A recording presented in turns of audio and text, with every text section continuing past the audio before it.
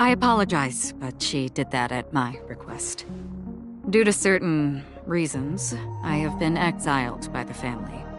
Thankfully, this memo keeper came to my aid and helped me escape their surveillance unnoticed. To be honest, it was more like stalking than helping. And the process was far from unnoticed. But we did escape. I asked her to guide me to a place beyond the family's reach and to contact a few trustworthy individuals. Namely, all of you. Trustworthy? Son of a nice lady. You think I'm dumb or something?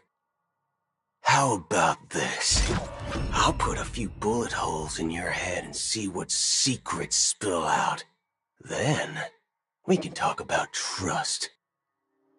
It doesn't have to be like that. I'm willing to answer all your questions, but not right now. If my cover hadn't been blown, we might have had more time, but at the moment, we don't have any other options. No other options? What do you mean? This is the only way I can ensure everyone's safety. I kindly request an immediate warp jump out of the Astana star system.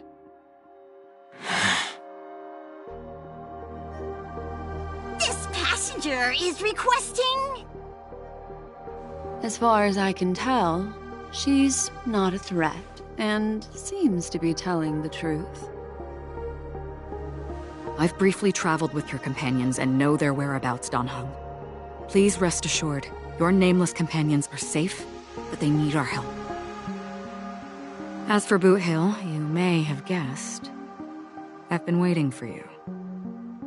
Galaxy Rangers are known for their elusive nature and limited contact with each other, so this was the only way I could reach out to you.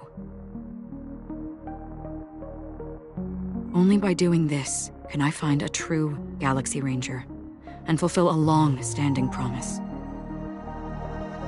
To return his relics to their rightful owner.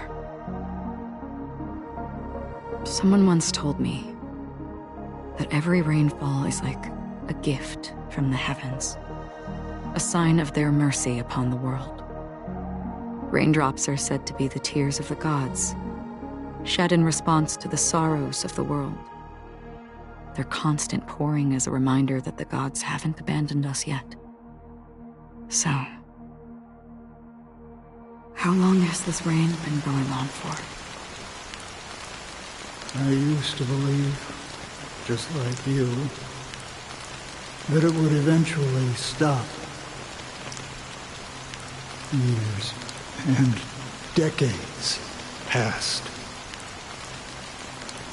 And in the end, such hope faded away before the rain did.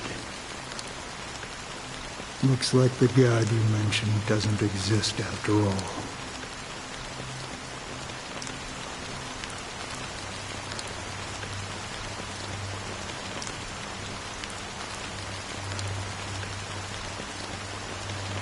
Well, let me share a story with you. Mortals who walk the paths are like sailors on a vast ocean, leaving behind a trail that creates countless ripples of possibilities. These ripples last longer than the fleeting lifetimes of humans. And for some, their presence leaves such a strong mark that it's reflected in the waves. Like those shadows on the ocean. Sin-thirsters, the obsessions of the Pathstriders, they emerge from the depths of Ix, seeing themselves as masters of their own destiny, unknowingly repeating the actions of their past lives. They emerge from the nihility and head toward it, leading purposeless lives. However, these hollow phantoms, they were once my dear companions. A group of Galaxy Rangers. Are you watching over them? Watching over them? No. I'm guiding them toward transcendence. It was a brutal war. A crusade that shook the universe.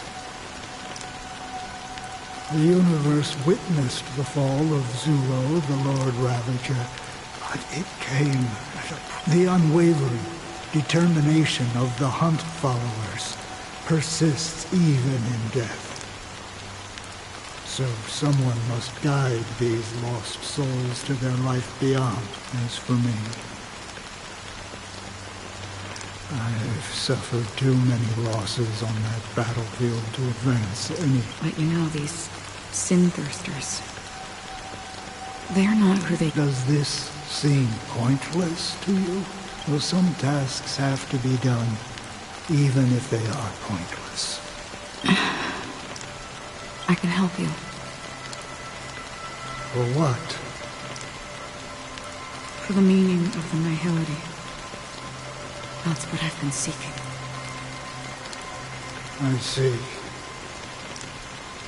After all, this realm is off limits to ordinary souls, right? Thank you, stranger. I wish that you find what you seek. Before we part ways, I have one more question. It is true that their actions and even their entire lives may seem pointless from our perspective. But if, and it's just an if this is what the departed ones expected, should we try to change it? A good question. And a profound one. I don't know the answer. What I do know is that someone will stand at my grave and place a bouquet of flowers on it.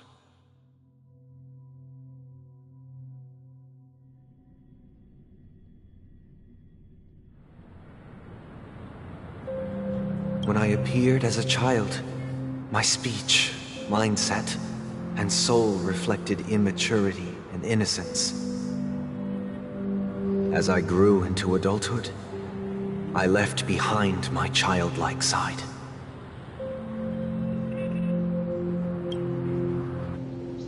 I humbly request your blessings, esteemed advocate of Xipe. Come to me, my kinship. I have sought their presence with us. As you wish. I have faithfully served the Alfalfa family for nearly a decade, promoting the path of the Harmony to the best of my ability. However, I made a mistake yesterday. While I was preparing dinner for the family head, I accidentally dropped a prepared dish on the floor.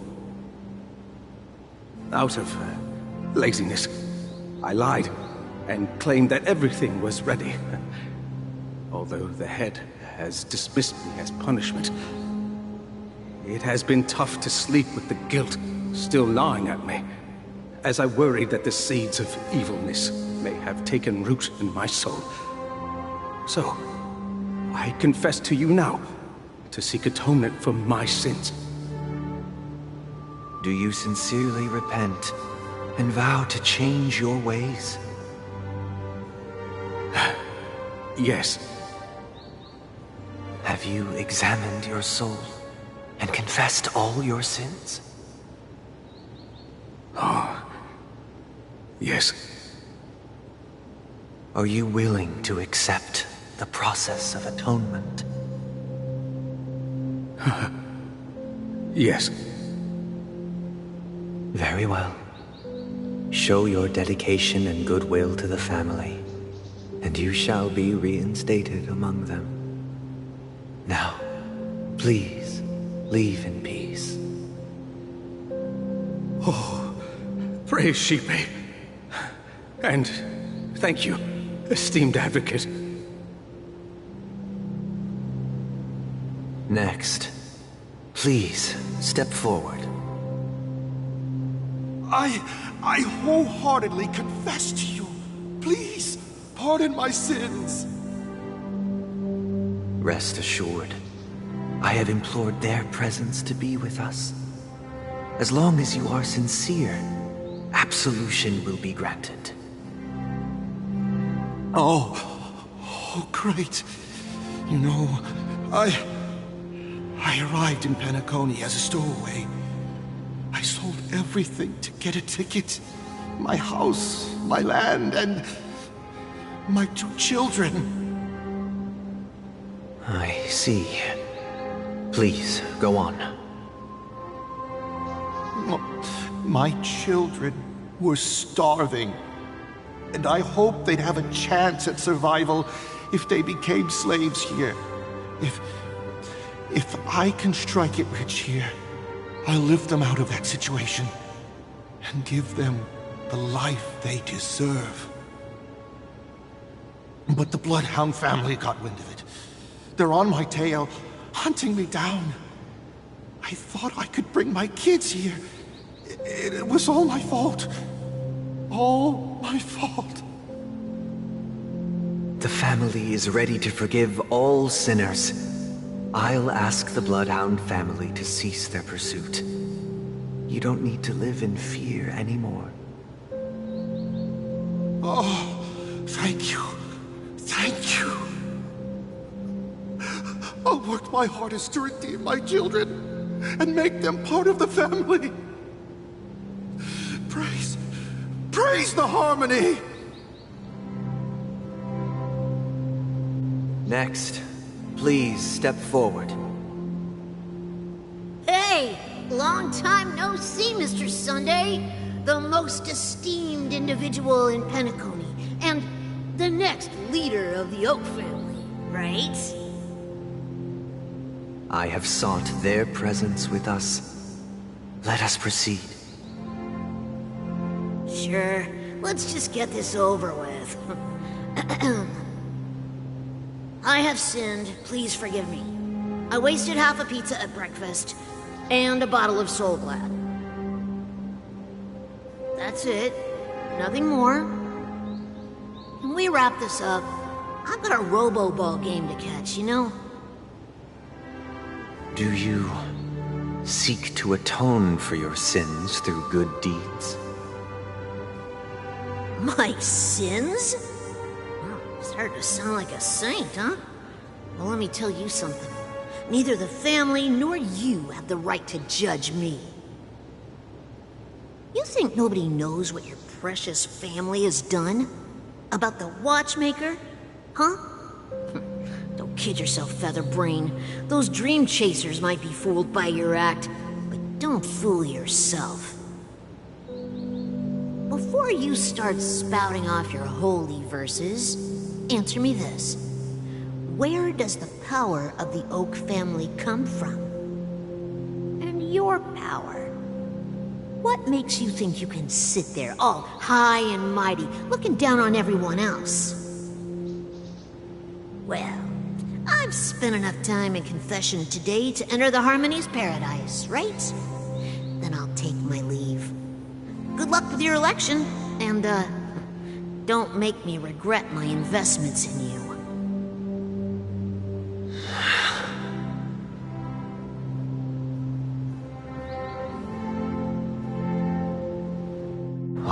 revered, triple-faced soul, hear my doubts. Who can judge the strong when their power hides their crimes? Who can vouch for the weak when they will pay any price to survive? Who can comfort the purest souls when even they get led astray? If the strong defending the weak is truly the foundation of paradise, then who is responsible for the suffering and anguish in this wretched world?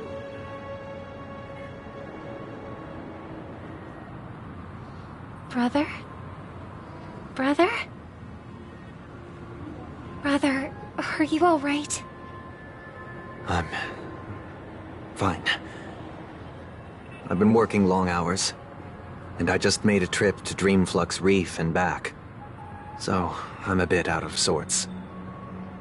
But it'll all be over before we know it. You've been working non-stop on the Charmony Festival, Mr. Sunday, and no one could have predicted this incident. Even if the Stellaron does pose... No need to worry about troubling anyone. The charm... It has always been our wish to make everyone happy, so... We'll do our best to explain everything to the Dream Master. I'm sure he'll understand, even if the negotiation does not go smoothly. I'll refuse to go on stage. Without the Chord Master, the I'm relieved to see your determination. You know, since arriving in Penacony, we haven't had any contact with this Dream Master himself. I'd heard of the heads of the 5 major lineages, but the Dream Master is a mystery to me. The Dream Master rarely grants an audience, even for us. But, given the urgency of the situation, he's agreed to meet us in person. Perhaps you'll be the first guest to meet the Dream Master in years, Mr. Yang. Let's hope we can reach a consensus that satisfies everyone. Indeed. Let us hope so. It's about time. We'll have to get ready for the meeting. I apologize for any inconvenience caused by the urgency. Don't worry. I'll be waiting here. Oh, dear. It's Mr. Sunday! Hey! Come over here!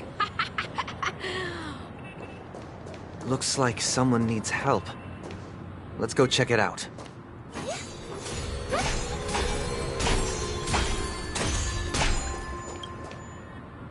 Mr. Sunday. Hey there! Okay, see the moon in the sky? It's about the size of the cap on my Soul Glad bottle. If I just reached out my hand, I could grab the moon, couldn't I? The moon? You mean the Grand Theater?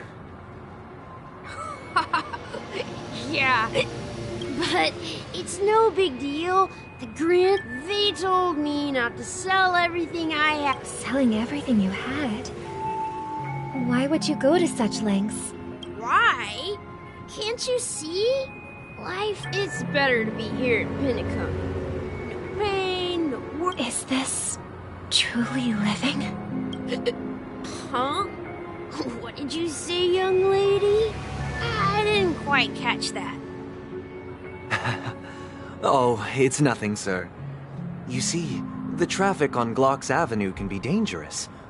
How about I ask a Bloodhound family member to escort you to Ideen Park over there, so you can continue enjoying your sweet dream? Oh, yeah, that's a great idea. Wow, no wonder you were the leader of this sweet dream. You're totally a lifesaver. See you around, Mr. Sunday, and it was nice chatting with you. What's up, sister? This is the land of the dreams. But why do they live like this? The man we ran into, he doesn't seem happy at all. Even though sweet dreams are nice, they're just illusions. But for him, they're the only way to survive, even if it means giving up on reality. That's not really living at all. I suppose you have a point. But, in my opinion, that's how most people live their lives. Why do you say that? You think that man is not actually living, but that's not quite accurate. Even without Penacony, people create their own illusions called self-value. People believe they have a predetermined value to fulfill. Gaining value means gaining power, and those deemed worthless are seen as the weak. However, value doesn't come out of thin air, and there's a limit to it. To accumulate value, people have to take from others, so the weak get exploited and oppressed. Are you suggesting that this is not how things should be? Exactly. But, ironically, people don't think there's anything wrong with it, because they uphold the illusory notion of self-value, and even the weak believe in it. The survival of the fittest. That's where all the tragedies in the world come from. People come to the sweet dream in Penacony to escape from that reality and find solace. No tragedies exist here, only happiness, although in its nascent form. Isn't that the same paradise we yearn for in our dreams? Perhaps that man is just an exception. Yes. Seeing is believing.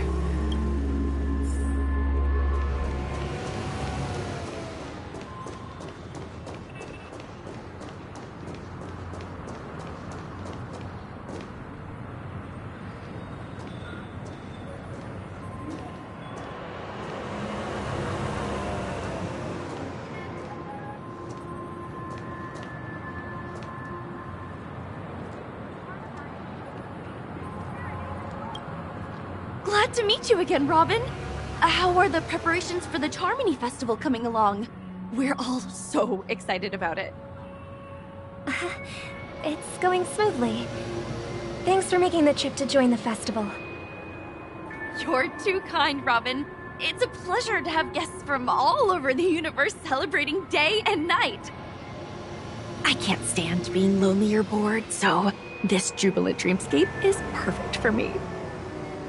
But if this went on forever, would it get boring too?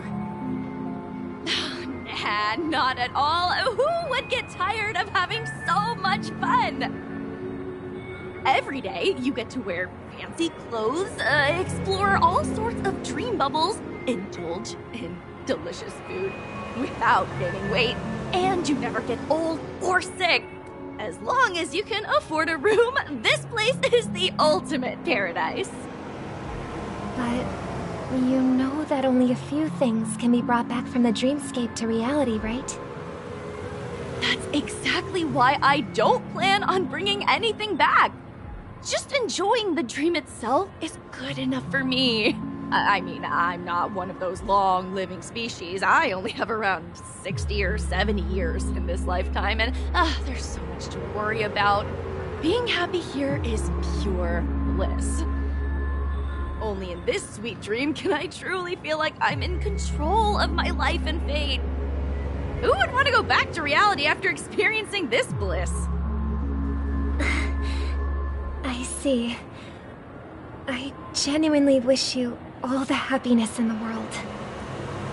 And I wish you a fantastic performance, Robin! I'm off to the Blue Hour for the ball. See you later.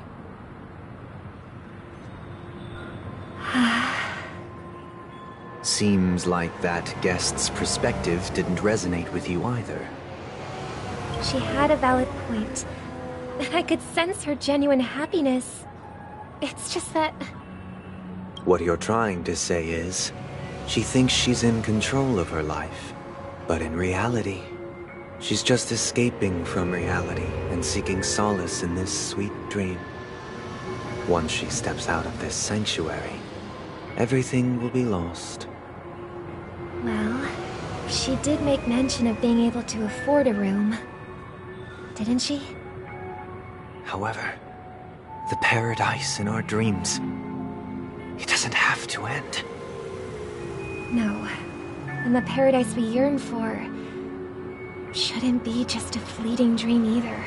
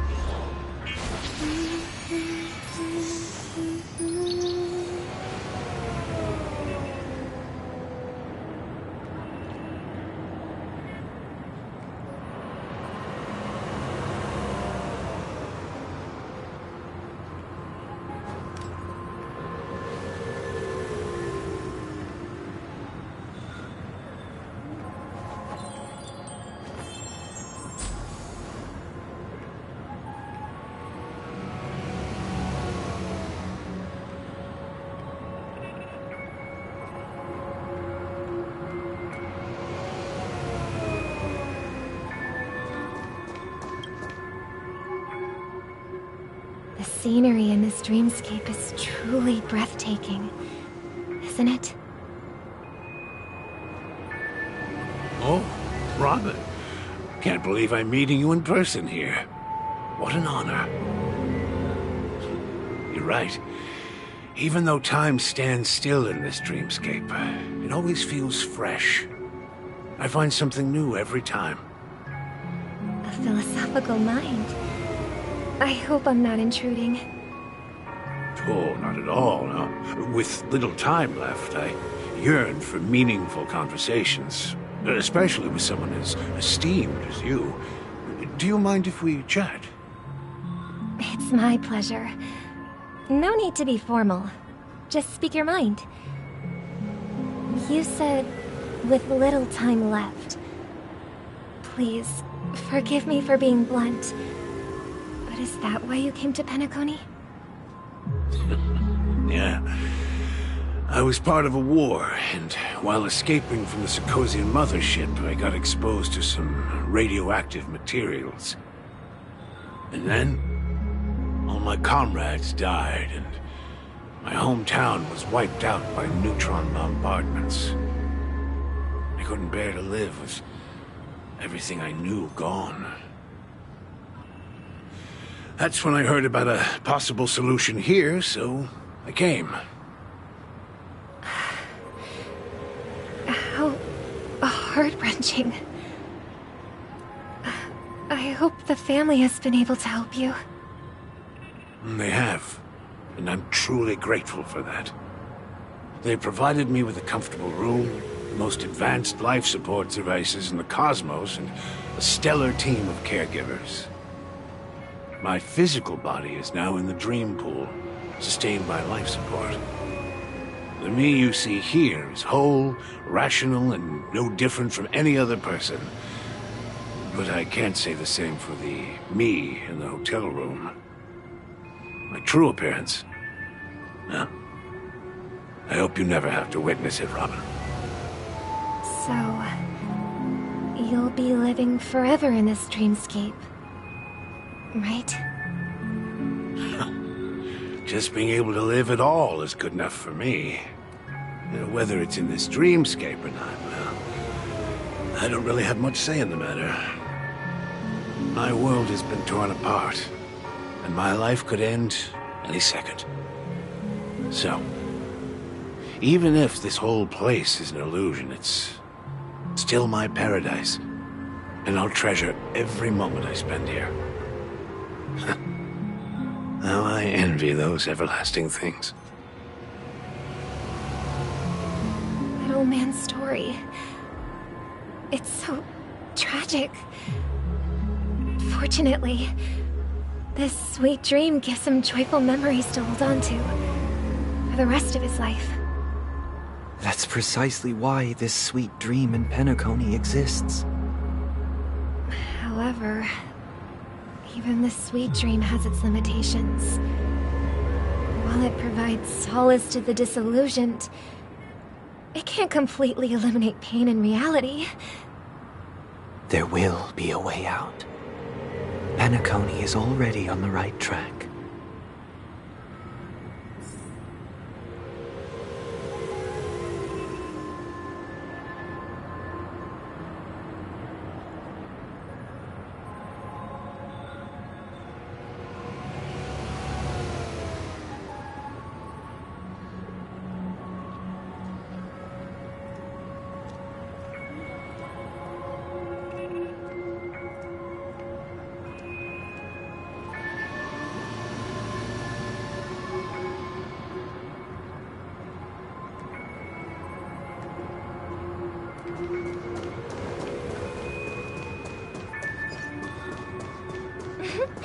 Look what we have here. A lovely young lady. Wait. Brother, what a surprise to see you again. Show yourself.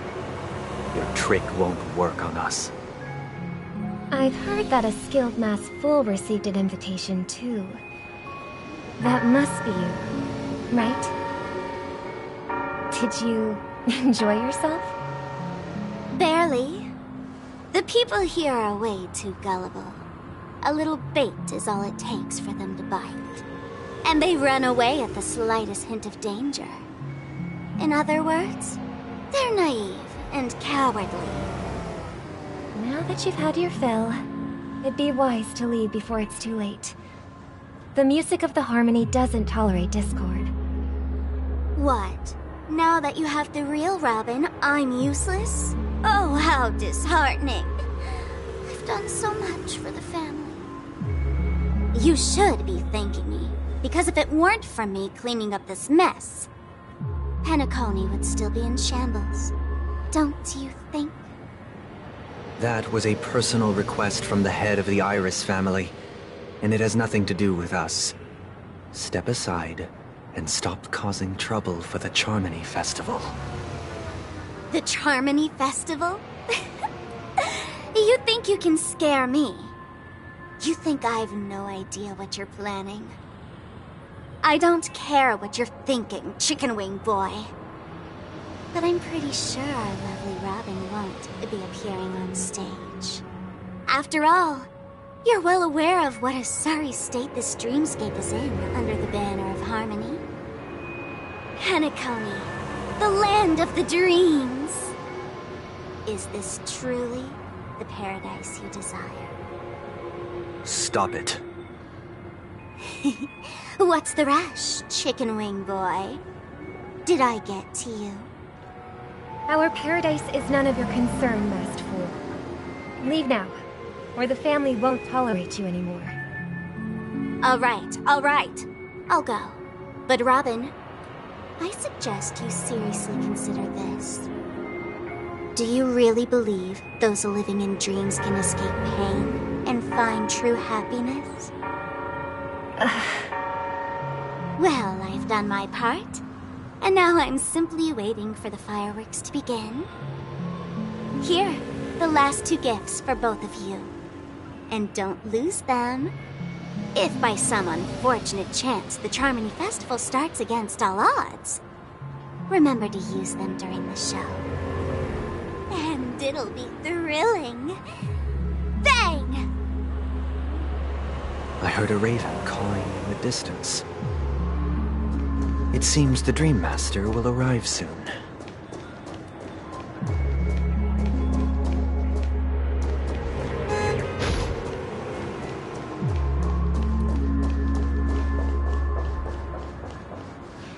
Let's wait here for the Dream Master to arrive. Okay. By the way, brother, I heard you no longer have a sweet tooth. Back when we were kids, you used to steal my desserts. Seems like a lot has changed during my absence. What exactly happened? Well, someone has to stay awake even in this sweet dream. But that someone doesn't have to be you, or anyone in particular. You're carrying too much on your shoulders, brother. The paradise in our dreams. It shouldn't be like this. Penacony is nothing more than a dream. It can't erase the worries and pain of reality, or bring true happiness. It only offers an escape from reality. Nothing more. Remember the old man we met earlier?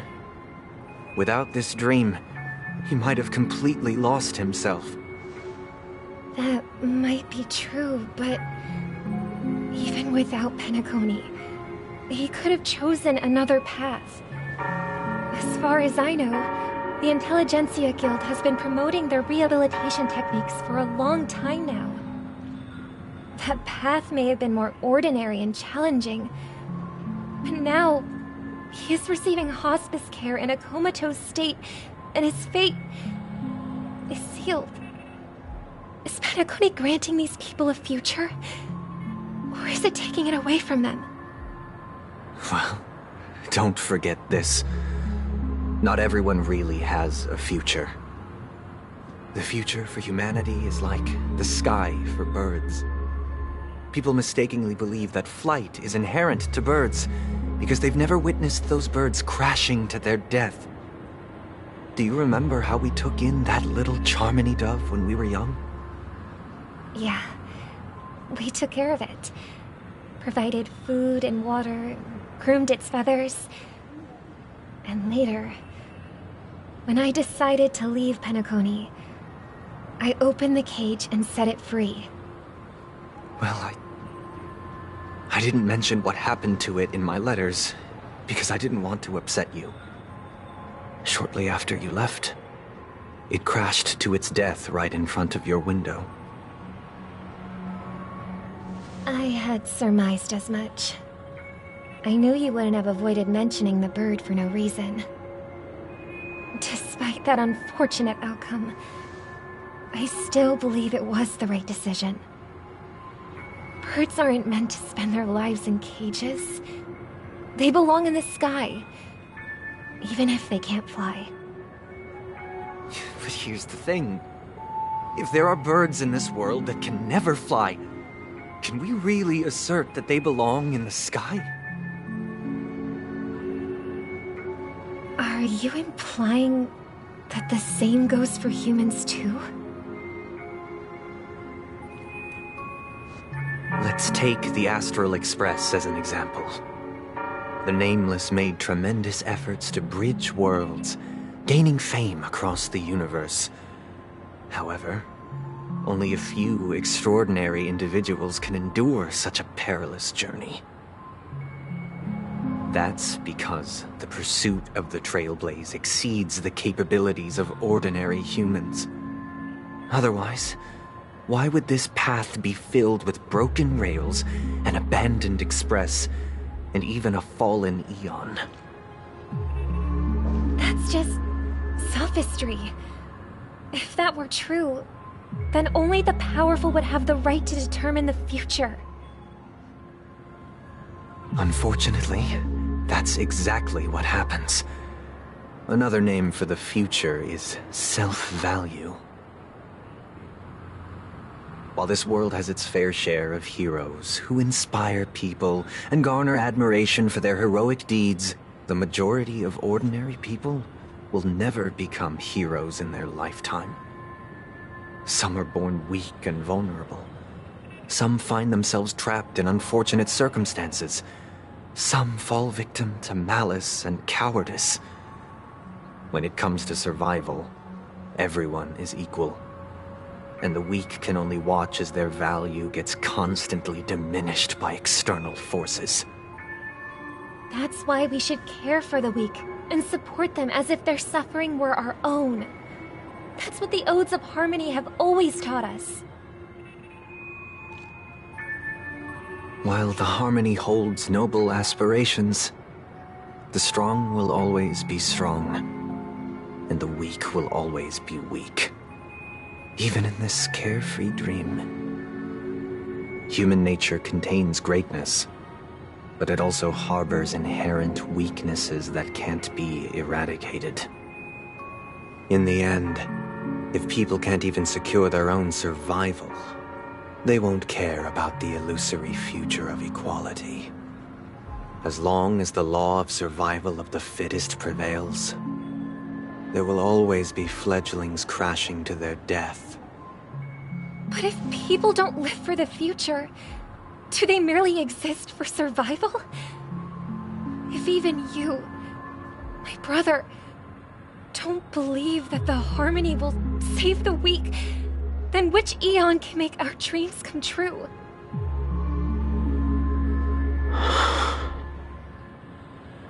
People often forget that when the first bird took flight, the entire world envisioned a future where no more fledglings would ever crash to their death. Are you reading, sister? What are you reading? Mr. Gopherwood gave me a picture book. If I could become a court master, I'd like to summon... I see. Don't you? Of course I do. It's just that... Then, let's build a stage there, and invite everyone to our performance. It's a deal, then. Yeah, it's a deal. Maybe you'll have to become a star first.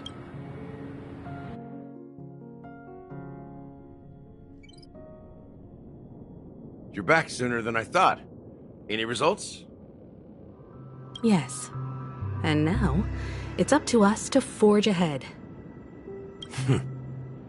Since he's already carried out his last wish, my final mission is complete.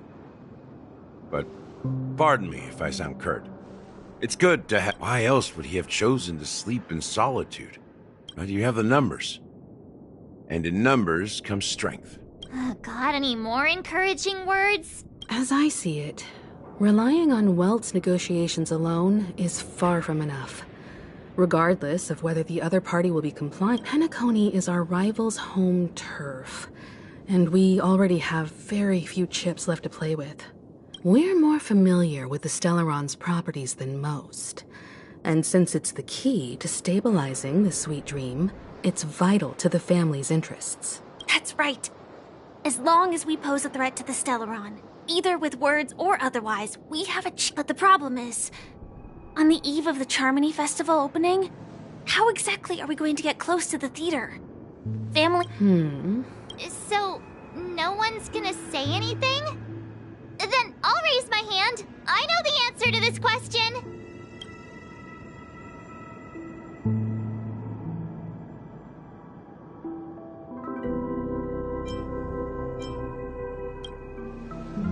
Why are you speaking like the General of the Law Fu? So, I heard that before the Charmony Festival begins, there'll be a pageant to kick off the festival. It's called the Soul Glad TM Festivity Auditions, or something. And it's going to be held in the moment of Scorch Sand. As long as we clinch the top spot, we'll be able to attain the title of Festive Superstar, and be able to personally bask in the graces of Miss Robin. Not that that's important. What's crucial is that we can enter the Grand Theater before the audience arrives. So, how do we go about participating in these? I've already procured special invite tickets from Miss Robin's fan club. To tell you the truth, I had been preparing to join the auditions all along. So they're still running this thing, huh?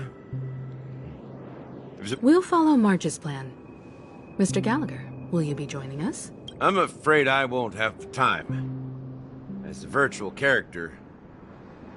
Should we ever cross paths again? All right. I'll have to add to that databank of yours you've got on the Express. And Miss Firefly, we thank you for all your support. We're faced with a formidable enemy. We've already come this far together. I'd like to This is also the spirit of the Trailblaze. Ladies and gentlemen, welcome to Storch Sand Hall. This is where challengers thrive and dream chasers shine, all under the watchful eye of the entire universe. If you have ambition, dreams, and the drive, dear friend, then... Oh, wow! They've really outdone themselves! Oh, I'm starting to get excited! Behold! Here come 4 friends with spirit high and full of steel! Are you aspiring to be the superstars of the festival? Yes, you! There's no doubt about it. I see you have all the potential of a superstar in you! Excuse me, you 4. What are you hoping to get out of all this? As the last group of contestants, how confident... Would you be open to a brief exclusive interview with us? Your journey is long and fraught with peril, yet under a sky blanketed by banners, you vie for the crown. The sword and rose! Protect the beauty! The beauty, the beauty! Magnificent and majestic!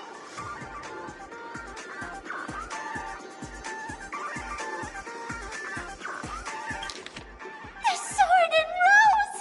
Protect the beauty! The beauty! Would you be open to a brief exclusive interview with us? Your journey is long and fraught with peril. As the last group of contestants, how confident are you in overcoming all of the challenges? A knight's head is hard as steel. Brother Lance Focus is stubborn as a heel. People are pouring in. It kind of feels... Ladies and gentlemen, please make way.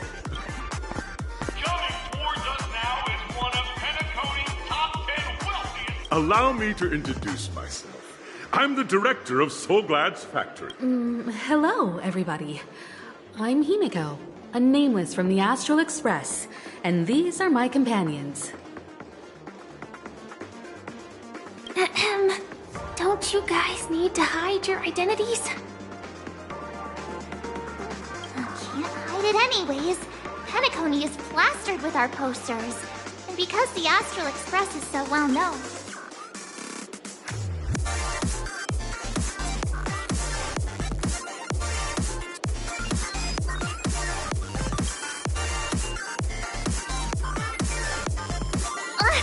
Don't expose my net handle to everyone!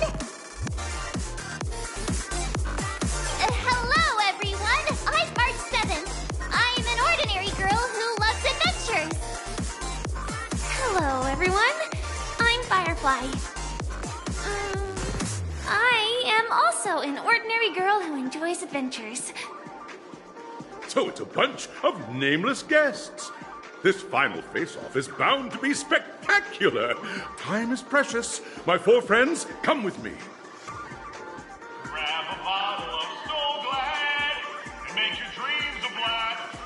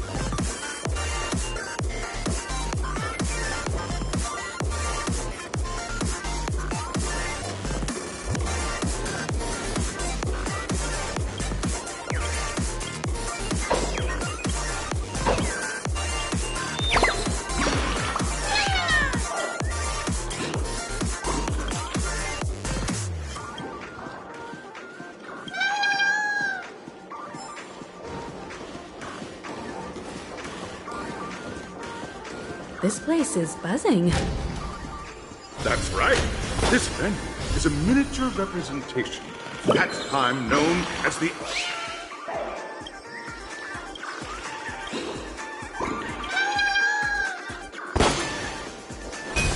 Yeah. Huh. Huh. Yeah.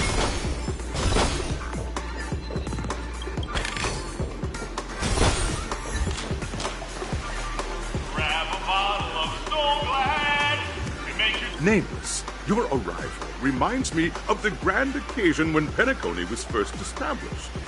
I was still a young, bright-eyed lad once. During a particularly grueling day, I passed out, and the dream-chasing era was truly a wondrous time. I wholeheartedly hope you make it.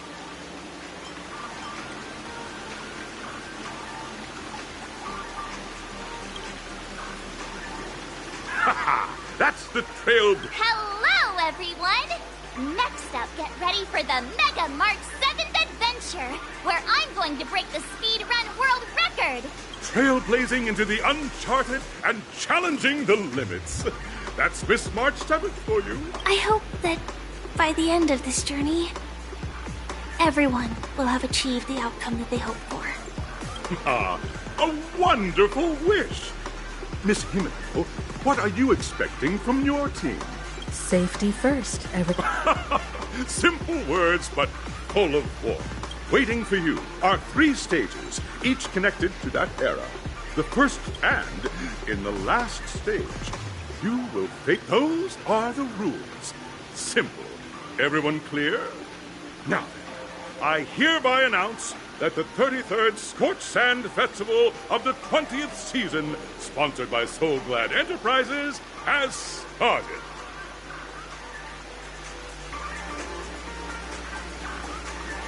Everyone, as the Charmony Festival is drawing closer, we must reach the end as quickly as possible. Factoring in efficiency and safety, splitting up into 2 groups is the best choice. March and I haven't known Miss Firefly for too long and aren't overly familiar with her. It'd probably be better if the 2 of you paired up. Fine by me. Let's do it. All right. I don't have a problem with that.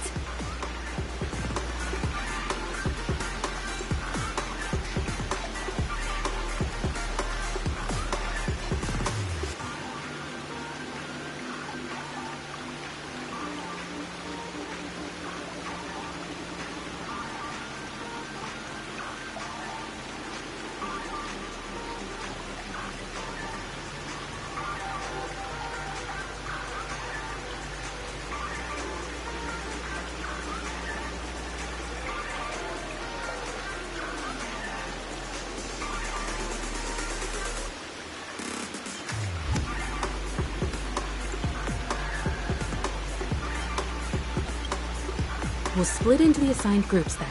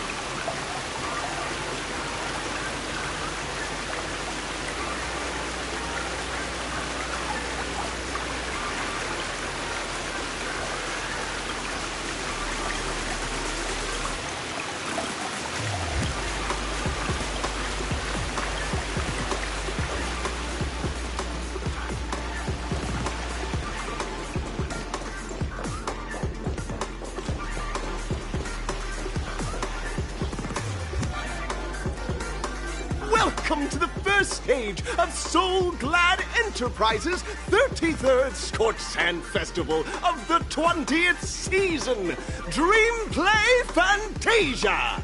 In this stage, you can choose between two challenges, the School of Acting or School of Action.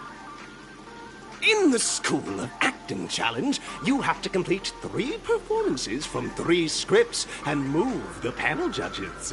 In the School of Action challenge, you have to defeat 3 groups of enemies convincingly and reach the end. Now, make your choice.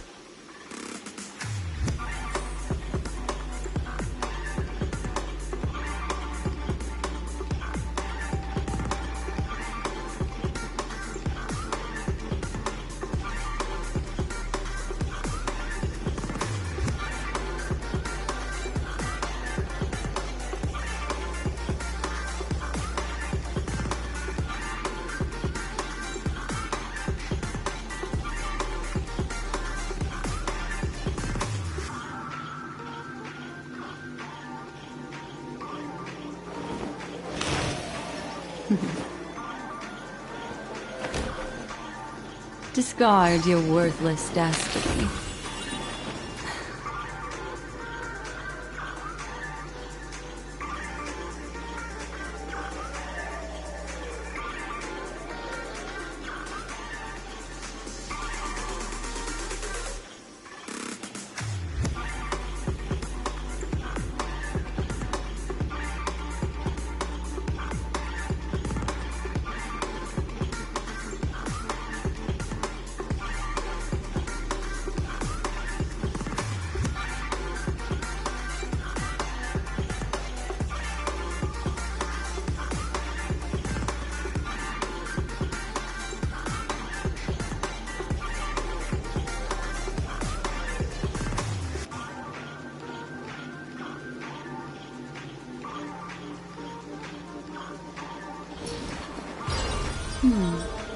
Memories seem to be different again.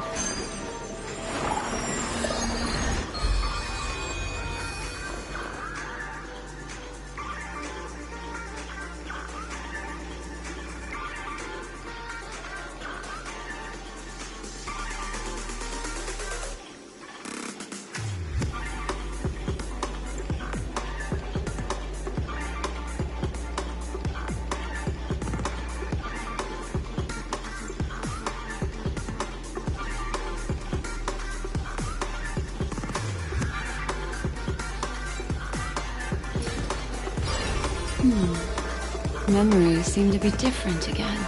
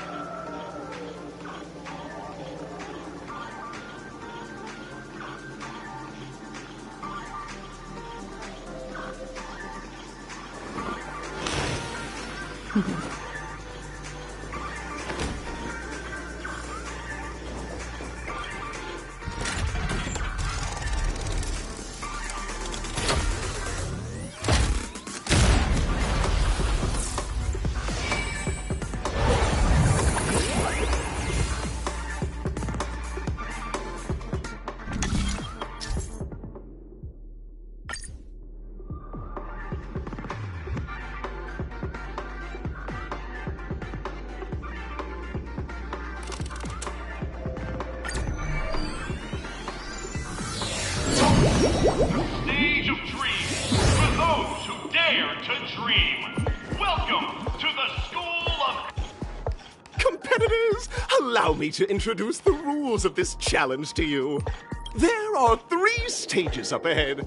On each, you will find your task is to bring those moments to life. Also, a bit of trivia. The record score for this stage is held by a participant with fiery red hair. His exceptional performance brought even the strictest...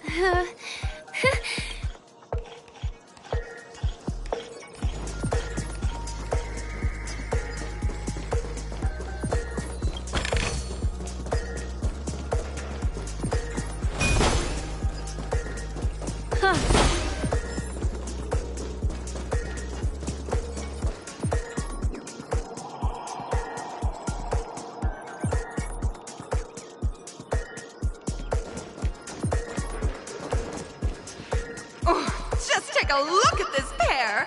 Such star quality. Since you come as a pair, I'll prep a two-person scene for you. You two, are you ready?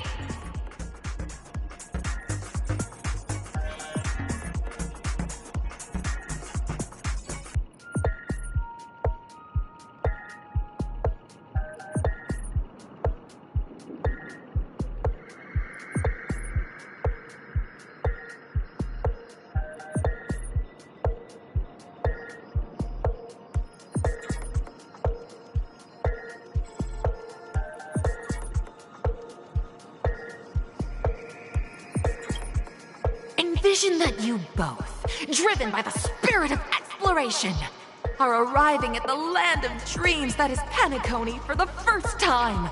But instead of lush lands, you find yourselves amidst swirling sands and desolation, far from the paradise the Watchmaker described. You're driving an old clunker through the wilderness of the dreamscape, braving the cold wind, choking on the dust. And suddenly, now, Miss Greyhair.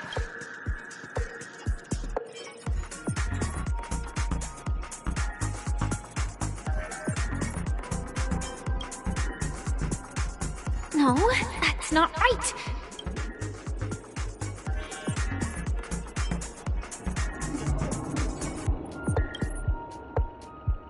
Very good. Now, This is great!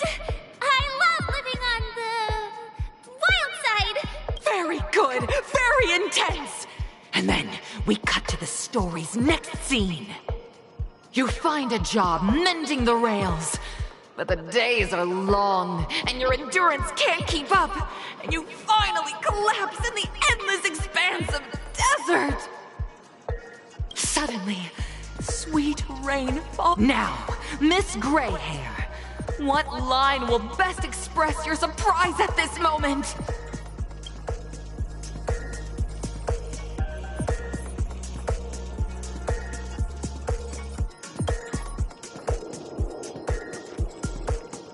But at this moment, your partner yet... Perhaps... Fantastic! Both of you have an incredibly solid foundation. Up next, you'll be challenged. I hope these tests won't...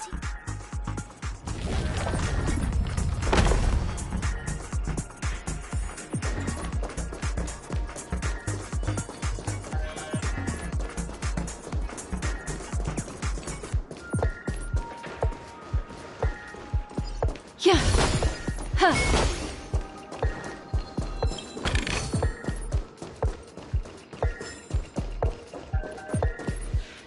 Here, you two are required to skillfully utilize body language to portray the story context I've laid out for you. Picking up from where we left off, a heavy downpour saves you both stranded in the desert. This rain quenches the anger in your heart. You look to your companion, now completely devoid of fighting spirit, wanting to comfort her. At this moment, what should you do to make her laugh?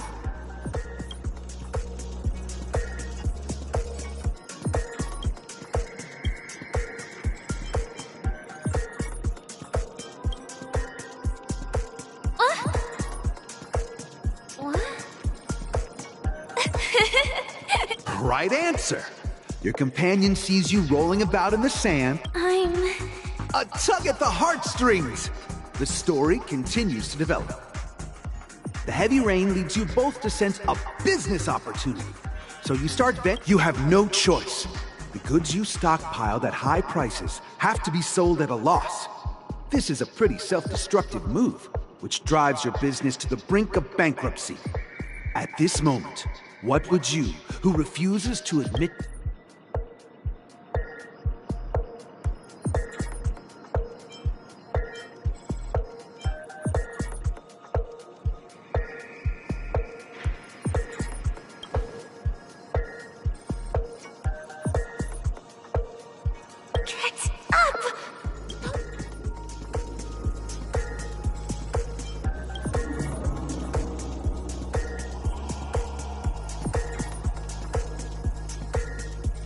fantastic! But it's a pity your friend does not agree. Seeing that you're up to your eyeballs in debt, she sees nothing but despair in her future. And then...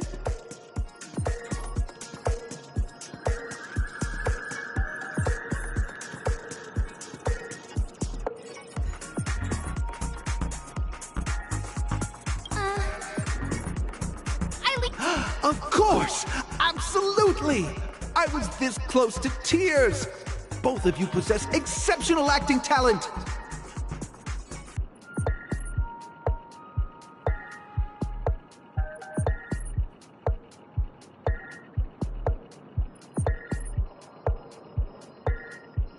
However, the true test is yet to come. You're about to encounter the harshest judge.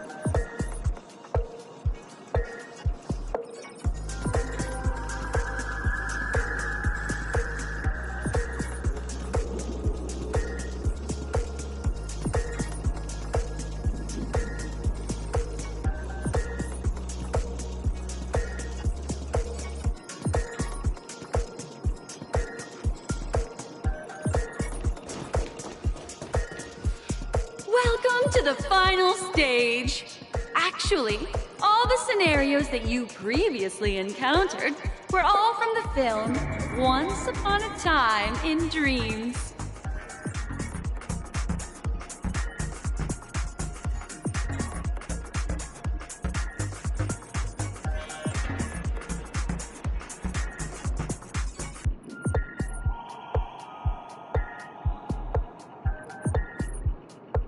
Two companions arrive on Pentecost many years later. Their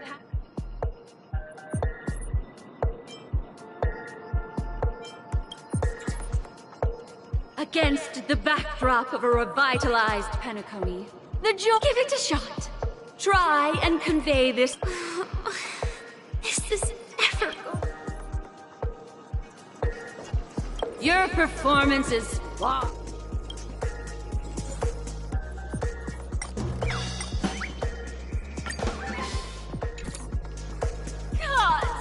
I never imagined that such a sad scene could be. Huh? But we have it brilliant! Your portrayal outdoes the original. It's simply.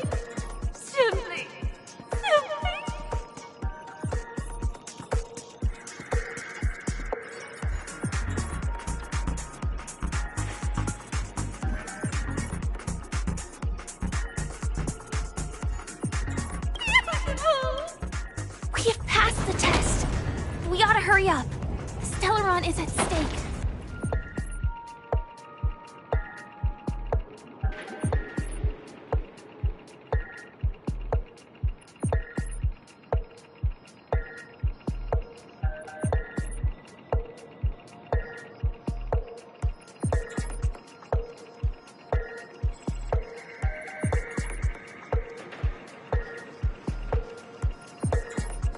You people, you fat!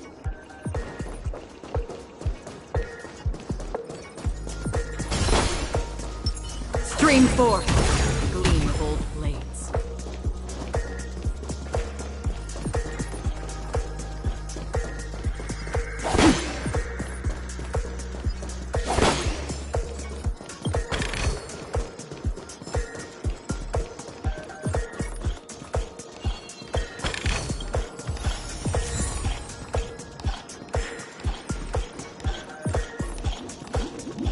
Congrats to both of you for clearing the stage, but more, look at the time! That red-haired contestant... You'll find out eventually, but only if you clear the next test first. You have the option to choose gunfire and undergo Brother Hanu. And now, make your choice.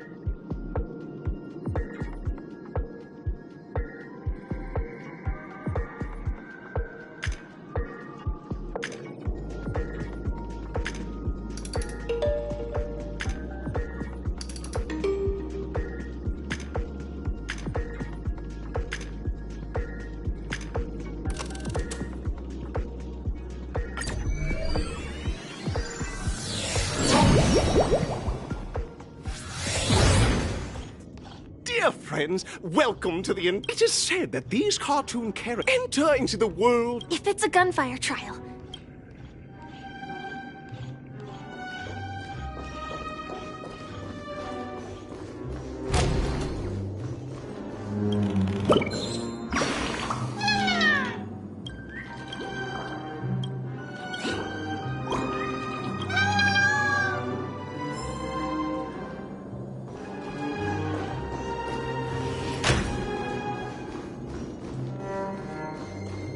ready? 1, 2, 3. Are we?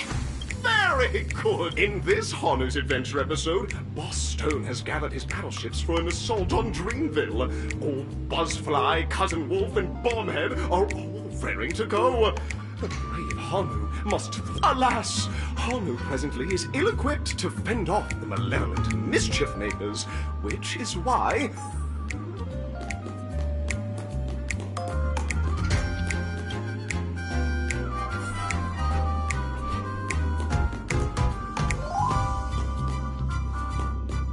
Oh, brave Hanu, you look like you could really use some help.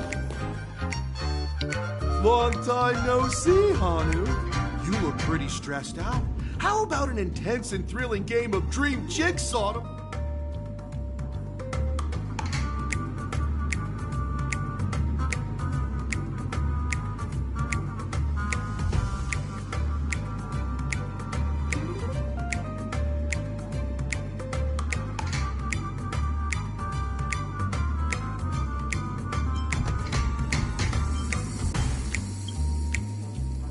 Oh my! Are you Listen closely, Hanu. But you know what? You'll have to play an auxiliary.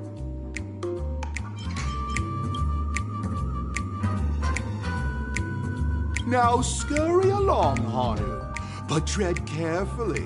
Dude, I can't wait to see you finish the dream jigsaw. Let's stay alert and make sure those monsters don't spot us.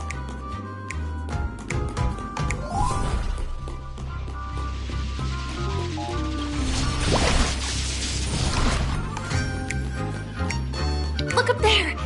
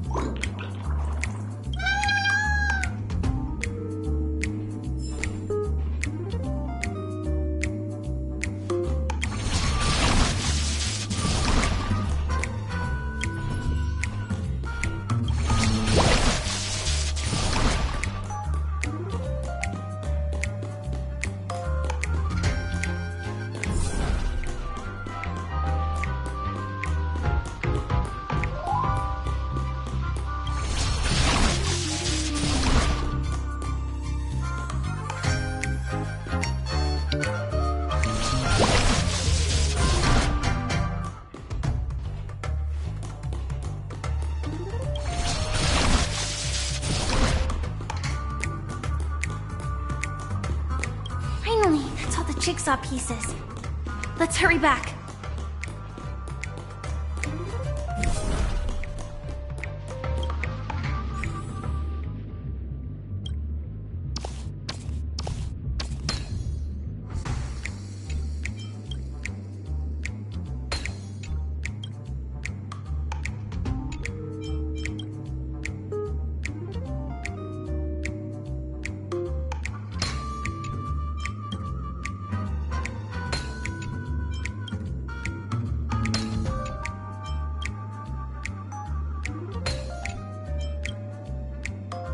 Oh my!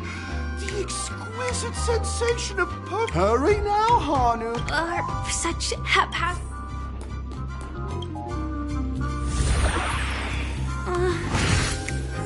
Disconnecting from that thing so suddenly has left me feeling slightly disoriented.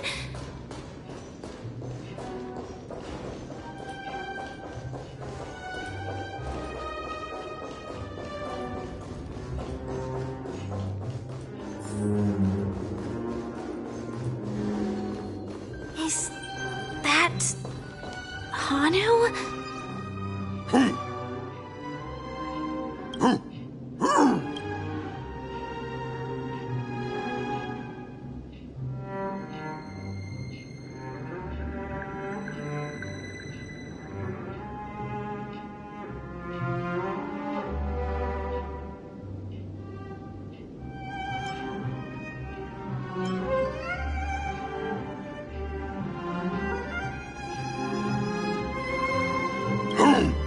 What exactly is he talking about? It's Clocky? in Dreamville, Clocky is everywhere and can. Hanu says the enemy is at our doorstep, and we have no path of. Touch that suspicious-looking TV right now. So they just... Sheesh. Logic in this plot and dialogue is really being pushed to its...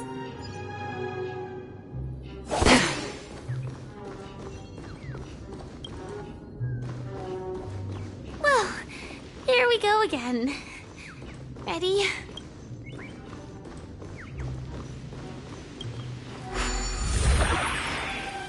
I am gradually getting used to this. Huh? Who knows? I might even be able to perform some high-level moves with Hanu. Oh, did someone's last we saw, but brave Hanu won't go down without... But... Guess what? Hanu's favorite... What if...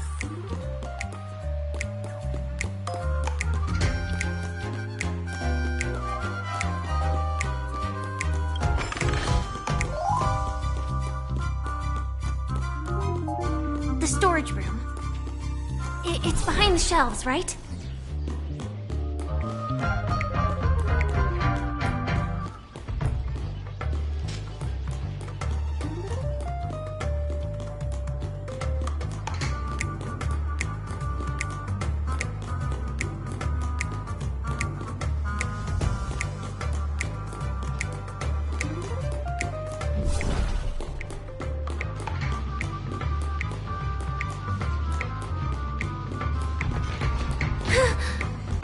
He wasn't lying.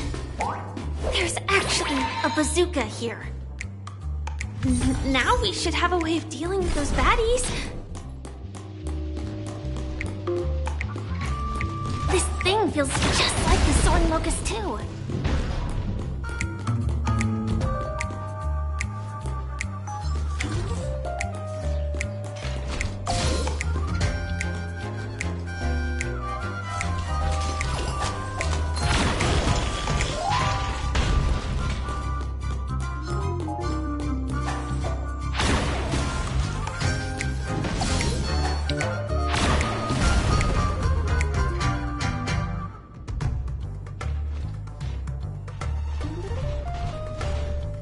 Careful.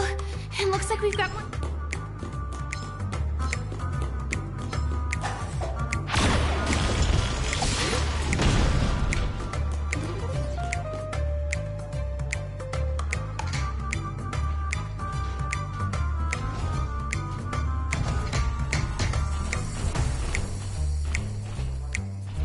Here we go again.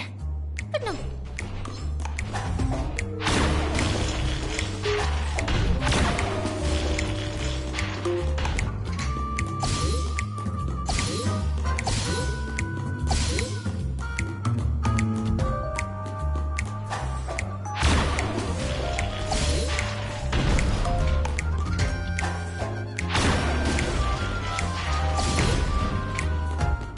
That should be all of them, right? Oh my! Haru is...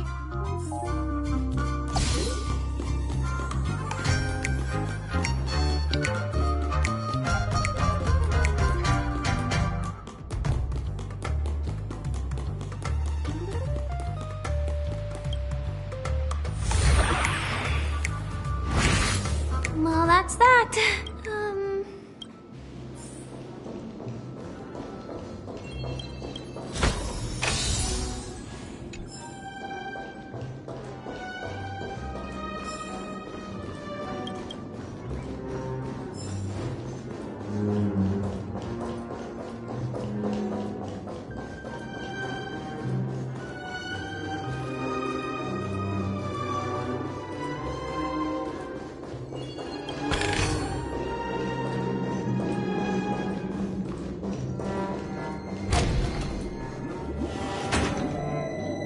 Congratulations to both of you!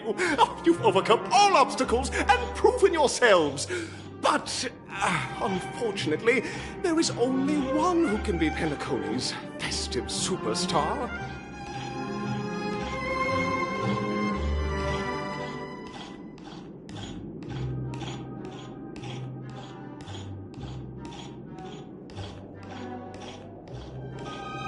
In the final stage, you will face the Welcome to the 33rd Scorched Sand...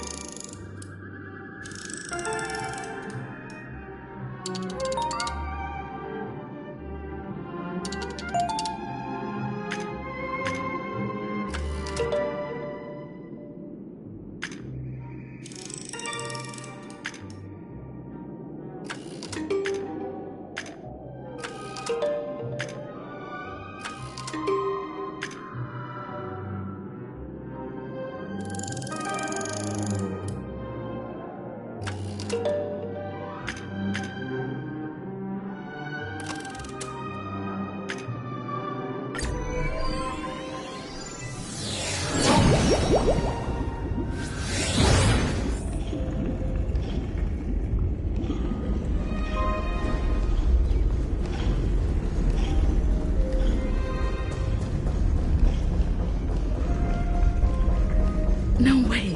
I think I just saw someone. Someone extraordinary.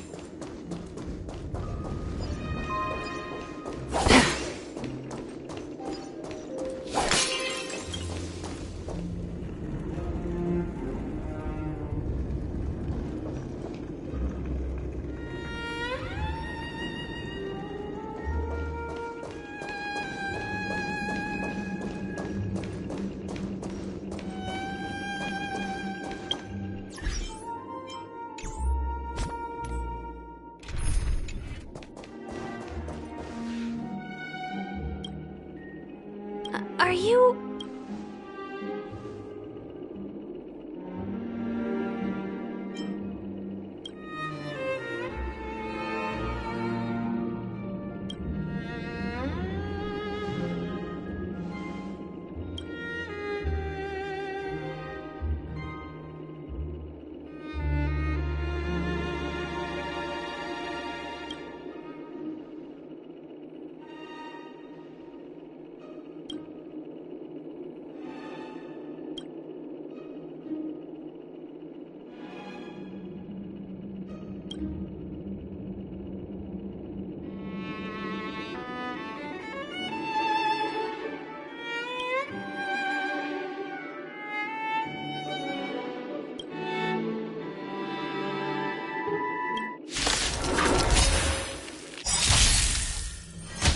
Behold, this symbol of pure... Don't get complacent. Stand still. Memories are beneath the waters lies an endless abyss. Good times, never time to say bye. Boom. I weep for the departed. It too shall fall. Eternal sleep. The dead return! Christ the judge. Destined for oblivion. What do you want to know? Ill tidings manifest. Say bye to breathing. Pledge thy loyalty. Familiar. Put forth all your might. Again. Bloom. Don't worry, it's just a scrim. Bear witness. You are fighting a gentleman. I'll see you off. Relax. Free will, or was it still waters of oblivion? May as well kill them all. I weep for the departed. It too shall fall.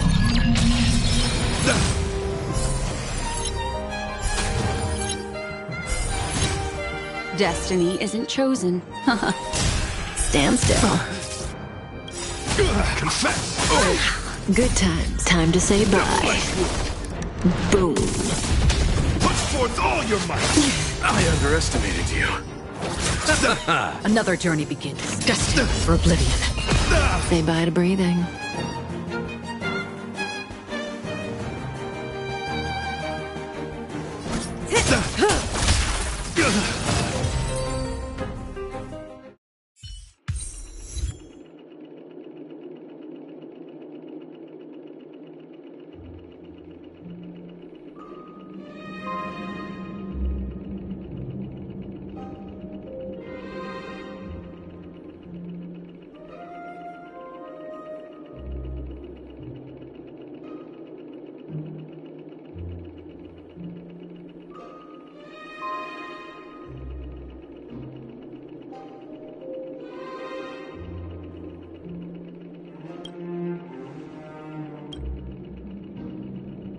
We don't have much time.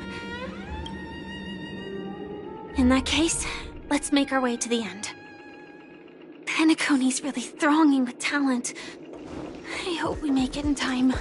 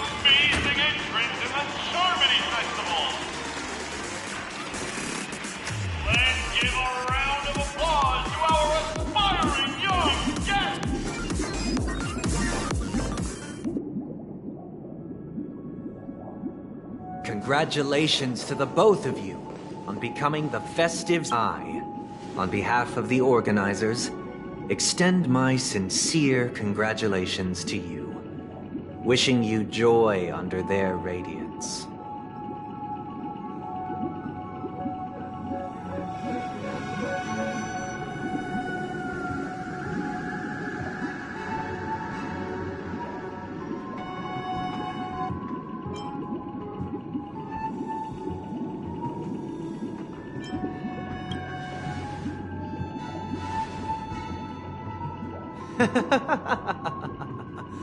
Your endeavors are worthy of extra recognition, and I've taken steps to ensure that. However, As previously promised, my sister, Mr. Yang, and I have met with the Dream Master. Both I and the Oak family cannot acquiesce to your request. Just as expected. We acknowledge the perspective of you, Nameless. Penacony does require change, but not as you propose. The planet of festivities cannot and will not revert to a place characterized by chaos, disorder, or anarchy. Through your journey of overcoming obstacles, you must have glimpsed the essence of that era. The vulnerable ruthlessly eliminated, equality non-existent, common folk living precarious lives, eking out a dreary existence. Ultimately, only heroes like yourselves manage to achieve success. But I would dare ask, if you did not possess the special status of having a Stellaron, and you were but an anonymous and frail member among the masses, which Penacony would you prefer? A dystopia for the survival of the fittest, or a sweet dream paradise for all?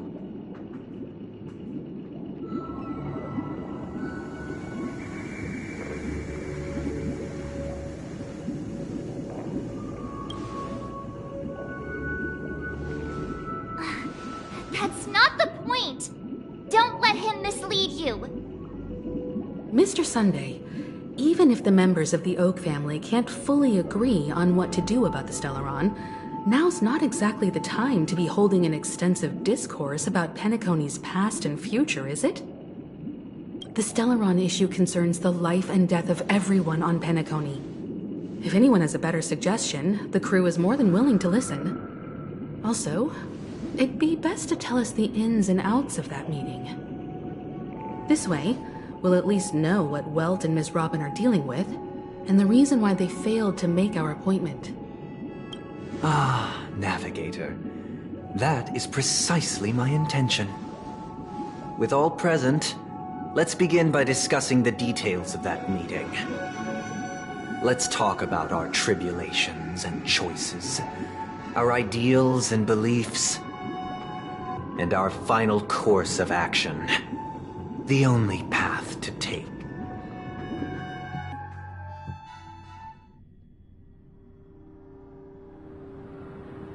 You mean to say that for the longest time, there have been scoundrels who would use the Charmony Festival that I have bequeathed to the masses as a tool to realize their ambition? Indeed, Dream Master. Once the Charmony Festival begins, the Stellaron's powers, along with the song, will be broadcast across the entire planet of Penacony. And then everyone in their dreams will be unable to awaken. This is indeed surprising to me.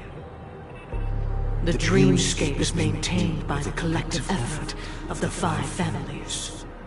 If someone were to use the Charmony Festival to recklessly disseminate the power of the Stellaron, this individual must hold a position of great authority. Do you have any suspects? I'd like to ask, did you really not know of the Stellaron's existence?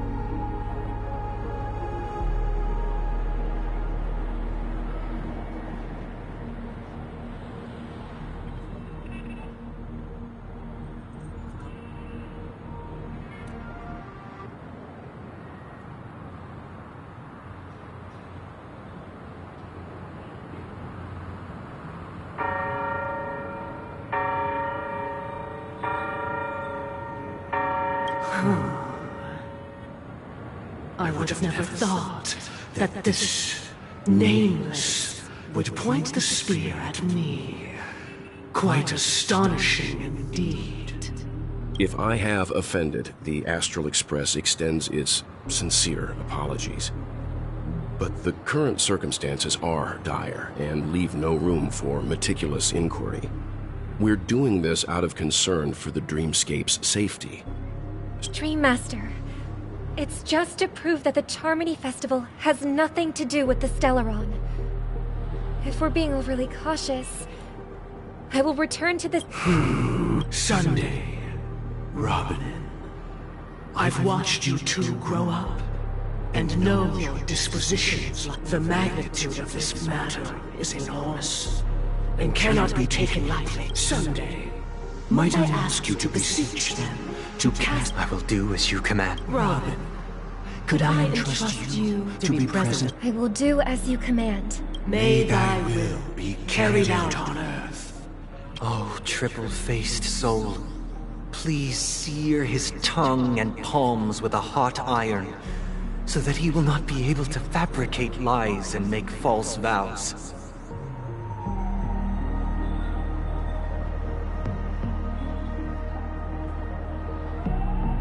Let us begin. There is nothing else to prepare. Understood. Question. Have you devoted your life to your god, never worshipping other gods?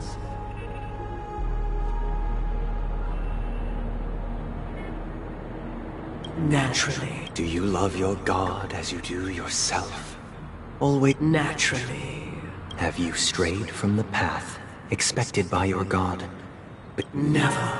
Have you ever been inordinate with your asks of your god, coveting more than the foundation of the creed? Never.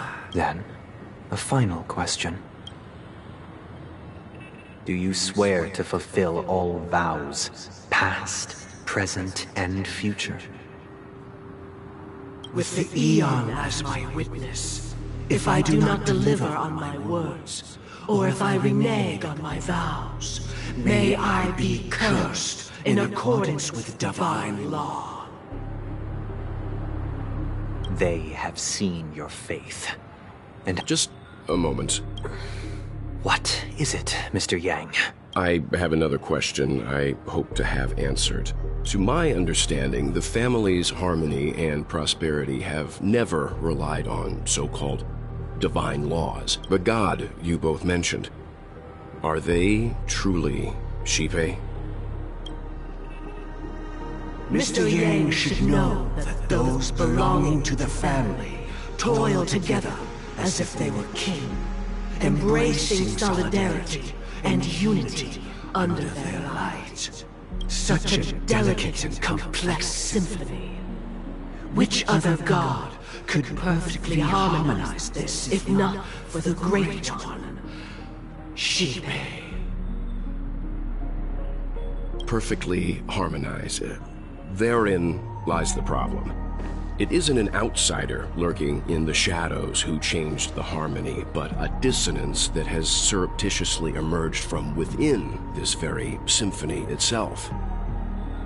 In the distant past, there existed an Aeon. With one flick of the wrist, they crafted the laws of the cosmos. Their followers formed the Beyond the Sky Choir, spreading solemn and reverent hymns throughout the universe. Later, they fell. The route traversed by this Aeon clashed with the harmony, ultimately being absorbed and fused into it. Though an Aeon may perish, paths with no masters still linger. In the all-forgiving harmony, echoes of bygone dissonance may subtly arise. Mr. Yang.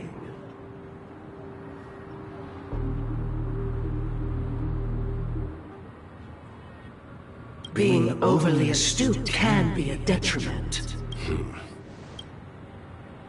For the sake of our grand cause, Sunday, please afford these two an opportunity to rest.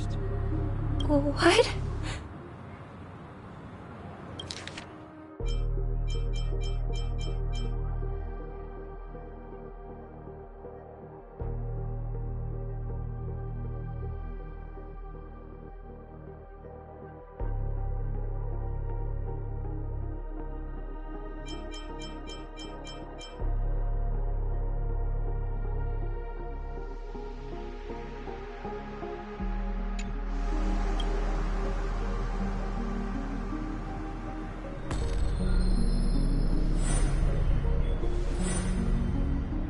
Sorry, Robin. It's just you. I did not wish for you. So, this is the true reason I can't sing? We were never children of the Harmony.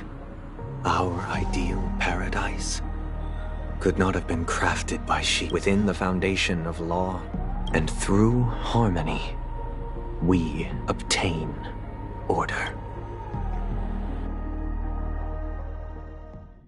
Unbelievable. To think that there would be remnants of the Order on What have you done with Mr. Yang and Miss Robin? Don't worry. I just gave them some time alone to ponder their fates.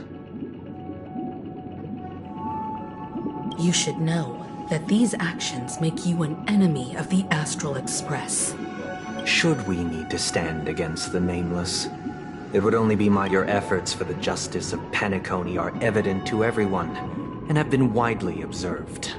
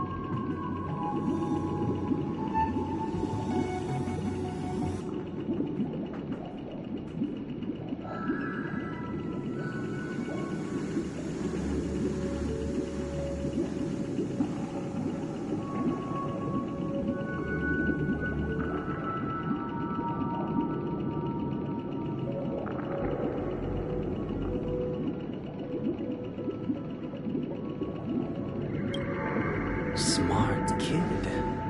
You're just as sharp as the other one.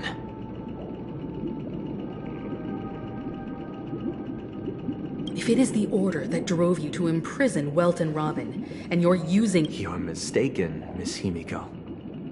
They are in very safe hands, and just as the family has always— Penacony and the entire universe have witnessed far too much in its natural selection. The world abides by this principle, establishing the well-being of humanity. So you've decided to resurrect a dead Eon?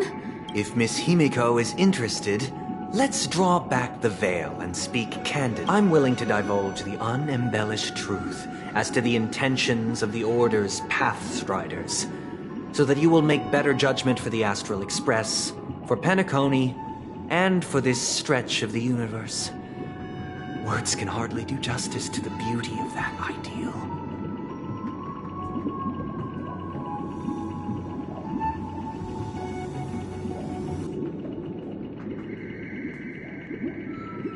So, come with me, everyone.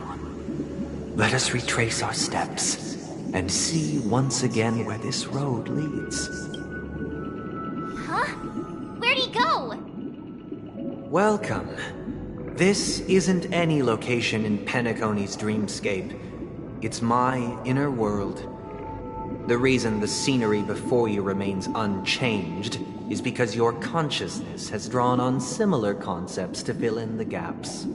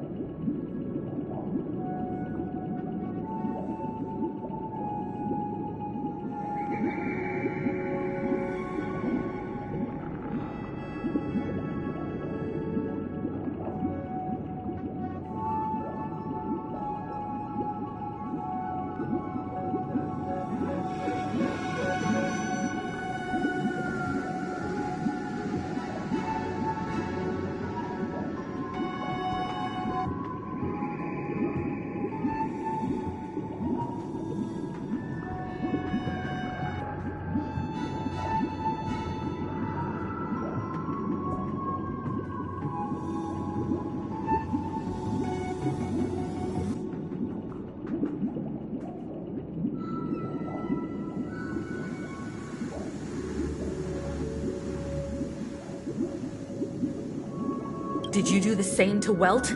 It's a tuning process. Stronger in effect and more Tuning allows you to intuitively grasp my feet. Now, everyone, please.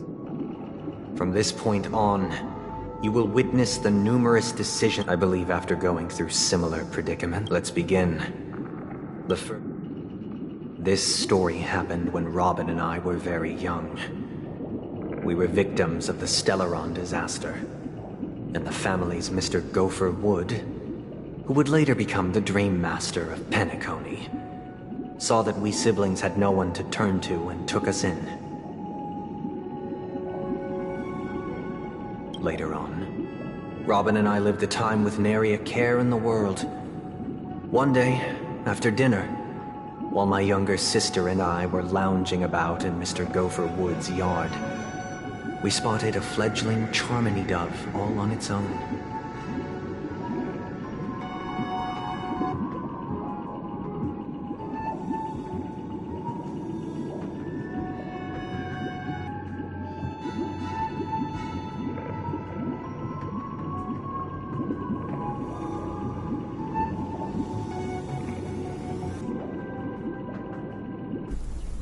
That baby bird was tiny.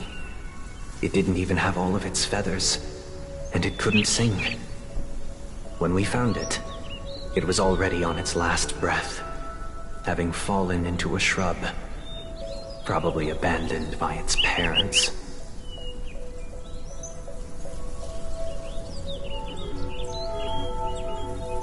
We decided to build a nest for it right there and then. However, thinking back, that winter was unusually cold, with fierce winds at night in the yard, not to mention the many poisonous bugs and wild beasts in the vicinity. It was clear that if we left the fledgling in the yard, it stood no chance of survival. We decided that when it regained its strength enough to spread its destiny. Now, I pass the power of choice. Stick to the original plan, and build a nest with soft net, or build a cage for it, and feed it. I eagerly await you.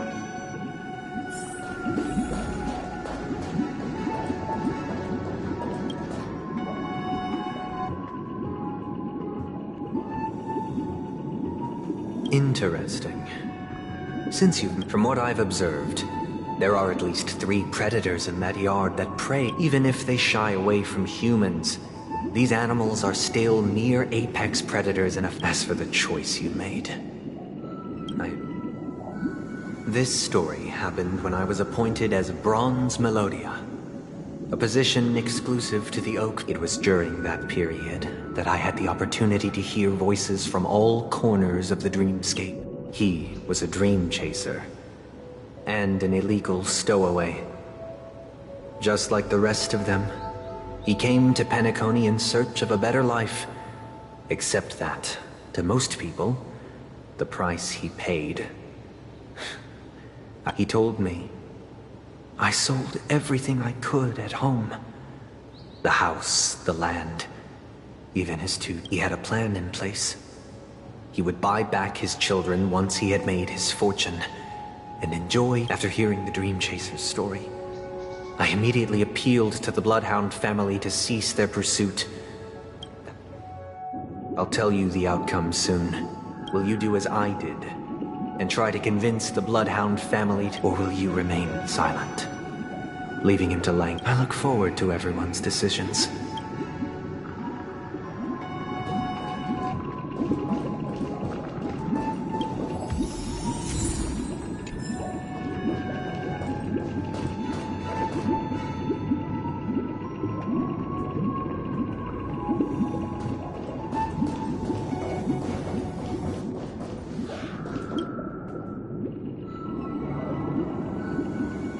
It seems you, like me, say he never gets caught. He would only die from delirium. The methods with which should he be apprehended? Could the hounds afford to turn as to your choice? I once again and the story this time. This story happened the day I was appointed the Oak family head. At that time, Mr. Gopherwood was the current Dream Master, and as per his wish, we had a private conversation.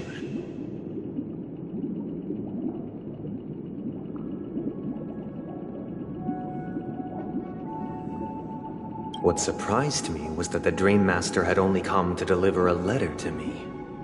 He let me read its contents, and it was a letter from my sister.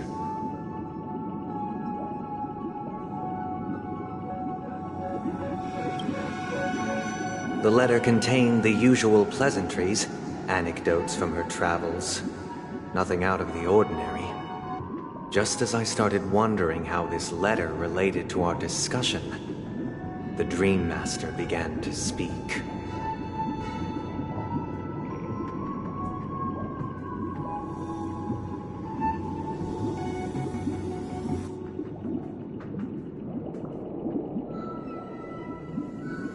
Do you know who? My sister, of course.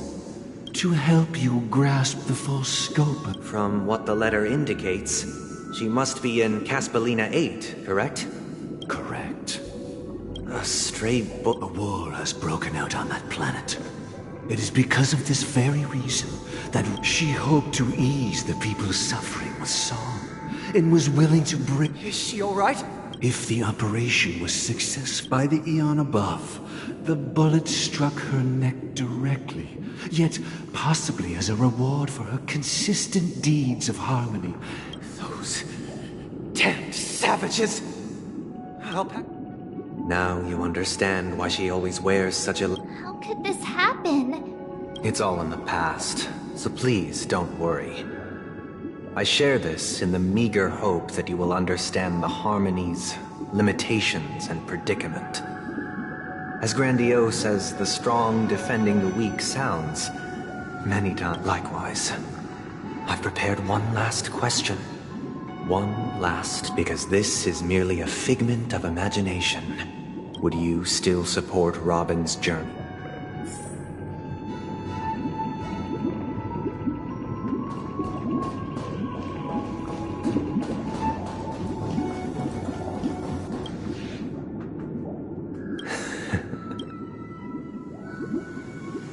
I am now aware of everyone's stand. Raising these questions merely serves to illustrate one point. The plight of Penacony cannot be salvaged by the harmony. The true foundation for a sweet dream paradise can only be established through the order where the strong govern the weak.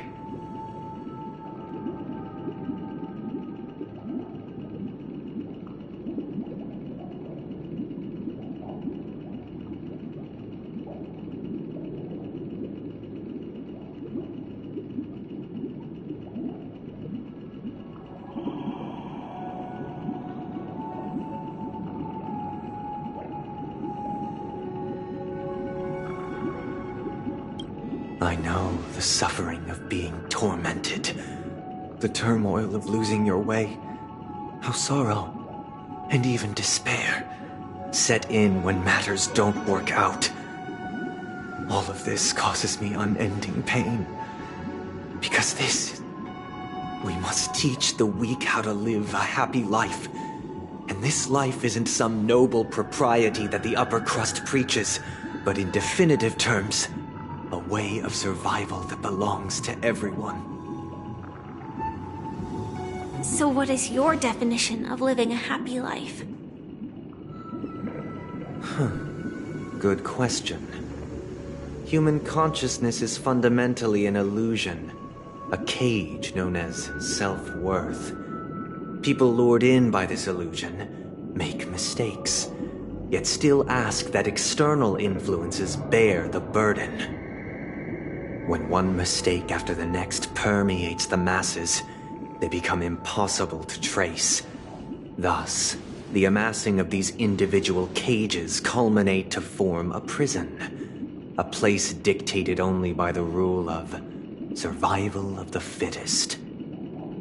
Nature is always accompanied by predation and sacrifice. Its antithesis is known as order. That is what I want to do. Unite people's happiness under the banner of order. They won't need to make bitter choices any longer, nor Simply describing thoughts is far too abstract. So allow me to provide. During these hard-earned rest days, people are given the chance to extricate themselves, and it is only on these days that people do not have to adhere to the law where the strong prey on the weak. They can live out their life. From where I stand, society's ideal system should be 7 rest days. Following Sunday, there should ensue a second, a third, and indeed an infinite procession of Sundays. This should be the face of the new world. Idyllic, eternal, peaceful days. And thus, every person can return to their base selves in this utopia. Some gaze in reverence at the stars, pouring their whole beings into calculating the distance between us and the isolated world of Pagana.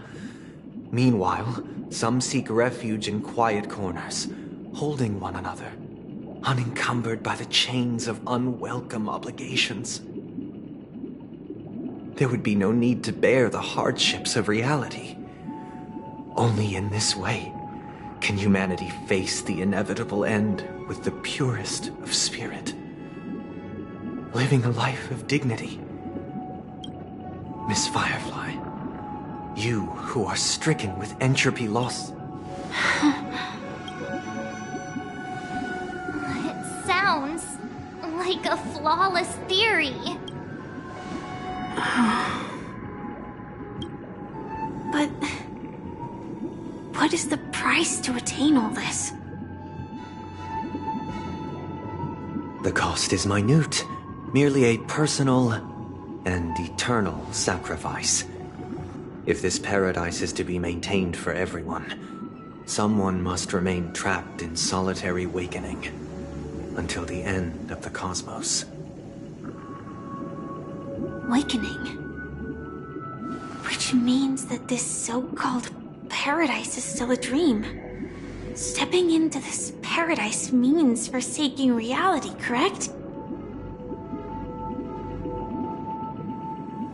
It is not forsaking, but transcending. Flesh, blood, sorrow, weakness. If the physical is the root of spiritual suffering, it is only... But in this supposed bliss, people won't have defeated their demons. The chance to overcome their tribulations would be forever lost to them. That's another way of understanding it. But there is no shame in escape. On the contrary, the seeds of escape exist in everyone's hearts. Don't you agree, Miss Firefly? And as to why we sleep, it is because we are afraid to awaken from our dreams. But this is not in conflict with the grand plan. Only in acknowledging this can we truly understand the frailty of human nature.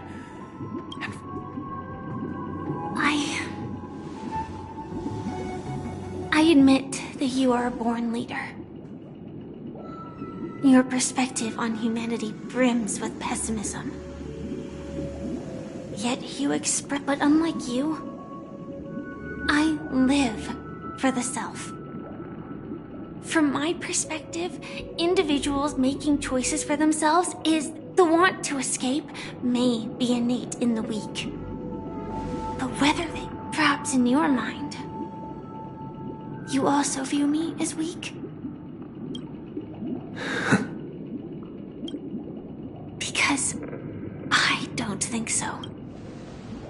Since Miss Firefly has said her piece, the Astral Express will also naturally give you our answer.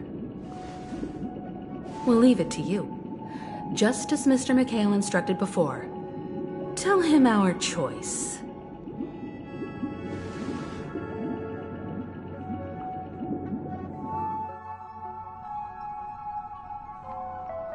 What is this place? Does this place ring any bells, Misha? I don't know, but I feel a sense of déjà vu. What is this place? It's the realm within a dream bubble. This was left to the Astral Express by a Nameless, but weirdly, when we entered it, it was completely empty. Dr. Edward from the Dreamscape sales store told me that dreams are formed from memories, and a dream bubble can't take shape if its core is empty. So I thought you might be able to help us in unraveling this mystery, Misha. As a hotel doorman, you know Penacony best among us. I don't know much about dream bubbles, but if you want to figure out what this mansion is, I'll do my best. I'm counting on you then. Himeko, I still don't get it. Why were you so sure that Misha had a connection with this dream bubble? I wasn't sure. It was just a hunch. But since Misha feels familiar with this place, my hunch might be correct. Exactly. This is where you and Firefly encountered death, which we now know as dormancy. Considering its connection to Dreamflux Reef, it's not surprising it appeared here. The question now is, who brought you here? Based on the clues we have so far, it's unlikely to be that masked fool. So identifying them is crucial to us. We're drawing closer to the truth once more. Let's give Misha some time, as I believe he'll unveil the secret of this dream bubble. All right, but there are doors all over the place. Which one should we choose? Do you have any idea, Misha? I guess... maybe this way?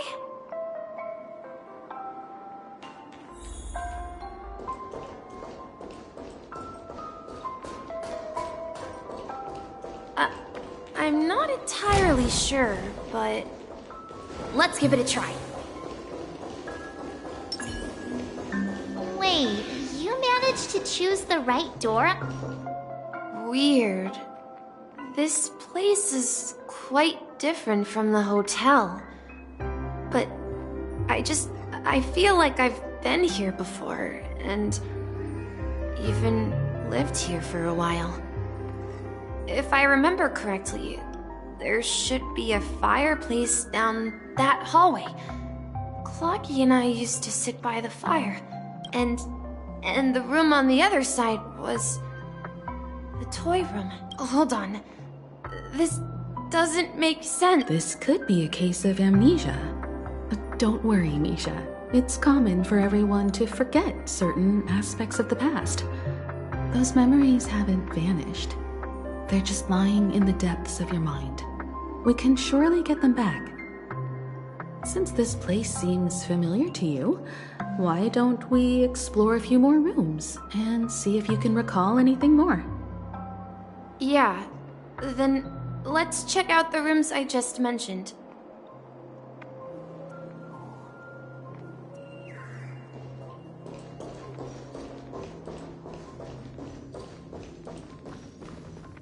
Mikhail, that's the name. Now we all know him as the Watchmaker. So, who is he talking to? I'm sorry, I don't... Anything special about Mikhail?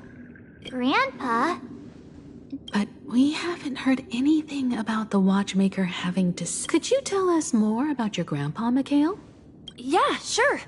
He was a seafarer who fearlessly ventured into mysterious seas and storms. He was always on the sea and had lots of friends who accompanied him. He didn't want me to call him Grandpa because that would make him sound old. He believed he was still... Every time he came back, he'd share his logbook. It appears that the seafarer has nothing... So, where is your grandpa now? He went off on a new journey. So, where has Clocky gone? Did he leave to protect Dreamville?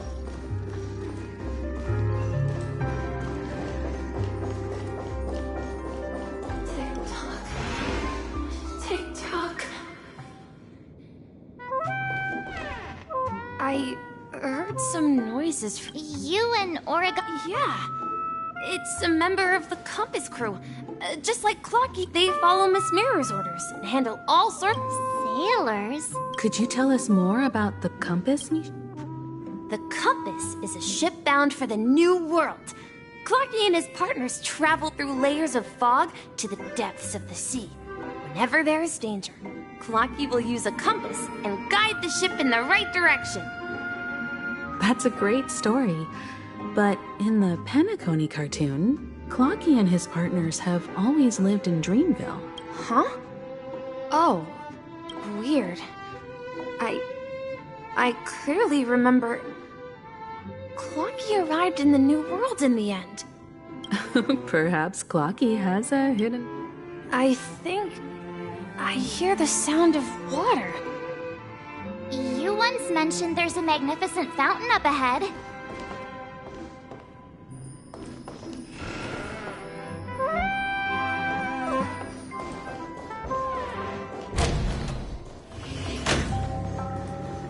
Look, there it is! The water resembles a precious jewel embedded in the dreams of all seafarers. Every time I gaze at the shimmering lights beneath the waves, it feels as though I'm back in this place, standing by your side. Have you recalled anything, Misha? Yeah, I saw these sentences in Grandpa's logbook. He used to say that despite the perils of the sea, whenever he stood on the deck in the afternoon, overlooking the sparkling waves, he would think of this fountain in front of his house. He often said that those moments felt like returning to his family's... You know...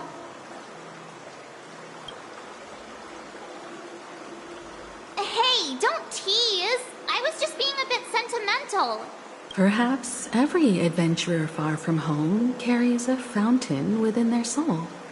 Even though the other side of the sea remains shrouded in the unknown, the fountain in front of his house... Yeah, while Grandpa was at home, we would stand by the fountain and place the compass, a toy boat that I made, into the... Back then, I would ask him when I could go on adventures like him. It seems this Mikhail is truly a seafarer and has nothing to do with the watchmaker.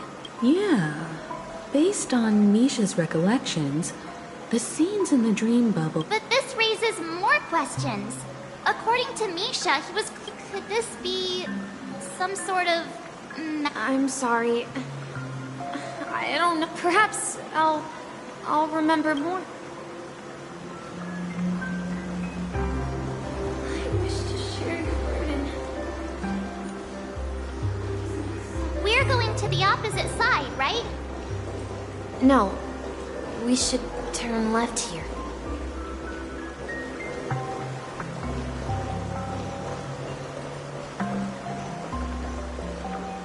Huh? Something feels different about this place. This is it. I remember this corridor. Up ahead is... Grandpa's study. It was in that room that I saw him last time. So many times. The atmosphere in this room feels totally different. Misha! You finally come! Clocky! You're here! Are those books on the bookshelf logbooks left behind by that seafarer? Yeah. Whenever he came back, he described our world as a fountain. To ensure that everyone had land to settle on, he had to continue exploring the sea.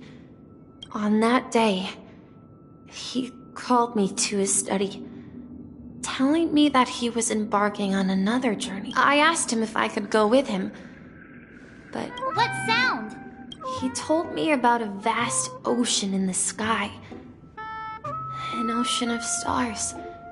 He said that he knew the crew on the train. A train? It's the Astral Express. I remember now. Then, he gave his pocket watch to me. He said, As long as I kept moving forward, the distant sound of a train whistle. Exactly, Misha! And then we followed that whistle, didn't we? Yeah. I think I can still find the way we took back then.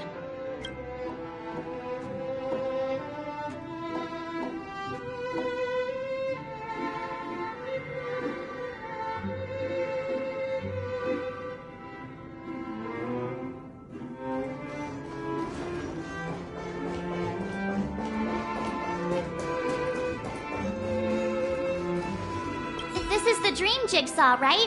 So we're supposed— Do you remember? You said you obtained... Hey, the shape seems to match. Looks like we're just one step from revealing the truth.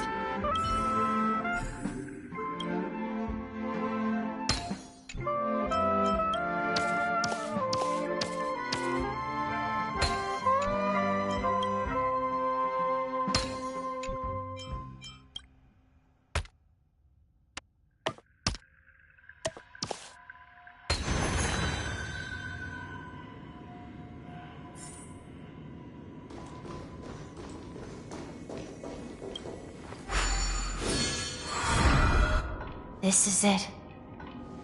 This is my room of clocks. While I spent my time waiting for Grandpa to return from his voyage, Walter gave me this workshop, and it became my secret base.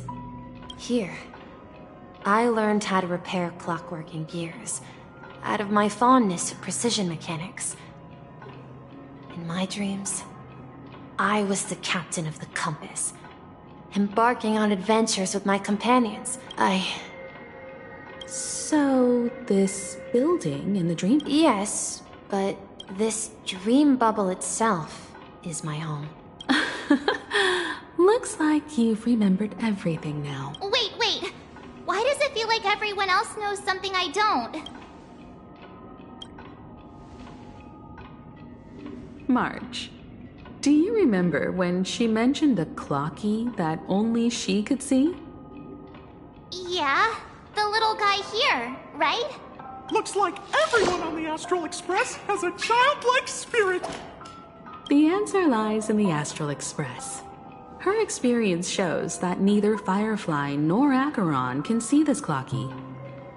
And when we were in Dreamflux Reef, you may have noticed that for some reason, nobody outside of the crew had ever talked with Clocky. A mimetic life that can only be seen by a select few. It's just like a hidden message, left by someone. But Misha can see Clocky too, right? That's the key to the mystery, March. Have you ever seen anyone out? Wait. That's the answer, March 7th. This dream bubble, I should have stayed here and waited for you.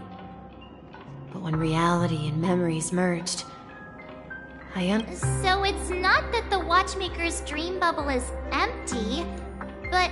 And the whistle you heard. Was the sound of the Express arriving at Penacony? That's one way to see it, but I believe... How about we start with your name? Now, should we call you Misha, or... Thank you all for helping me rediscover my true self.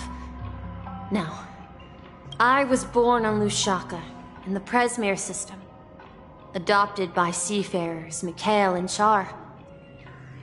They gave me a treasure, a name that carried their hopes. Mikhail Char Legwork, or simply, Misha. If you prefer, you can call me by a more familiar name, the Watchmaker. So, you're the Watchmaker himself? Unfortunately, that legendary figure is no more. I am only a reflection of his life. As for the child who has been with you, he's the innocent protagonist of Misha's childhood dream. A friend of Clocky, a young apprentice. And this also marks the beginning of his journey. At the end of the journey, I left this little flame, which I so cherished. in my deepest dreams, hoping to pass it on to the nameless of future generations. However, he somehow left the dream bubble and forgot all about his task. I apologize for all. Because he was born with a desire to trailblaze, wasn't he? I don't think Misha has forgotten his role as a guide. He remembered it, and that's why he mistakenly appeared as a hotel doorman in her dream from the very beginning. The one who brought our unconscious friend here must have been Misha. If that's the case, we encountered the Watchmaker's legacy from the beginning, didn't we?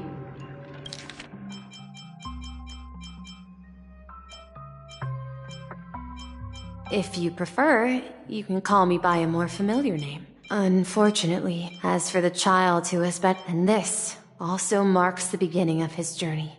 At the end of the journey, I left this little flame, which I so cherished, in my deepest dreams, hoping to pass it on to the nameless of future generations. Well, I have a sarcastic friend who says I always take big detours and end up back where I started. But in the end, you found me. I'm sure you're all wondering what my legacy is. I believe my hound has mentioned the Stellaron and my wealth. If I may apologize, the Stellaron part is real. As for my wealth, however, it's nothing more than a baseless rumor. I left my homeland as a child and embarked on the journey of Trailblaze. I traveled to various planets. I've been moving forward all my life, doing what I could to overcome the obstacles in my path. But ultimately, my journey reached its end, and I left. So, if you ask what's left within this worn-out train engine that can be called a legacy, I suppose it's the things that are still burning in the engine's furnace. Now that you're well aware of the current situation of Penacony, I certainly hope that you'll help me get this world back on track. But I'll leave that decision to you, for the path of Trailblaze is never paved by others. All I have for you is a story and 2 gifts. I want to give you my pocket watch. It has accompanied me throughout my long journey, guiding that naive child forward, and has been blessed with the presence of so many great people up to this day. And my hat, too. The one who navigated for me placed it on my head and planted a fanciful thought in my mind. The trailblazing expedition will never end. Now, it's time for you to make your choice. Once you've made up your mind, open that door and enter the long dream. I'll be waiting for you at the end of this corridor of time. All right, everyone. Although I don't think anyone will have any objections.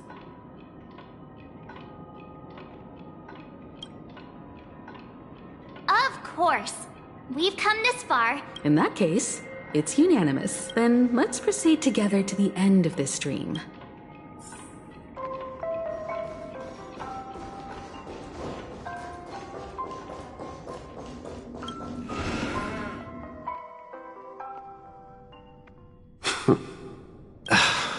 Mikhail, where are you going? Someone has to step up and save Lushaka. So why can't it be me, Misha? Please don't go. And if you must, please take me with you. Don't leave me alone. Even without me, you know how to proceed forward, brave Captain Misha. The compass is waiting for you. Haven't you always wanted to be a better adventurer than me?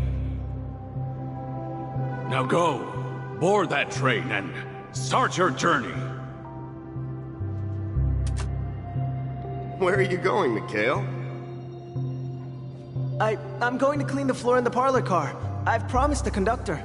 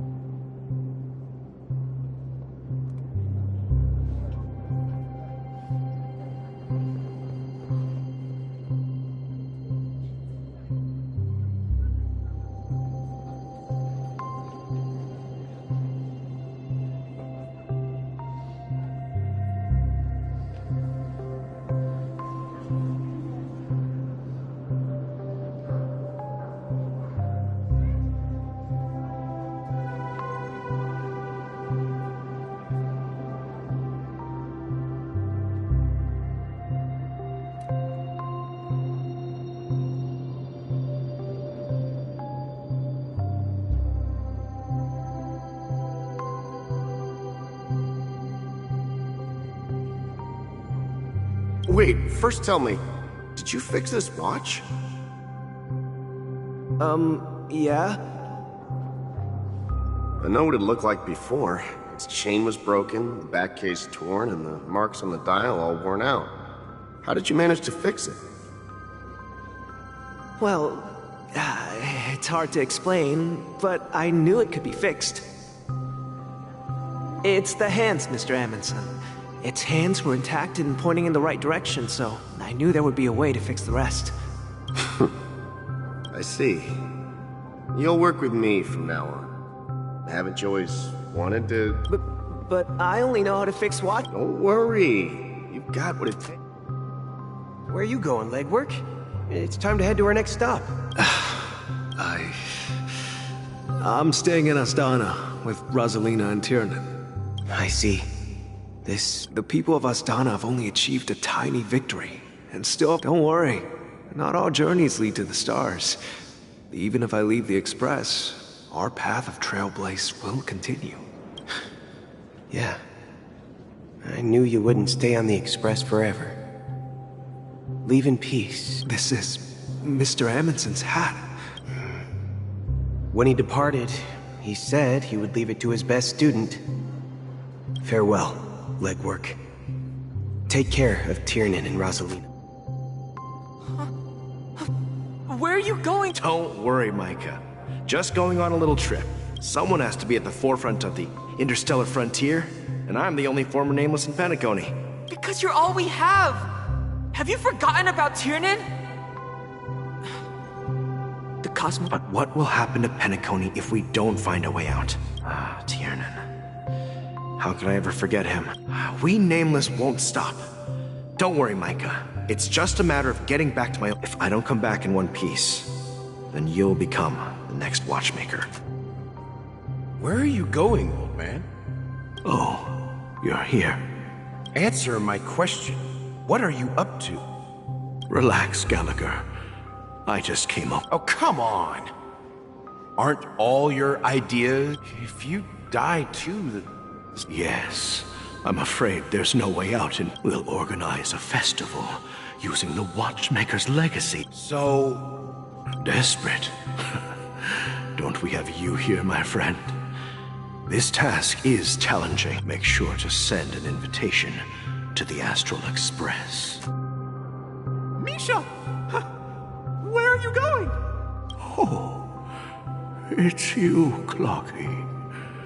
Take me to Dreamflux 3. Last night, I had a long dream about the day we met. Write it down? Why? Oh, so I won't forget it. Of course! You told me that when you were a kid, you lived... Yes, but when I was a kid, and there was always a special I wanted to have a pocket watch like that too. Yeah. Every night. But you know what? It wasn't it was a compass. So, your name should have been Compassy.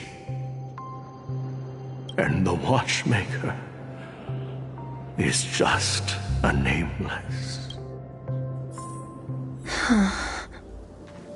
We've arrived at Dreamflux Reef. So, where to next? You know, Clocky, I don't think I'll be going anywhere else.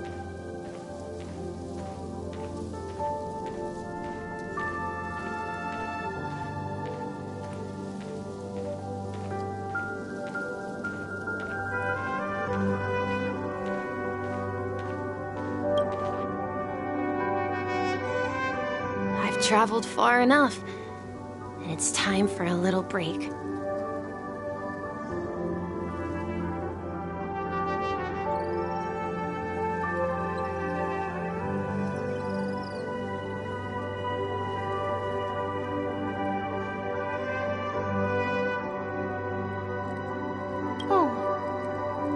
So, we'll set out again.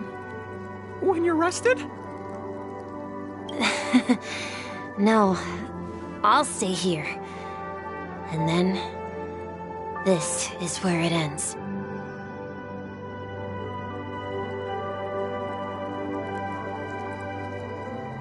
This is... where it ends? What do you mean, Misha? You told me that the trailblazing expedition would never end. Yeah, that's what I said. So now, it's up to you to decide your next destination. My next destination? What's that supposed to be? I've been following you. Misha? You're acting weird today. If you're feeling down, we can just do what we usually do. With the clockwork. No, I'm not feeling down. As for clockwork, yeah, it resolves all problems in this dream. So, do you know what clockwork actually is? Well, everyone gets lost at times. They may hesitate and doubt which way to go. That happens in this dreamscape and beyond. But don't worry. Everyone goes through moments of uncertainty and hesitation. Eventually, they gather the courage to make bold decisions, whether it's calming, joyful, angry, or sad. All they need is a little nudge to take that step toward where they truly belong. I'm leaving that little nudge with you, and I hope you'll share it with others. Such is the essence of clockwork, the will of the Trailblaze. Clocky's hands spin around non-stop, indicating confusion, frustration, and weakness. But ultimately, people still need to move forward. Just like your hands, always pointing ahead. This is where my journey ends. From now on, it is your path to walk. Trailblazing means taking paths your predecessors forswore and venturing even further. The Penacony in Mikhail's dreams does not belong to Order.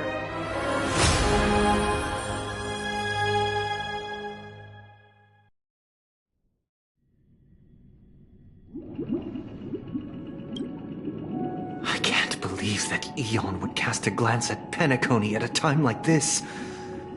Is it because of the resonance from the legacy of the Trailblaze? Or perhaps the bond between you is so strong that it even impresses an Eon? Well, there might be another possibility. Perhaps they want to witness, on behalf of the fallen Eons, who will hold the future of Penacony.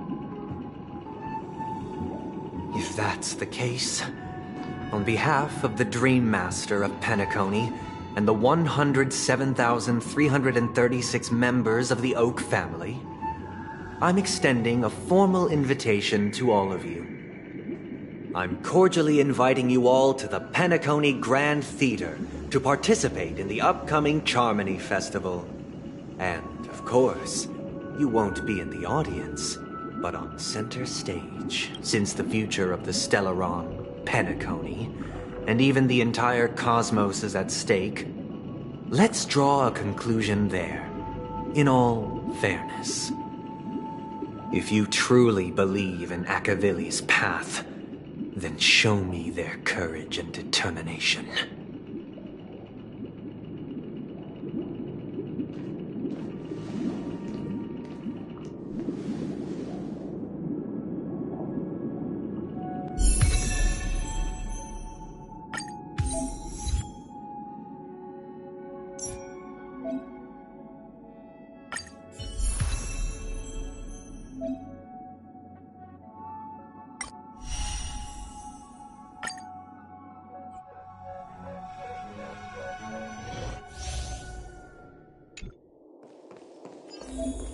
Please stay tuned.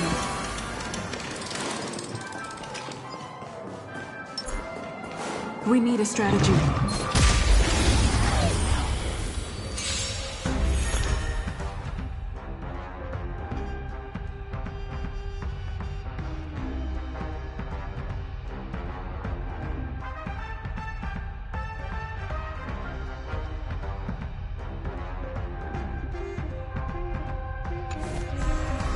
Time to test our rapport. Dreams do come true. Commencing support. Do you admit this crime? Step up, let's see ya!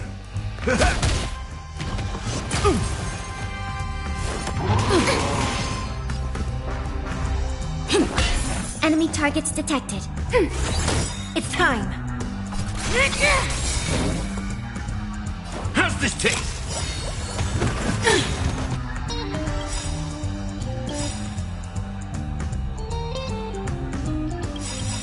The mood is set. Let the show begin! Enemy data secure. Net markers activated. Time for a good old counterattack. Nice, like a good... My friends? Indulge yourselves! By the order of the Ten Lords, execute the Marastruck! No amnesty for the Marastruck! That's all you got?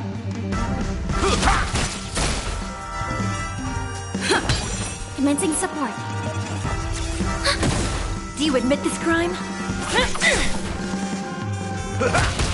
Stay in step. Let's improvise.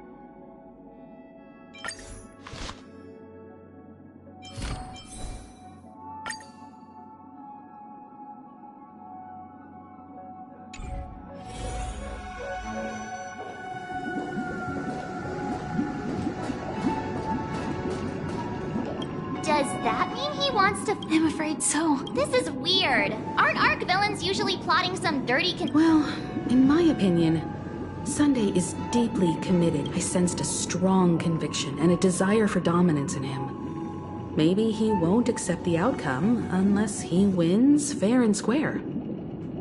That's why he'll give it his all in the upcoming battle.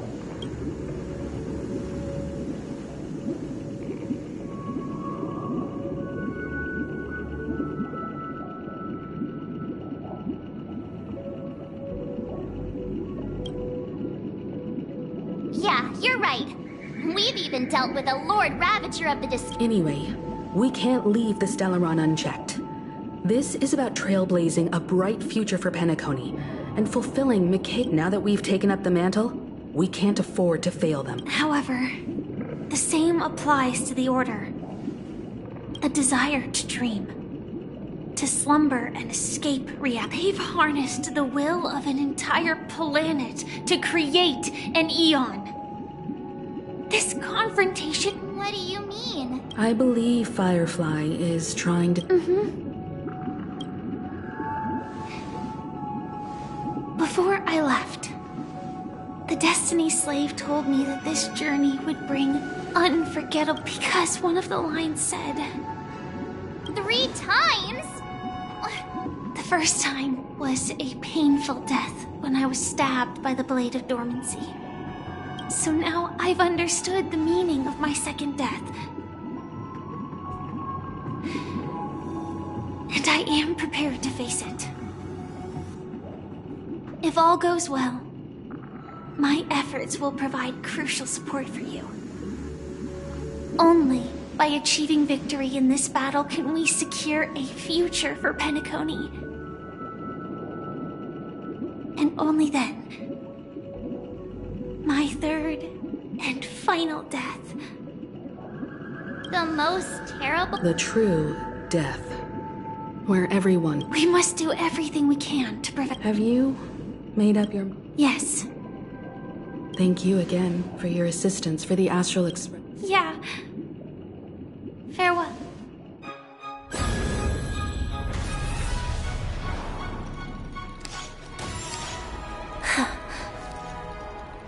I dreamed of a scorched earth. Everyone, are you ready? A new shoot sprouted from the earth,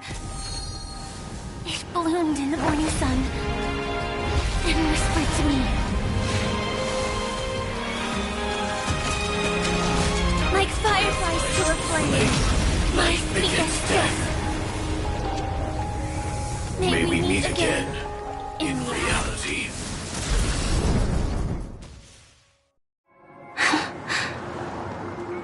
After today, Japella's name will disappear from cosmic history. And the Everflame Mansion, that's your next stop. Land of the Dreams. I hope you... You mean my 3 deaths? Silverwolf told me about it. It's such a shame that it's not part of my script. Well, I want to live. I'm never afraid of death. People die. And we have to... Do you exist just to perish? Are you not the same, Blade? If I were to die now, though its definition escapes me, isn't this the answer that ordinary people look for their whole lives? The tombstone that belongs to me once bore the inscription, Glamoth's Iron Cavalry. It will bear the name Firefly.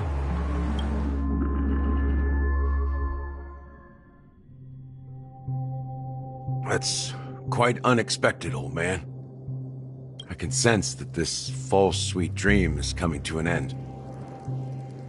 The Nameless may be young. It's a shame you won't be able to see it firsthand. Maybe I won't either. Yeah, not just those Nameless. Even Mr. Wings is just like you. Stubborn, won't listen or give up, but in the end, we managed to do it. And now we can, well, I don't know if they really meant it, but... If longing for freedom means going to hell, then I'll be joining you soon, you old fool. Let's get together and have supper again in hell. Oh, almost forgot. There's one more thing. Here's to you. A glass of hello and goodbye, Trailblazer. To the imperfect.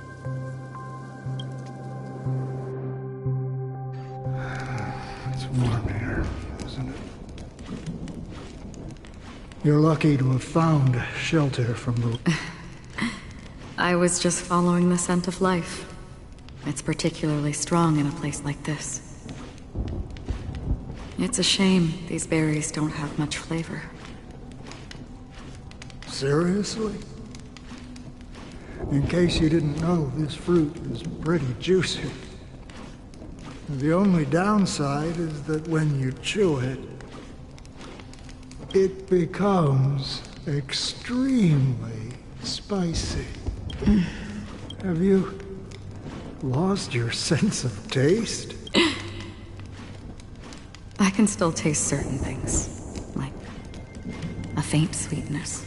Before coming here, I stopped by a place called Orkron. It had barren cliffs and nights lit by bonfires. Burgundy snow would fall from the sky, and the flavor wasn't exactly sweet, but it left a lasting impression. When I think back on my past, I realize that what's tying everything together isn't the big events, but rather these small yet unforgettable moments. Don't worry about it. Losing oneself is a reality that every self-annihilator must face. At least, I haven't completely lost my senses and memories yet. Well, congratulations on adding another foot. By the way... No, I had a companion in Orkron. She's a short, nameless girl who aspired to explore IX. She always said she'd walk a path deeper and farther than Akavilis. She became stagnant water. Well, my condolences. Condolences. I don't need them. The girl left with a smile. She never regretted her choice and most definitely wanted me to say goodbye with a smile. That's proof that you're grieving for her. Or perhaps I'm just afraid. Afraid? I'm afraid I'll forget the 30 days I spent with her. Just like all the other days in my life. I fear that those vivid red memories will fade away too. There isn't much. Hard to imagine. A ranger, Because I have experienced this warmth many times. Long ago, I promised someone that I'd bring it to more. As long as this red color still lingers, I have a chance to fulfill that promise. It represents a burning fire, a blooming flower, the berries in this cave. In the end, it will lead me beyond the horizon of existence. And on the other side, I will cut off Nihility. The one blessed by the sleeping and shapeless is considering how to kill them. That's truly pure nihility. But you're right about one thing. After spending so much... When will this rain? Perhaps... when... Have you heard of a planet named Biari Scamandros, Don Hung? It's one of the Paradise Kingdoms under the influence of the Harmony. A sought-after wonderland for the inhabitants of the Dardanu Major and Minor systems. Half an Amber Era ago, the family held an unprecedented festival there. Do you think the same thing will happen on Penacony? Yes. Or... how else can we explain it? The family deliberately used the Watchmaker's invitation to keep all the Pathstriders here, but banished the Emanator of the Nihility. Because of the Nihility, I'm rarely affected by the power of other paths, but somehow I can unconsciously infiltrate them. Maybe that's the risk they're trying to avoid. I would disagree. Biari Scamandros is not part of the credit system or connected to the Silver Rail. It's nothing more than a remote civilization sheltered. If the family messes with Penacony, that would be like declaring war on almost half of the factions in the... No, they don't. If they truly serve the Harmony, that is. What do you mean? The path in Penacony is impure. The Harmony here has impurities. Do you remember the Ancient Swarm disaster? Tazerond, the propagation, brought endless havoc to the Two paths lost their eons in that war. The propagation and the Order. Shepe, the Harmony. Legend has it that they participated in the crusade against the Imperator Insectorum, and devoured Anna the Order for unknown reasons. Holy forgaroni. So you're saying that the two leaderless paths are working behind the scenes? But I don't see any descendants of the propagation in Penacony. Could it be that the remnants of Beyond the Sky Choir are hiding within the family, trying to resurrect a fallen Eon? I can't say for sure, but they're definitely... Whoa, Boo, now this is getting way too complicated. Is this why you want us to leave Astana right away? Are you giving up? The Charmony Festival will start soon. There's one thing that I need to confirm no matter what. A warp jump is the best way to do so. Time is right. I have another plan.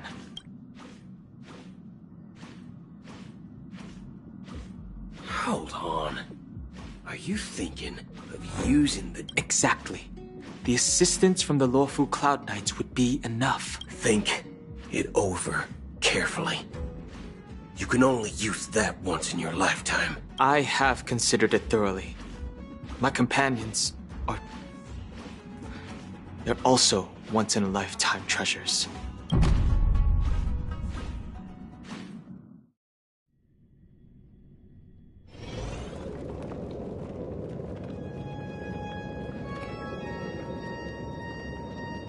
Are you the only one here, my child? The Nameless is quite the diplomat. Our secrets have spread like wildfire within the family. And IPC starships are gathering towards Astana. This is a crucial moment for us. So, where is the Chosen? What do you mean, Master? I'm right here in front of you, aren't I? You know, she was supposed to be the star of the Charmony Festival. In our plan. But the plan has changed. As her brother, I know she doesn't want to sing for the Order. So I'll take her place. You've always been wise beyond your years. I'm sure you understand the consequences of your choice. If you consider this a betrayal, well, there can't be two suns in the sky. I'll step up and take down the other sun if necessary. Do you believe in karma? If karma exists, then everyone has their own karma. You have yours, and I have mine. And my karma has nothing to do with you, Mr. Gopherwood.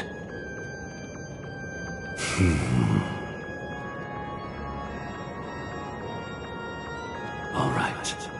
Since you're willing to sacrifice yourself for her, I'll grant your wish.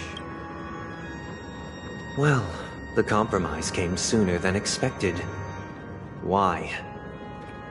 You and your sister were born as twins of the Order.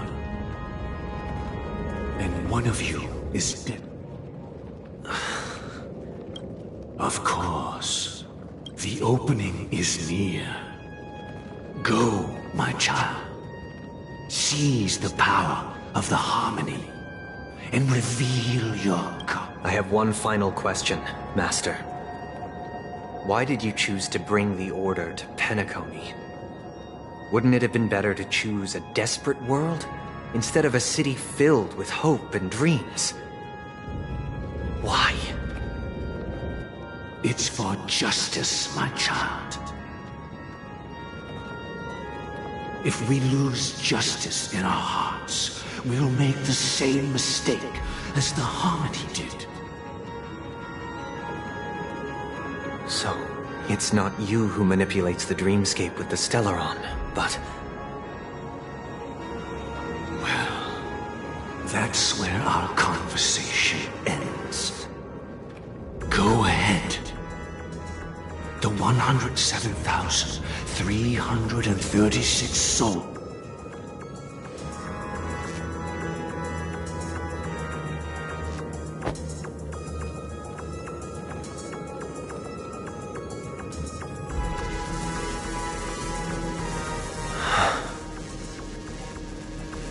I shall ascend to the heavens, becoming the scorching sun, bathed in my light. My people shall flourish, while all evil shall be eradicated. This is the interior of the Penacony Grand Theater. It's quite exhilarating to be flushed into the air by Soulglad, but... And not only that, the entire theater. Even if we're late, a grand theater like this shouldn't be completely empty. Let's explore around. Be careful, everyone.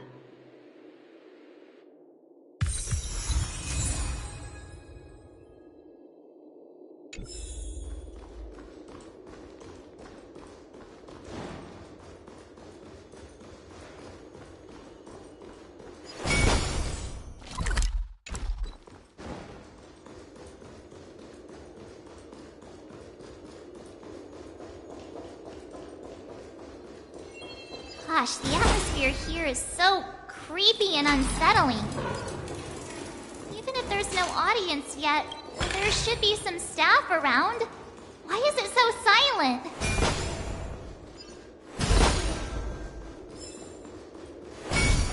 Huh.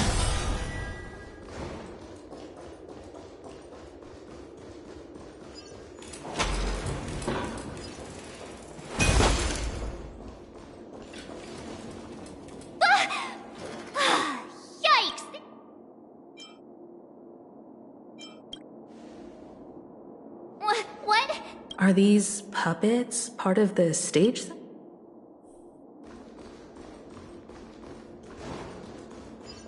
Yeah.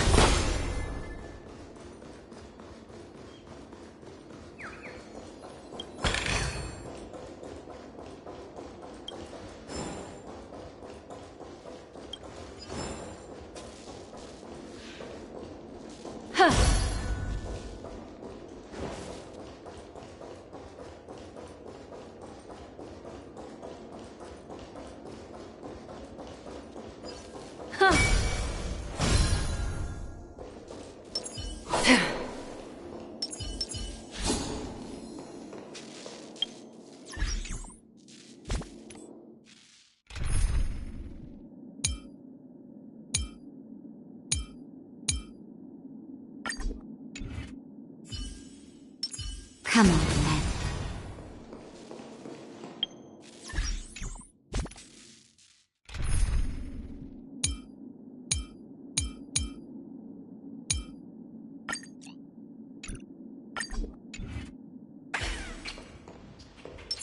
Feeling lucky.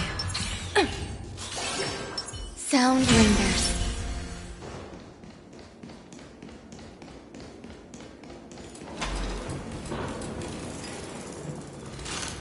Something feels off. There's no other grand theater.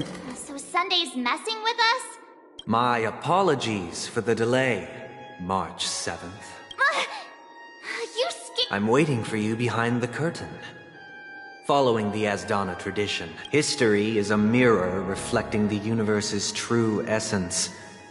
Let's use this opportunity to delve into the rich history of Pen within it. Naturally. Let us commence with the dawning of the world. After the Dusk Wars, darkness veiled the sky, and chaos consumed the earth.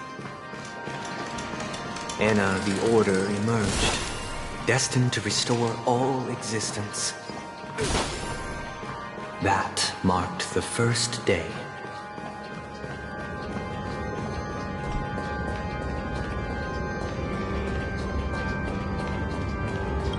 They gathered nebulae and forged them into pix, thus creating a grand lyre with black and white keys. Strike the white keys, and the sun rose. Strike the black keys, and the moon rose. And so, the cycle of day and night arose. That marked the second day.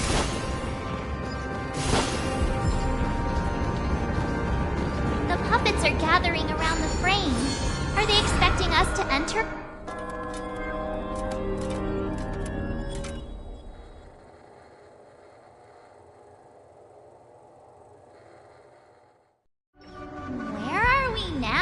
The atmosphere here looks similar. This act is named Ode to Prisoner.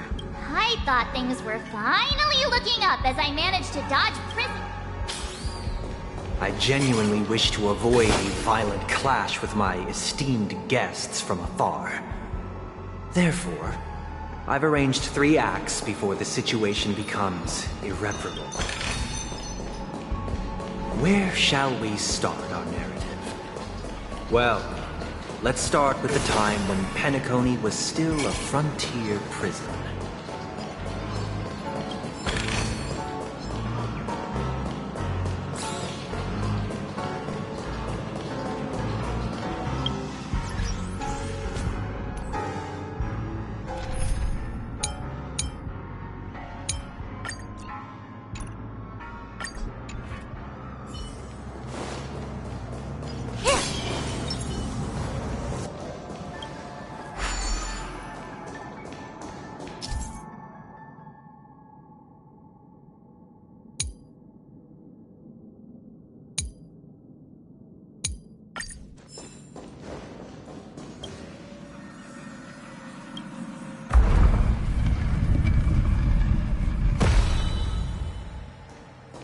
This place was 2147 AE.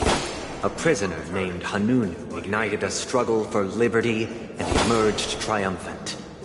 IPC referred to it as the War of the Frontier, while the Asdanians dubbed it the War of Independence.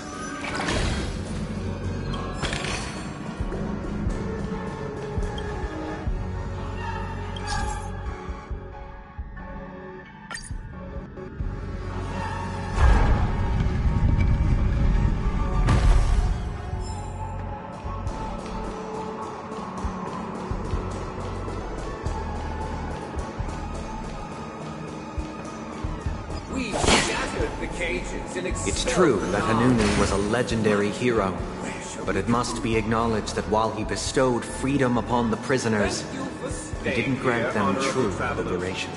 The three Nameless stayed on the planet, endeavoring to spread the tenets of Trailblaze throughout the Frontier prison. Alas, their efforts proved futile.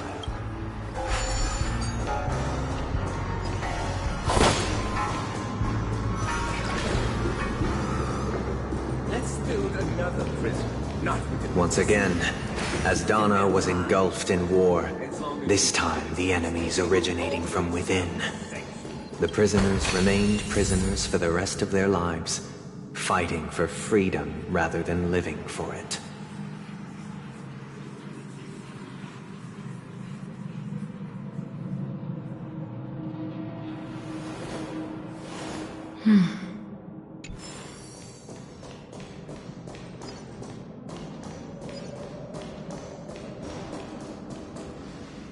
I hope you like this land of freedom on a scorched earth. As you can see, their sentences have long ended, and the IPC guards have long been expelled. Yet, these prisoners remain enslaved, not by external forces, but by the confines of their own minds. Freedom permeates every corner, except fragile souls. It gives solace only to those who believe in its existence. Visitors, this is my order. Look. Hey! Why do we have to fight while enjoying the show? For I desire not only your enjoyment, but also your assistance in its completion. Stand still. Another journey begins. On the still waters of oblivion. Destiny isn't chosen. Ill tidings meant. Best. I weep for the departed. It too shall fall. May as well kill them all. Let's settle this. Relax. Memories up beneath the waters lies an endless abyss. Destined for oblivion. Good times. Time to say bye. Boom. Stand still.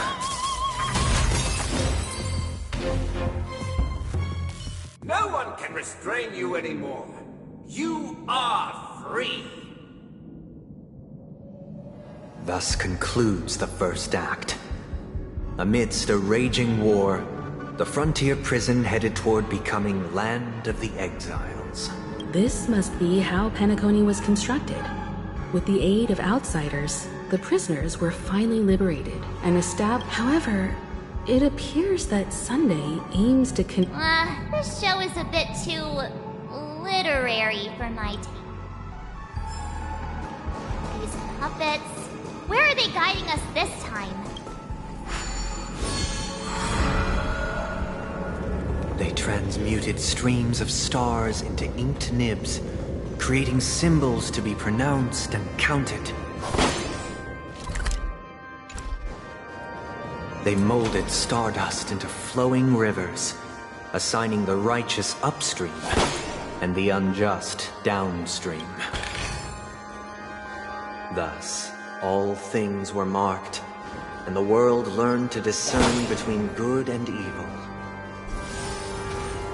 That marked the third and fourth days.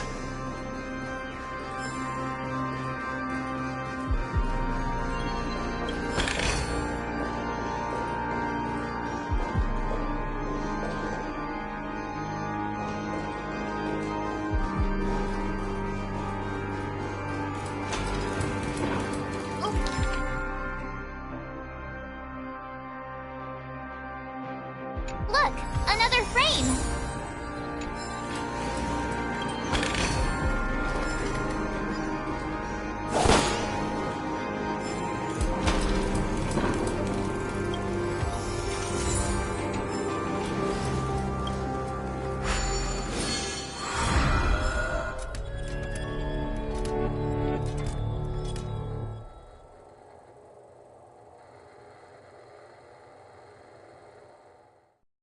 Ode to Fool. This must be the second act. The surroundings are different from before. The stage decorations look a bit tidier now. Behold the ensuing tale, a struggle for power. Penacony witnessed the ascent of the 7 major lineages: tree, grass, flower, bird, beast, fruit, and insect. Peace never truly graced Land of the Exiles.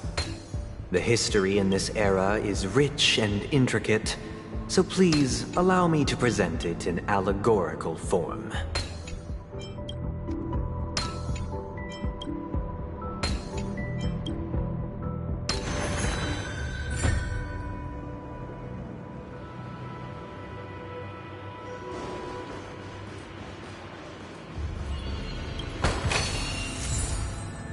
Welcome to this mansion, dear outsider. Land of the Exiles was in disarray, besieged by both internal and external perils.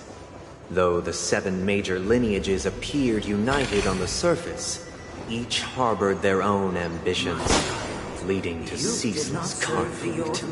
The leader of the Alfalfa family sought to defect to the IPC, trading freedom for survival. However, his eldest son slew him in the name of righteousness, and ascended as the new family head.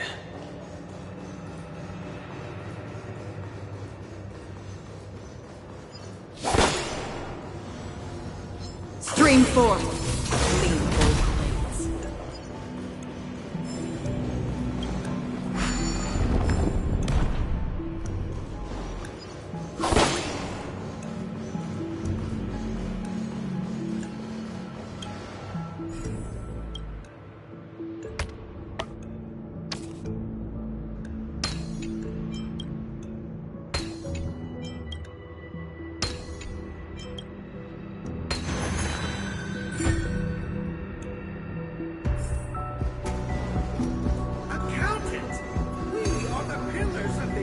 The Black Plum family was the first to fall. They withered away in the White Desert event, orchestrated by the Alfalfa family. Because Master shaped you from clay, but forged me from fire.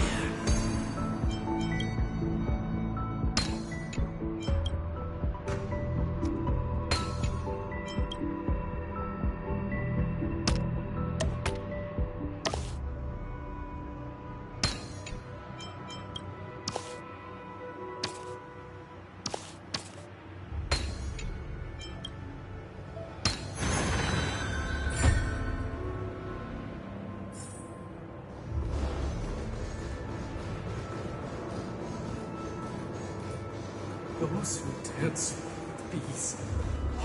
The Lamp Moth family endeavored to extend the silver rail left by the Express, only to be eradicated by the remnants of the Swarm, leaving nothing in the unforgiving cosmos.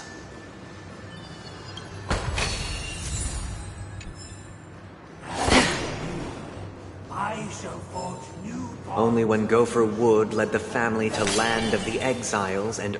Dear outsider, I wish they could regain their... This is the second act. Looks like it's about Penacony's... But this new master... Perhaps this is the truth Sunday is trying to express, if you... Looks like we've gotta...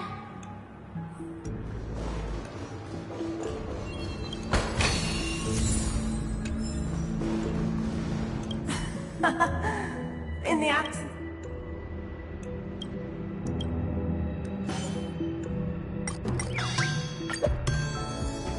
I shall sing for my new master, just as their noble voice once read. Master! Oh, you will return in due course.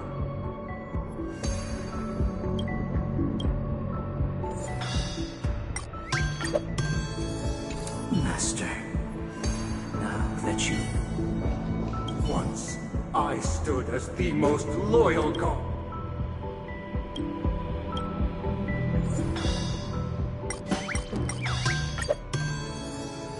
My former master has long departed. Master is no longer here. I thought I'd be free, but...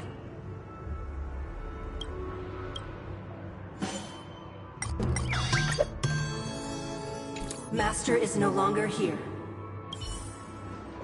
Either I shall be my own master,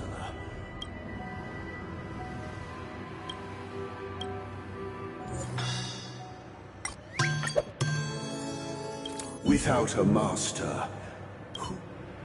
Thank you, dear outsider. Heed me, one and all. Your forecast aside the veils of... Get ready. Looks like another fight.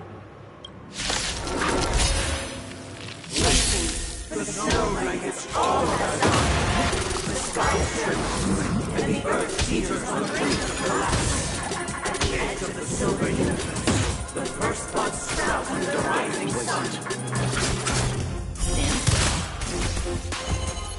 Ill fate descends! Bloom.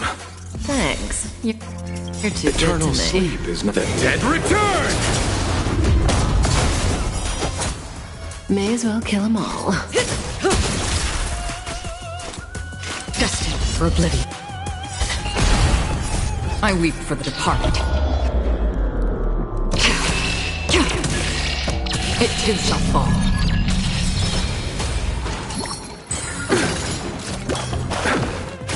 You chose the wrong enemy. Relax. Good times. Time to say bye. Boom. Stand still. Free will, or was it on the still waters of oblivion?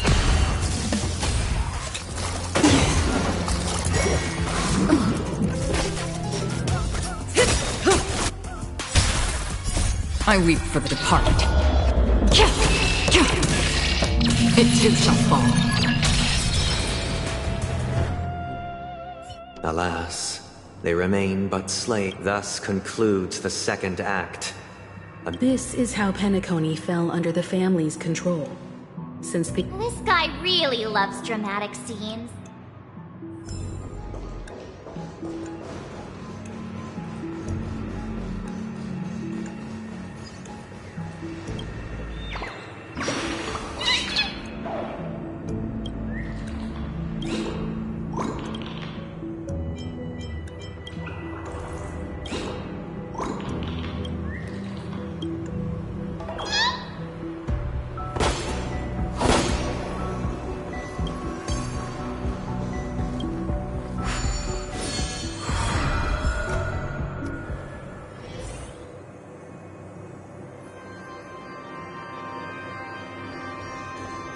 They used the planetary rings to establish the law, forging a code of conduct among the masses. A grand liar with black...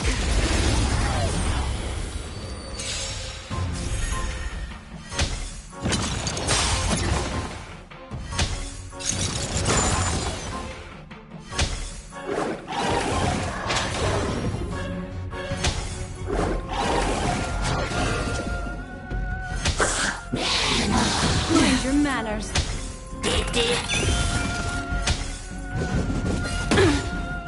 You chose the wrong enemy.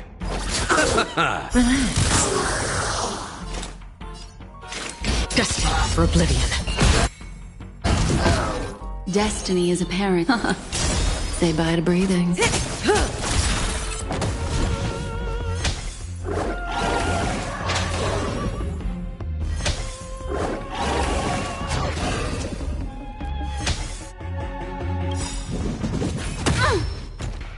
Receive divinity. Destiny's hand has truly I weep for the departed. It too shall fall.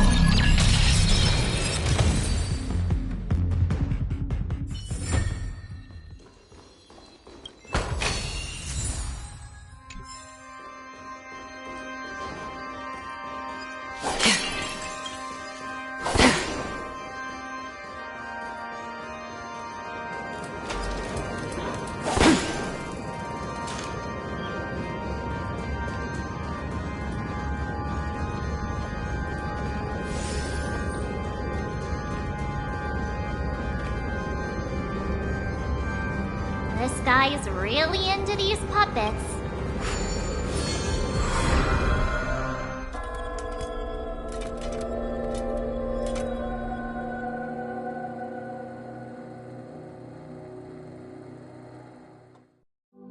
Oh, I get it now. The last scene is all about singing the praises of the Order. And the atmosphere here is completely different from the previous two scenes. This is the concluding act of this play. I have showcased the past and present of Penacony.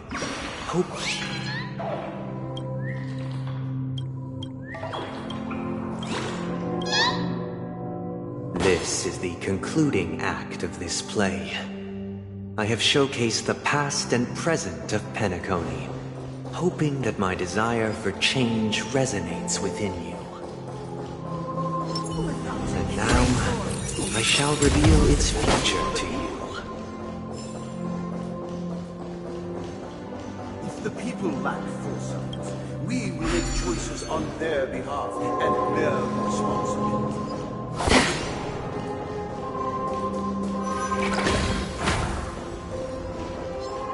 Stream forth the gleam of old blades.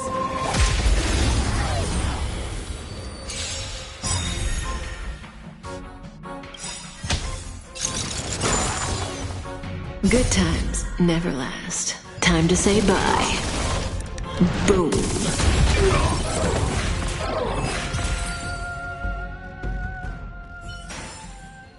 Another blood debt repaid.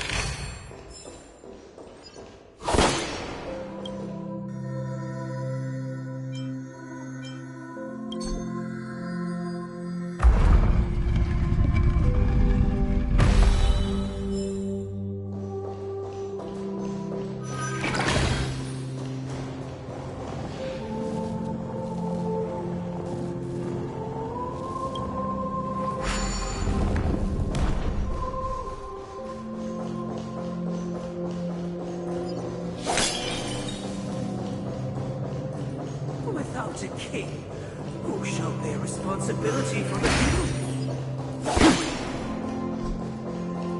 If the people lack foresight, we will make choices on their behalf and bear the responsibility.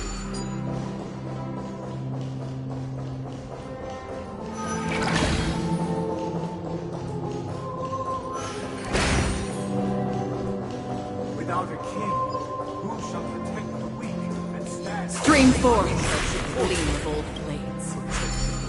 And standing against the mighty.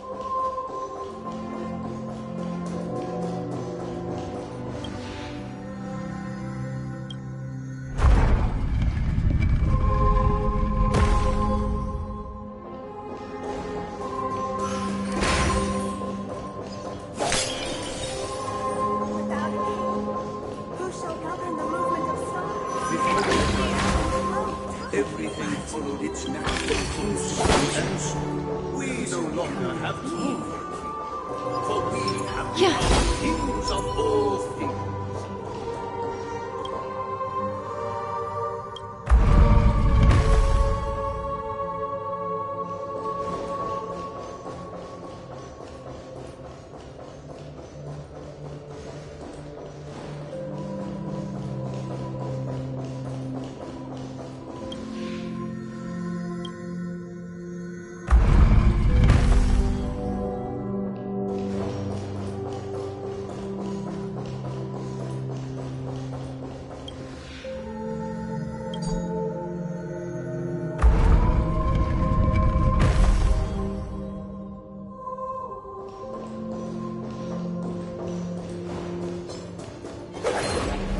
Stream forth, gleam of old wounds.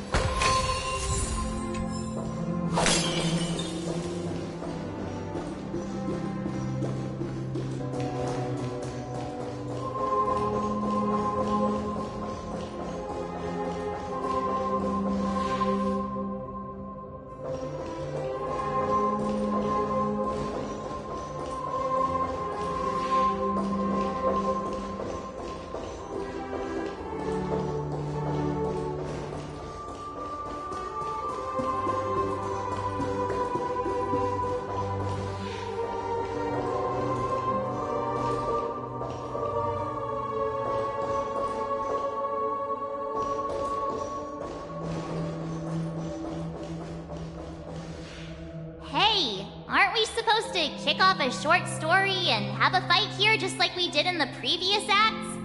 Why aren't any of these puppets saying anything? Perhaps we'll need to complete the story ourselves, just like we did before. So, do you think their mind needs tinkering or something?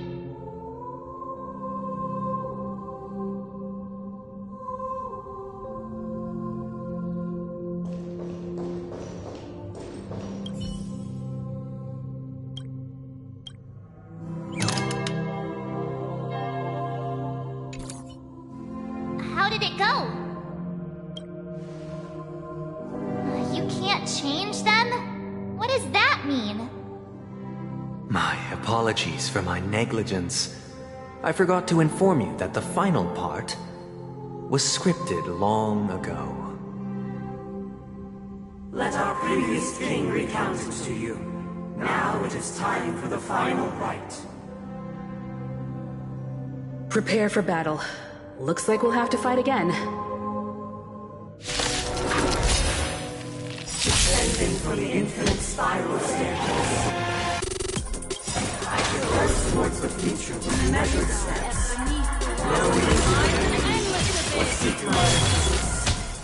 For the contours of my mountain, I shall intersect out of the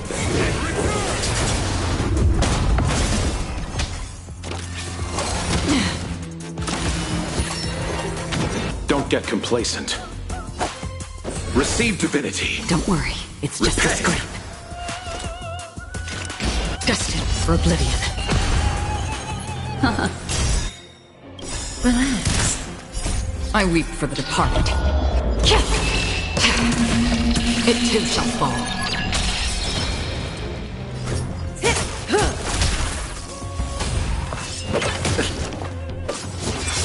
I'll see you off. Stand still. Another journey begins. Still waters of oblivion. Cut in the net. Destiny, relax.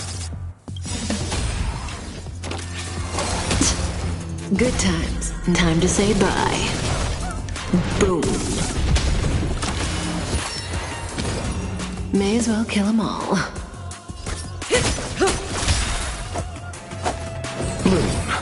Don't worry. It's just a scrape. I weep for the departed. it too shall fall. In the hushed expanse of a nocturnal reverie, I leave faint traces behind. What is mine shall wane, while you... This is the final scene.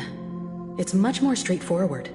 He wants to expel the Harmony and establish an empire base. Let's go.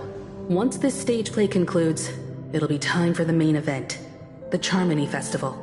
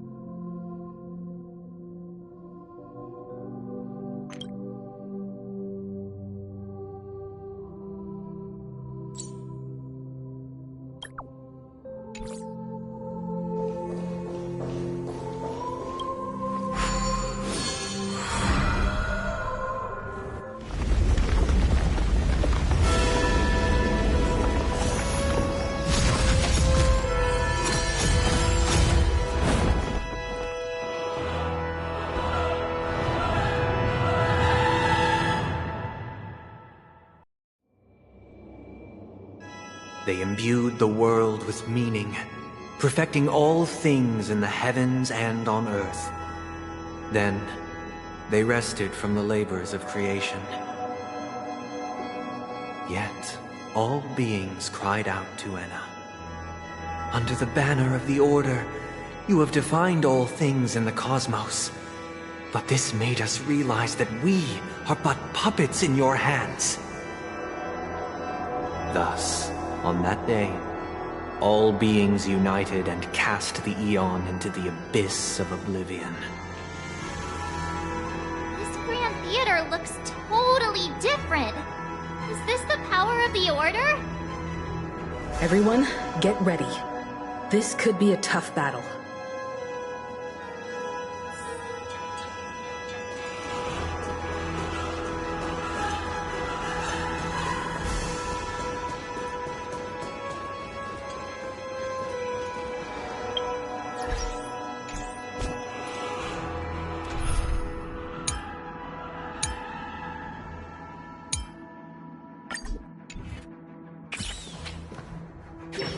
That marked the 7th day. Cheers and chants reverberated in the air.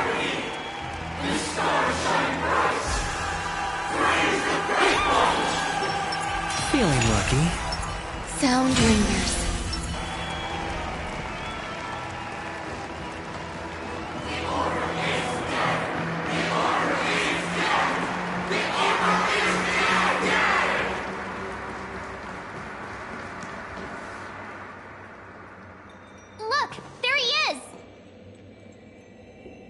That concludes everything related to the Order.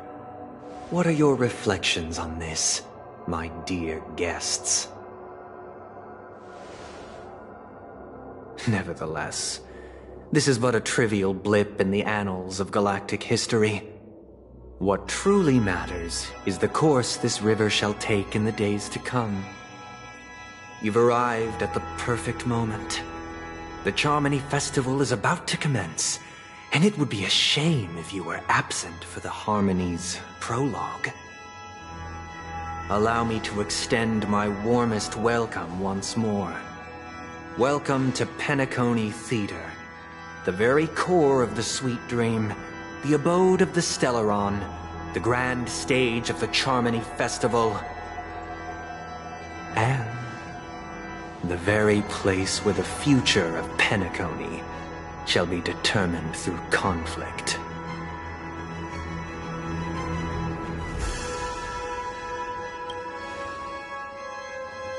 Your unwavering faith in the Trailblaze is truly impressive. True goodness can only be achieved through faith. Allow me to point out that falling into a permanent slumber is not happiness, especially when those people are driven by someone else's will in their sleep. Do you still believe that the Order only seeks to control the universe as their puppet, Himeko? No matter how perfect your vision of paradise may be, a cage remains a cage. People will never achieve true happiness in a world like that. They would just be toys for the Aeon. It seems you have misunderstood my intentions. Allow me to clarify. My desire is not to resurrect a fallen Aeon, or become one myself. My sole objective is to create a paradise free from Aeons, where the Order ensures the dignity and happiness of all humanity. A paradise exclusive to us human beings. That's not the case. If people are to live with dignity, there must be nothing and no one above them. In your so-called paradise, you would be the one reigning supreme. Looks like we won't be able to convince each other. Now that our conflict has been destined, let's unveil our paths and reveal to the universe the true path. However, before the prelude to the future begins, please take a moment to ponder the questions I've posed. Is darkness equal to daylight? Are sinners equal to the righteous? If you are born weak, which god should you turn to for solace?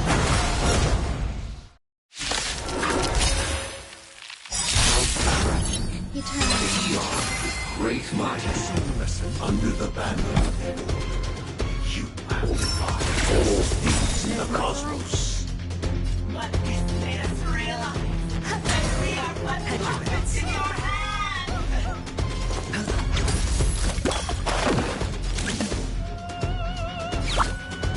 Go Nappy!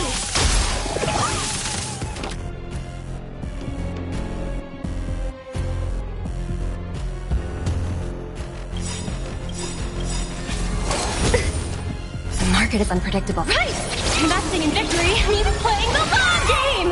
Every petal in life's garden, all will be swept away by the wind. SAS per knowledge, the measure of truth and falsehood.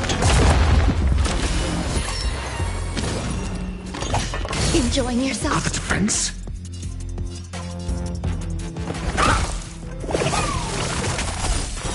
0 points. Fail. Sure, I'll play along.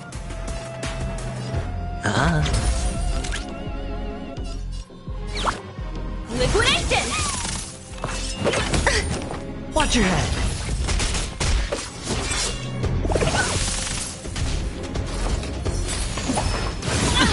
I'm asking questions. Answer me. 0 points. Eternal. Spend freely.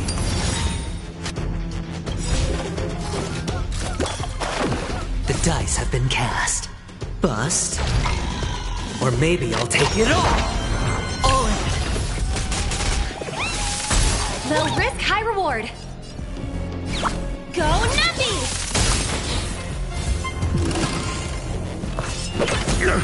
Got the defense? Some value, I suppose. Hedge your bets. Watch your head.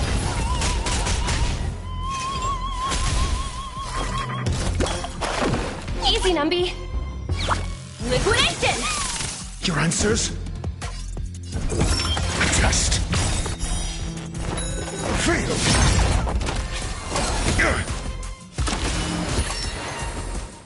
There's more to life.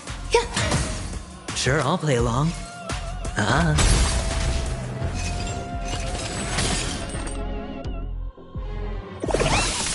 Got the defense?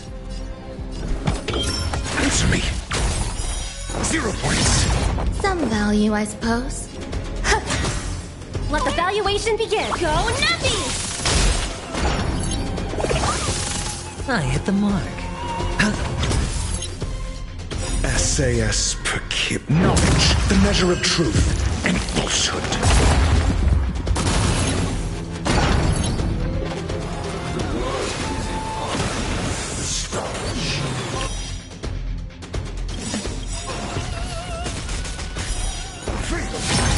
Every petal in life's all will be swept away by the wind. The market is unpredictable. Right! Investing in victory means playing the long game!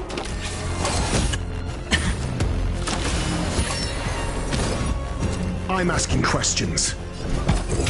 A test. 0 points. Watch your head. Fail. The dice have been cast. Bust. Or maybe I'll take it all. Mediocre.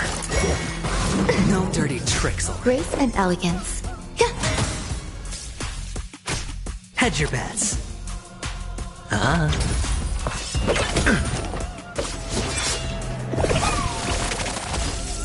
Your answers? Grace and elegance. Eternal.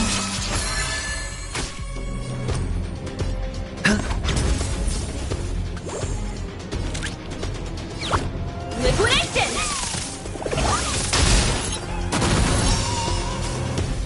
points? Answer me. 0 points. All in. SAS Perkibi. Knowledge, the measure of truth and falsehood. There's more to life. Fail. 0 points. Go Nuppy!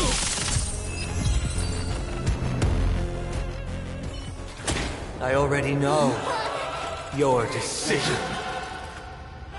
I now permit you to gaze into the sun. On these 107,336 stones, the almighty and powerful springs of harmony are at my disposal. Supreme Tuner, Harmonious Choir, Dominicus!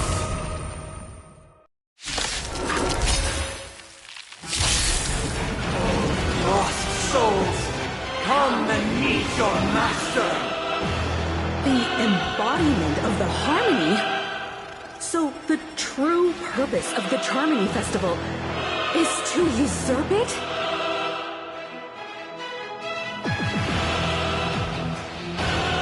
Let's test your knowledge. How noisy! 0 points. Next. Disorderly noise! Existence is unity. Can't lose this one.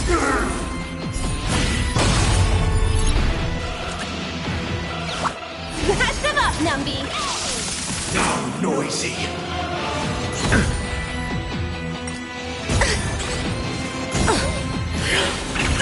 Watch your head. Why perceptive is one? Answer this. Why do the harmony and the order merge into one? Grace and elegance.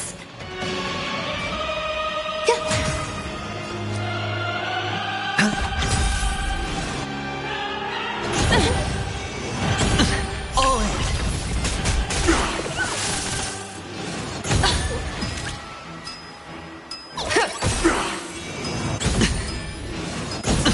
Watch your head. Disorderly noise! Your answers? Answer me. Orderly noise! 0 points. Every petal in life, all will be swept away by the wind. The market is unpredictable. Right! Investing in victory means playing the long game! SAS Knowledge, the measure of truth and falsehood. The dice have been cast. Bust. Or maybe I'll take it all. All in. Fail. Feeling like there's another world in front of my eyes. It's the power of tuning. Don't let the song distract you. Disorderly noise! Easy, Numby. Go Nuppy! Disorderly noise! Because neither side could tolerate discord. They are part of the melody. Tricks. All in. Disorderly I'm asking noise! questions. A test. Disorderly noise! Enjoying yourself? Existence is unity.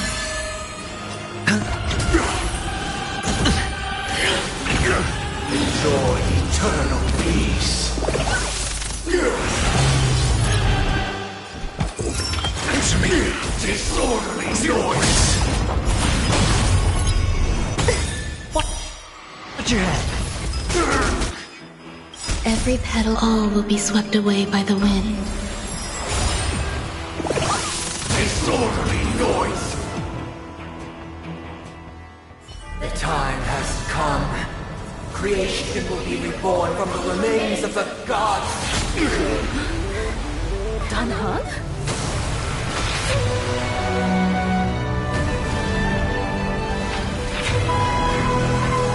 Radiant spirits, heed my word.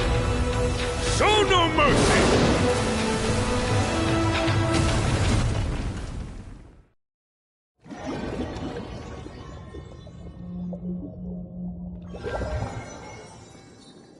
Wake up! Wake up! Hey, wake up! The sun's frying your butt! Are you alright? Can you hear me? Do you remember your name?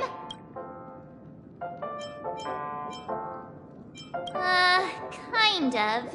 It was General Jing Yuan who helped us shoot it down. In any case, since you remember what happened just now, well, that's put my mind at ease.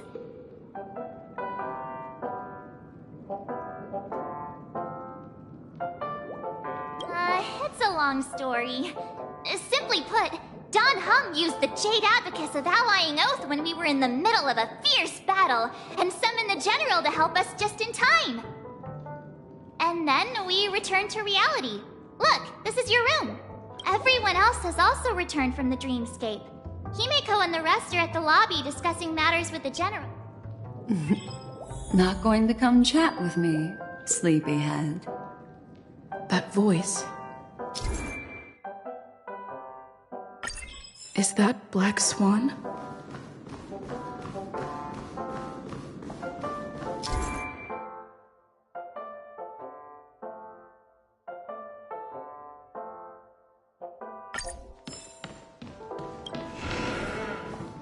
Hey, where are you?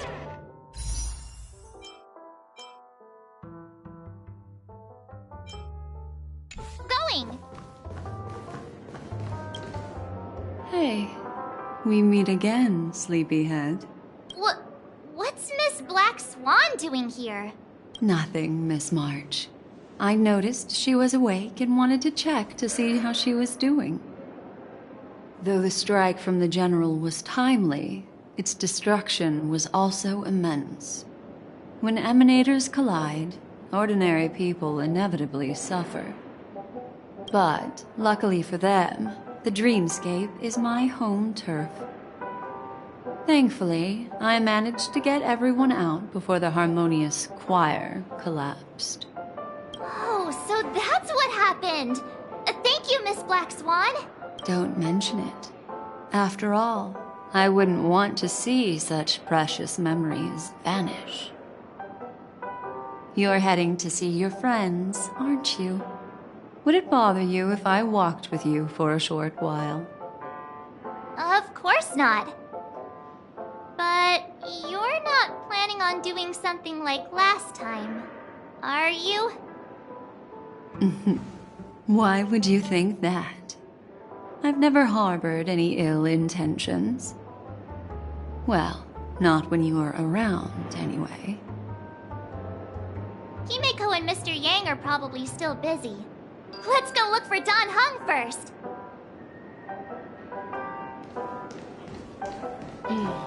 Seems the older I get.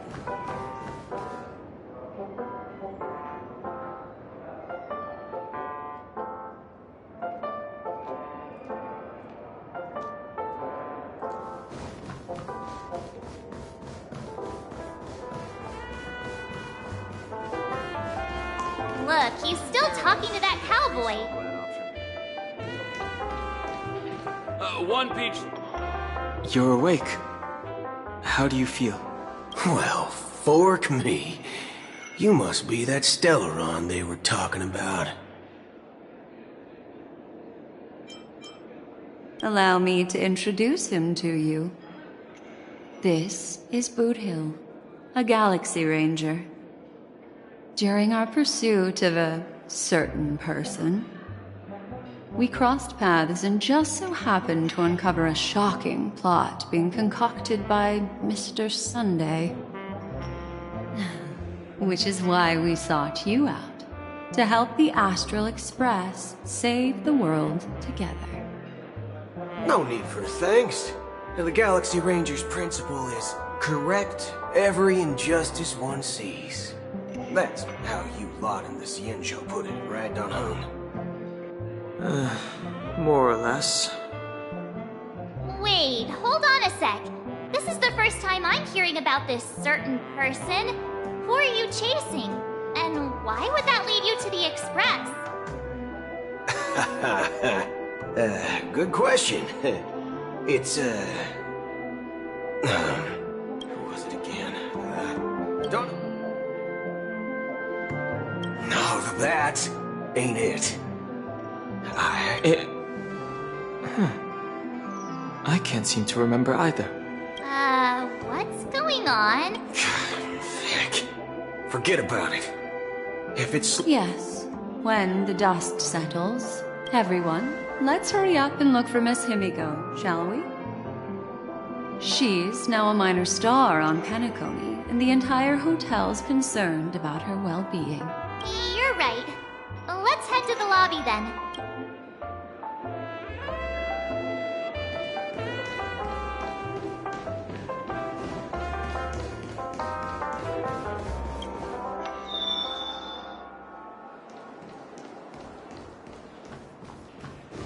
Look, they're with the... That's all right. In these times of conflict for the sake of utmost safety, it is only right that the Alliance steps forward to mediate on behalf of the Astral Express. We must not allow you to take unnecessary risks. Furthermore, despite the IPC's eagerness for success, it prioritizes peace above all. And the family, trapped though it may be, professes a desire for harmony. The Alliance has always won people over with reason. I firmly believe both parties can indeed put aside their differences and come to a peaceful agreement. The General possesses a deep understanding of the greater good. With the Xianzhou Alliance mediating, peace for Penacony is within reach. You flatter me. But ultimately, it's been all down to the Express. Without your efforts, this sweet dream paradise would have been claimed by the last remnants of order before there was even a shot at peace. Well, would you look at that? Here comes the big hero.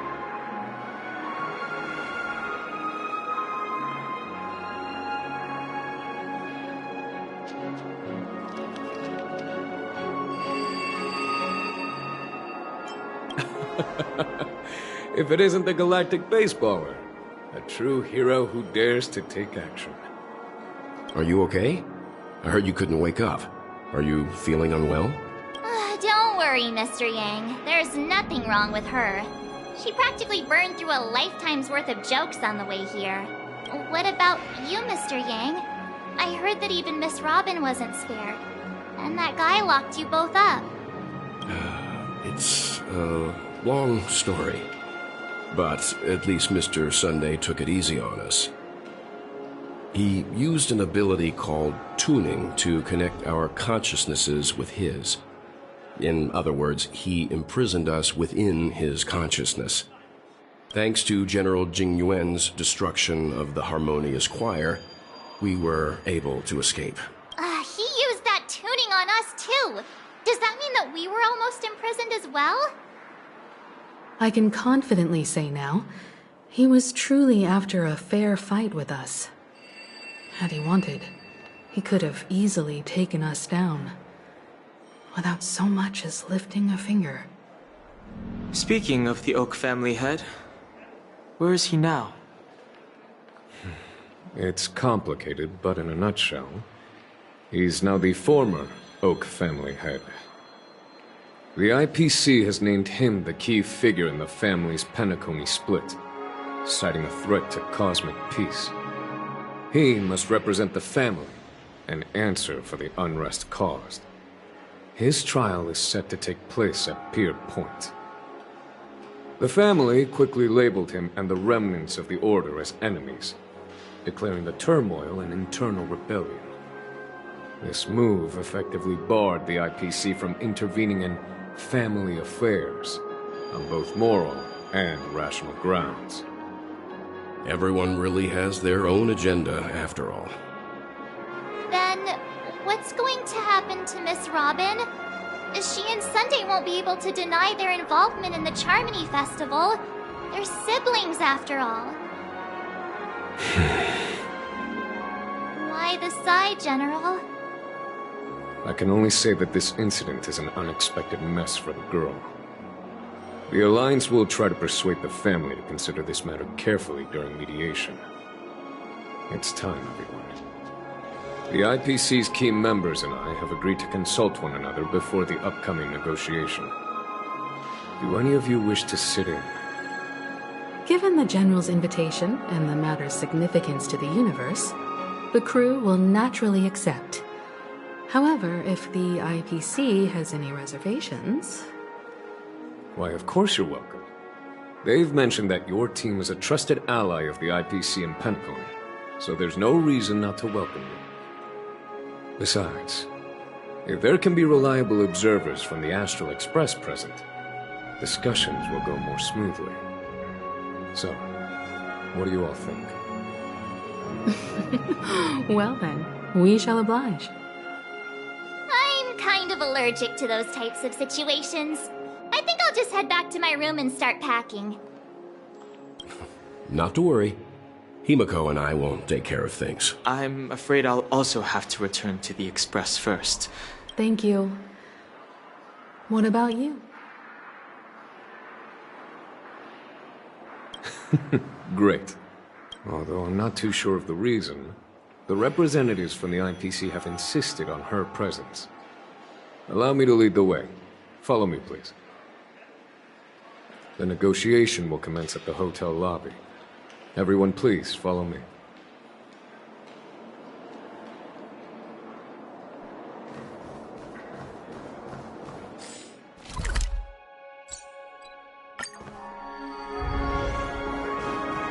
Mr. Aventurine and Miss Topaz are here too. Oh, and who is that over there? The Intelligentsia Guild's Dr. Ratio. This assembly is quite something.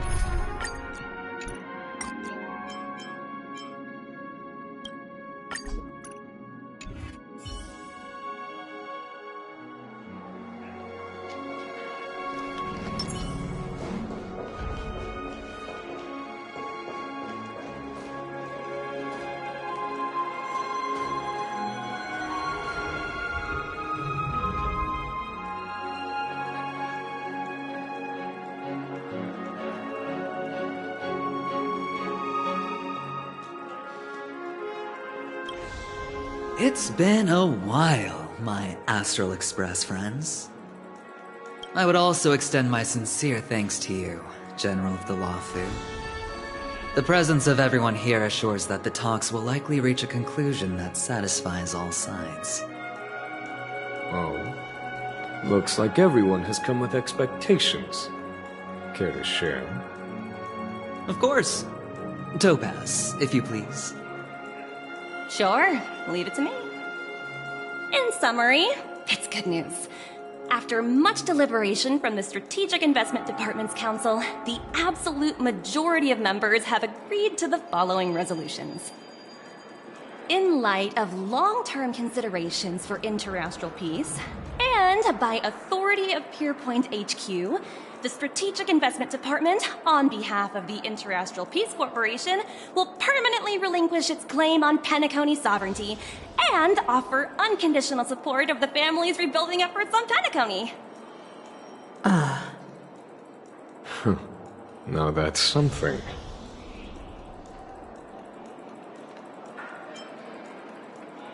To be honest, it does nothing to benefit the IPC.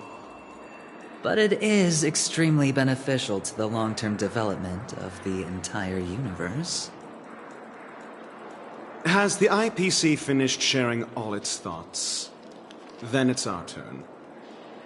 The Guild, much like the Genius Society, has taken a keen interest in the recent calamity in Penacony. Ultimately, both parties have agreed to a comprehensive collaboration, offering technical support for the reconstruction of Penacony. The floor is yours for the finer points, Mr. Screwlum. Enlighten us, please. Organic life's unrelenting search to understand the realm of inner spirituality is something I both admire and envy. Inorganic life has no mechanism to evoke dreams. But when my mechanical impulses are activated, my inspiration circuits will start to operate, and I will enter a state defined as imagination. Every time, within the realm of imagination, there emerges a fire from the shadows. It is warm, bright. I frequently ponder this flame might represent the essence of intelligence. A cluster of inspiration ignited by high temperatures. The future direction of the universe may well lie within it. Alas, they are nothing but projections of my thought system to me. Desired, but unattainable. After deliberations with my partners, we have decided to defer the progress of the Simulated Universe project, and instead assist the Intelligentsia Guild as technological consultants. Not only that, we've also established contact with the Garden of Rec. I'm truly happy for the Dream Chasers on Penacony. The cosmos' brightest and, let's admit, dimmer intellects are now at their service. But, never mind. At the end of the day, this is a positive outcome. No wonder everyone insisted that she be there. It heartens me to learn that everyone is willing to put aside their differences for Penacony's plight. I trust that it looks like Penacony's future is decided. Peace is our greatest wish. Well, that's good. Now that everyone's minds are at ease, If that's the case, it appears that we have nothing else to worry about on Penacony. Looks like it's time for us to embark on a new voyage. Sounds good to me. You two head back to the Express first. I'll pick up March and deal with the checkout procedure. Oh, also, Miss Black Swan, you have a matter to discuss with me, yes? Nothing escapes your attention, Miss Navigator. You've been with us this whole time, huh? In any case, let's go. Our time on Penacony... Penacony's journey ends here. I guess it was pretty fruitful.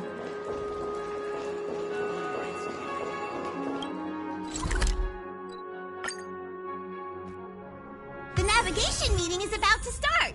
We're all waiting for you. Ahem. Looks like everyone's present. Let the navigation meeting commence then. This a meeting to decide our next stop? How we doing this? A show of hands. Hold your horses, cowboy. It's for those to decide. Allow me to explain. Mr. Boothill and Miss Black Swan submitted a request to temporarily travel with the Express for their own personal reasons. As you all may know, the Astral Express never declines any passenger whose heart yearns for the distant stars. Therefore, they will be traveling with us for a while until they reach their destinations. Whoa, the Express is going to be much livelier now. But, Miss Black Swan, you better not use your Memo Keeper abilities to pull any pranks. Understood, Miss March. I promise you, you'll never see me in your room while you're taking a break. Don't! You're freaking me out. All right. Now that everyone's met everyone, we can continue our navigation meeting. Firstly, Pom-Pom wishes to thank everyone. If it weren't for you all unearthing the truth about Penacony, Pom-Pom would have never known where Mikhail and the rest had gone. What they had to go through was regrettable, but I reckon they all fulfilled their wishes. And it was thanks to all of you. Thank you, everyone. Now then, we come to the crux of this navigation meeting. We must decide on the Express's next stop. Let me introduce our current options. The first choice is from Himiko, the oceanic planet of Lushaka, a planet composed entirely of water. Many aquatic races reside there. Of course, it's also the home planet of the venerable, nameless Mikhail. The second choice is the agate world Melustanen, suggested by Welt. It's famed as one of the initial sites of the Stellaron disaster, and the place where the beauty Idrilla ascended.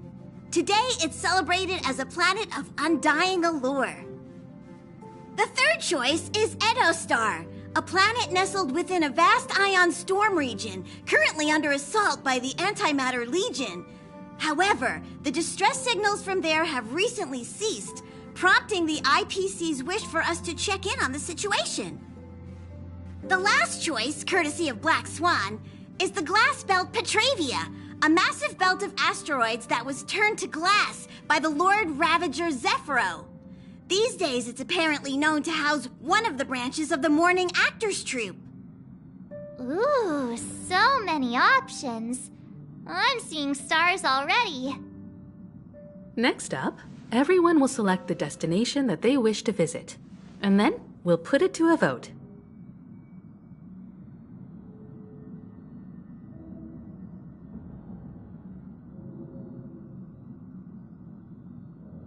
Little Misha and old Mikhail's homeland. Having been through so much in Penacony, as an aspiring nameless, I believe a visit to his homeworld is a must. Count me in. Still, I imagine that planet must have changed entirely after the Stellaron disaster. I've heard that its land masses no longer exist and the native population has completely changed. I'm not against Miss Himiko's choice, but Edo Star sounds like it's in danger. As nameless, should we not extend a helping hand? March is right. Though the fact that the distress signals have ceased means we're probably too late. But I still think we should investigate the situation there. 3 votes for Lushaka, 2 for Edo. Looks like we have a winner! Then this navigation meeting is adjourned. I'll go check the warp jump coordinates. And when it's time to make the jump, Pom-Pom will... There's still some time before the jump. What should I do? You're fast becoming an excellent... Don't downplay your achievements. Everyone has witnessed your growth. I've known many warriors in my time, and only a few achieve the kind of growth you have. Back home, where I'm from, you'd be rated at least an S tier. It's not been easy for you these past few days. You've earned some downtime. I'm looking forward to seeing how you'll perform on our next journey. Come to think of it, this trip to Penacony was the first time we trailblazed together, wasn't it? Don't worry. We'll have plenty of time to spend together on the Express, so there'll definitely be more chances for adventures like this. Turn in early today. You've really been pushing yourself hard recently. If you don't take this chance to recharge, it could lead to long-term problems. It seems fine when you're young, but it's a different story as you age.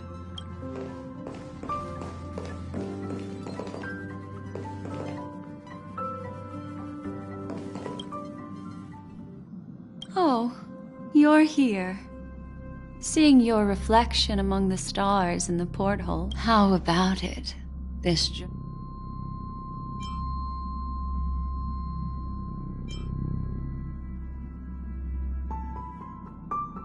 There's a rich scent of curiosity. So, how about you hand that?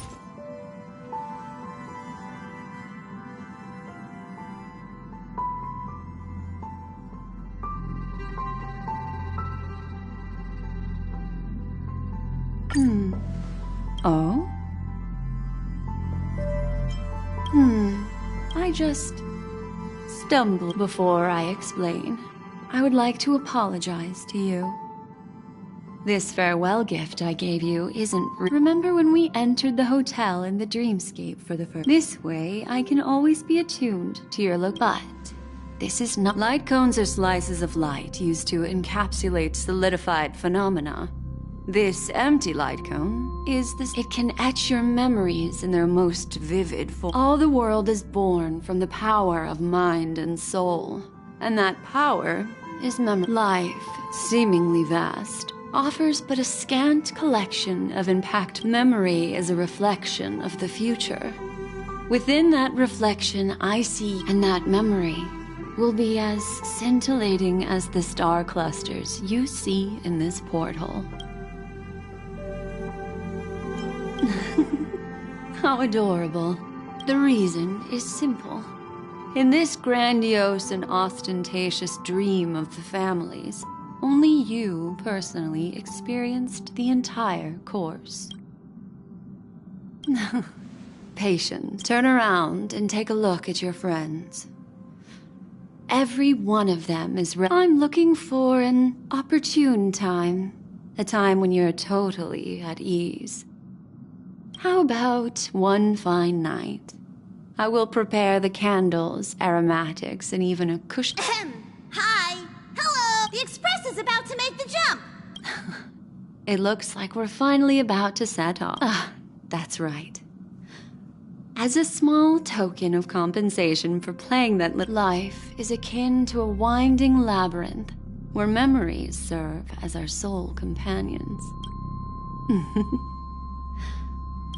In the year 2158 of the Amber Era, the first year of the new epoch, the universe resumed its intended trajectory. The kindling of conspiracy smoldered in Penacony, the land of the dreams. Failing to erupt into a blaze, it instead flickered briefly on Klapoth's anvil, before vanishing in the blink of an eye. The dead and those fated to die remain in their eternal slumber, while the living find solace in deep sleep. All clamored in a cacophony of silence, and then went about their own ways. The cosmos emanated a vitality characteristic of a new era, all for the modest price of a brother and sister's mild grief. Babies are born as stars extinguish. The silver rail unfolds. The story of the Astral Express comes to a close, yet it also embarks anew. Time marches forward, heralding the arrival of a new chapter in the history of trailblazing expeditions.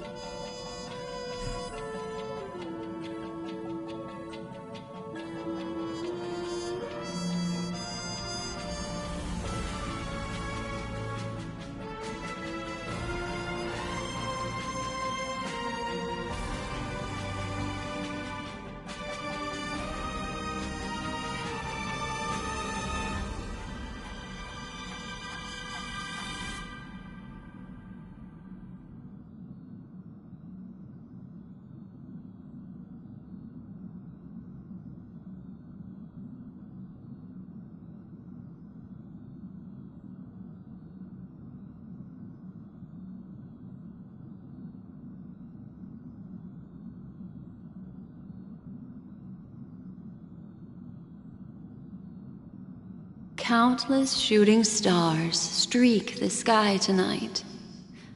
If you can pick the right one, it will carry your wish to thousands. You're feeling very relaxed now, aren't you? It's time to tell you a little bedtime story.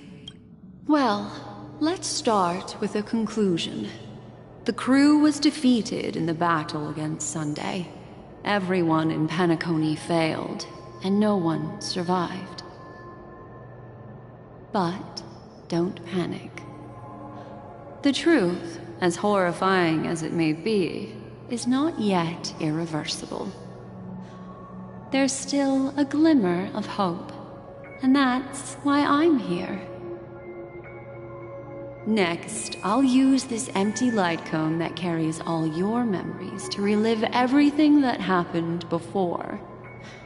And when this story reaches its end, I'm sure someone as clever as you will notice that. There's a major flaw in the story you have experienced, yet within that flaw lies a glimmer of hope. Are you ready for it? Do you remember everything? When the clock turned back, the Express started a warp jump, sending you to a strange dream. You were bewildered back then, and then a Galaxy Ranger named Acheron showed you a way out. When you arrived at the Reverie Hotel, you met the doorman Misha and had a confrontation with Aventurine, an IPC representative. Thankfully, Acheron appeared again and helped you. After that, you saved Firefly and explored Penacony together. During the tour, you ran into Sparkle disguised as Sampo and accidentally entered a child's dream. There, I rescued both of you from death, but Firefly didn't return to reality. She realized the truth and tried to involve you in her plan, but that resulted in an accidental death. Even more unsettling, you soon encountered another murder. The 2 cases of death prompted you to investigate the truth behind the sweet dream. Despite your efforts to gather information about the 2 victims, you didn't make much progress. But you did learn about the Watchmaker from Gallagher. Meanwhile, Aventurine was secretly carrying out his scheme, in which you were one of the pawns. In the midst of a fierce battle, Acheron revealed her true identity as an emanator of the Nihility and unsheathed her sword. That strike foiled Aventurine's plan and opened a passage between the sweet dream and the original memory zone. Upon your arrival at Dreamflux Reef, you learned the truth that death was actually dormancy, as well as the truth about the dreamscape, the Stellaron, and the bellboy, Misha. You split up with Sunday and Robin, looking for a way to seal the Stellaron. However, it turned out that Sunday and the Dream Master had their own hidden agenda. And you had to engage in an ultimate duel on the stage of the Charmony Festival. Finally, the story reached its conclusion. You emerged victorious, with the Trailblaze triumphing over the Order, and Penacony embracing a bright and peaceful future. This marks the end of the thrilling journey in Penacony. I'm sure you've already noticed something unusual, haven't you? The major flaw, which contradicts all the known information, hides in this story.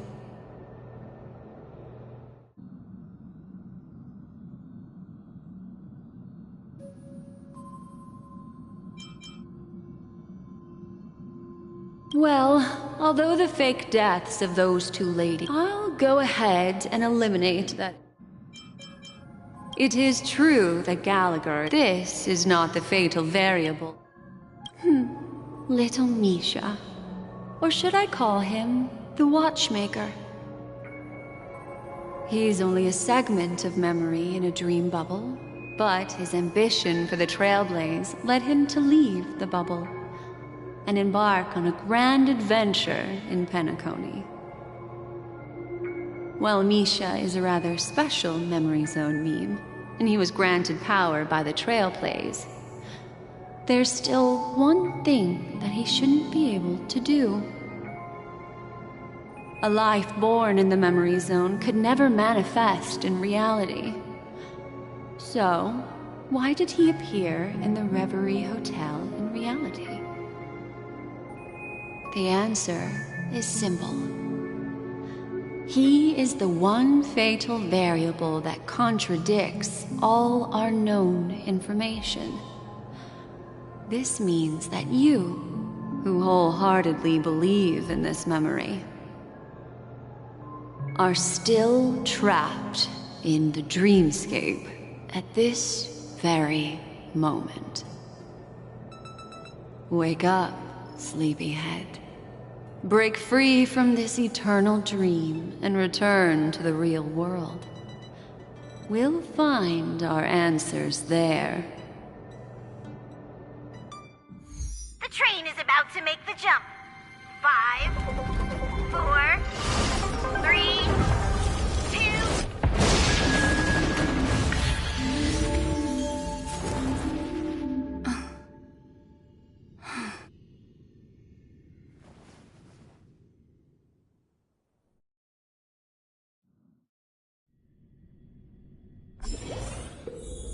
This way, darling.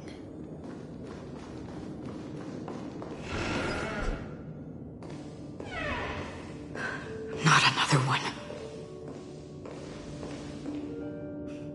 Thank you so much, Black Swan. Finally, I can breathe a sigh of relief.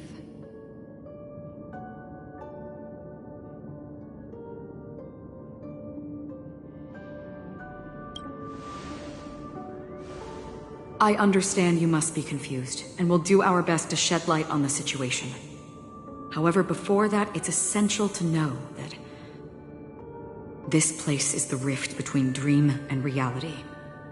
A place reserved only for those who have awakened from Enna's dream. Do you remember Sunday's ambitious plan? He intended to harness the power of the Stellaron, the collective will of over 100,000 Oak family members, and the desires of everyone in Penacony to usurp the harmony and restore the order. Unfortunately, it didn't stop there. From the early days of our journey into Asdana, we were already affected by the Stellaron. That strange dreamscape where we met. Maybe it was a sign that your thoughts were beginning to drift away.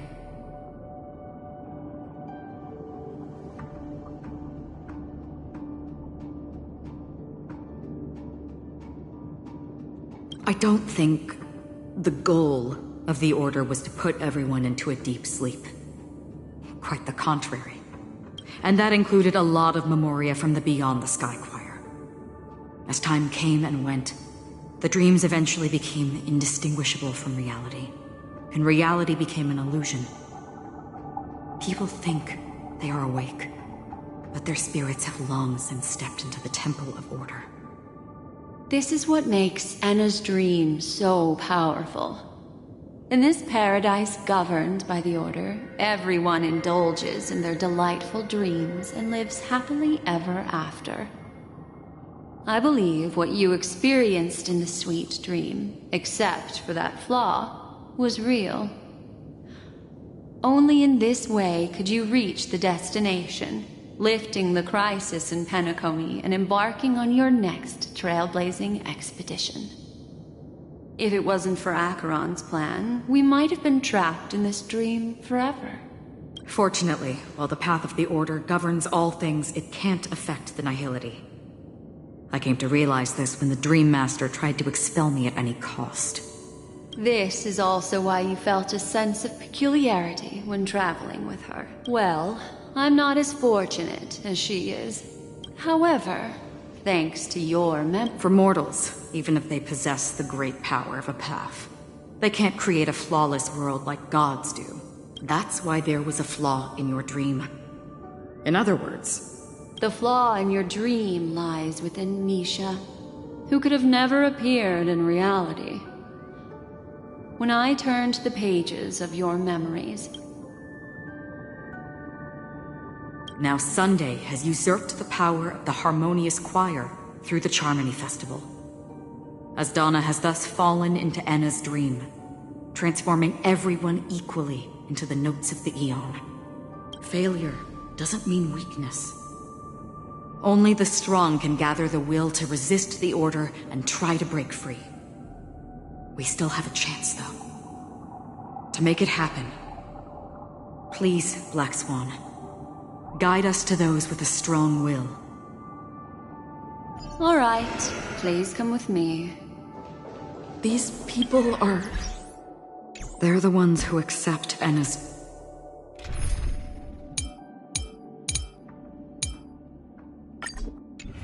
dream and indulge in their happy illusion.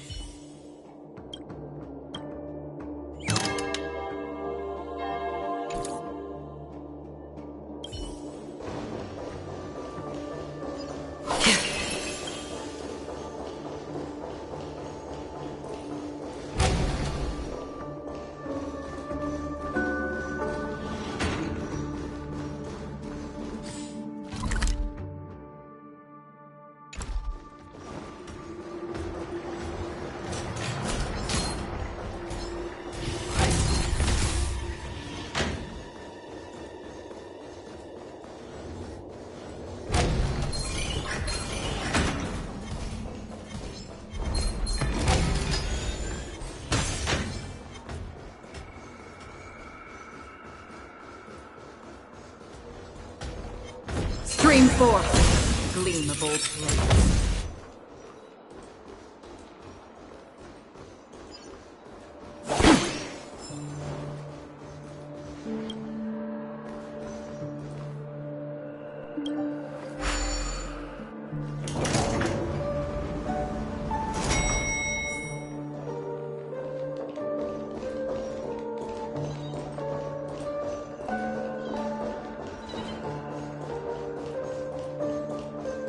Here we are. It's... Robin? Finally, you've arrived.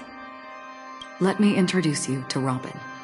She woke up from Enna's dream by her own will, and it's this tough lady who led us here with her song. I woke up for the same reason as all of you.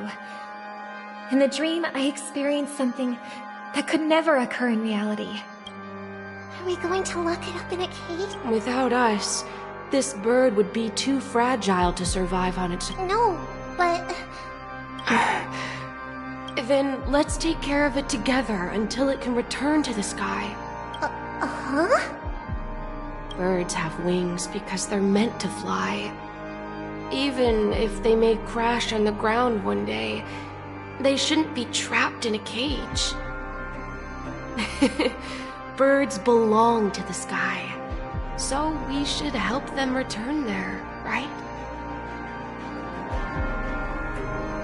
The illusion was so impossibly blissful that I realized it was just a dream.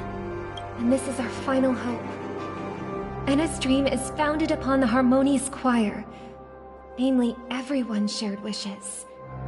It will only materialize once the aspirations of all beings in Penacony merge as one. At present, it has become impervious due to people's desire to remain slumbering within the dream. And in order to destroy it, we must make everyone in Penacony want to wake up. Now comes the tricky part. How do we do it?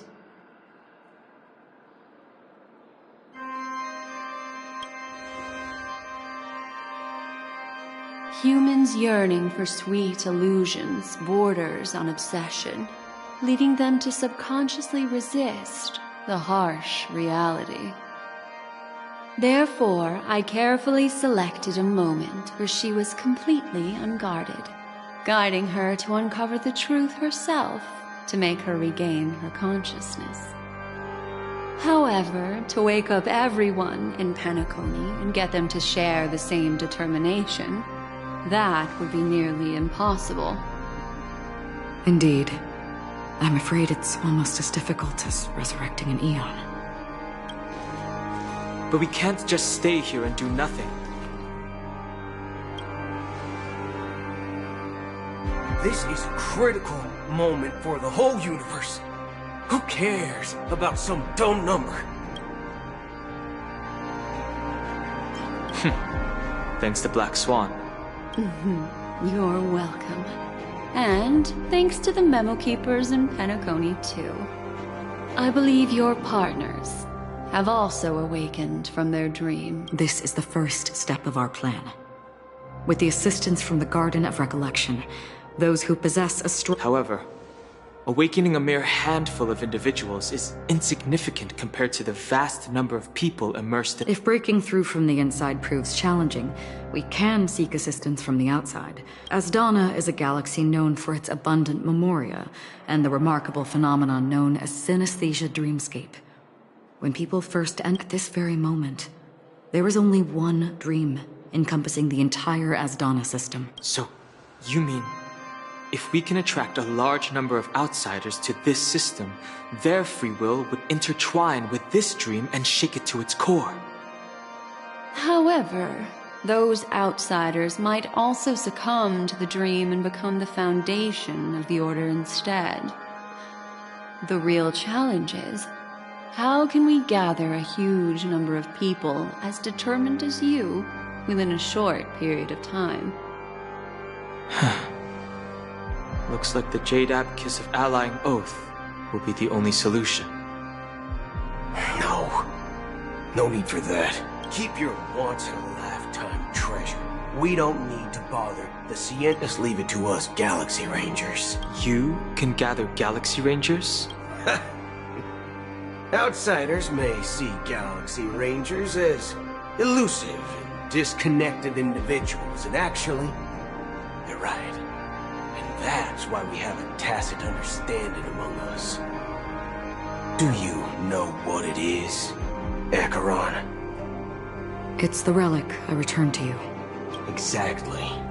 Its owner must have told you that it's meaningless to anyone other than a Galaxy Ranger, and that it can only fulfill its purpose when returned to its rightful owner.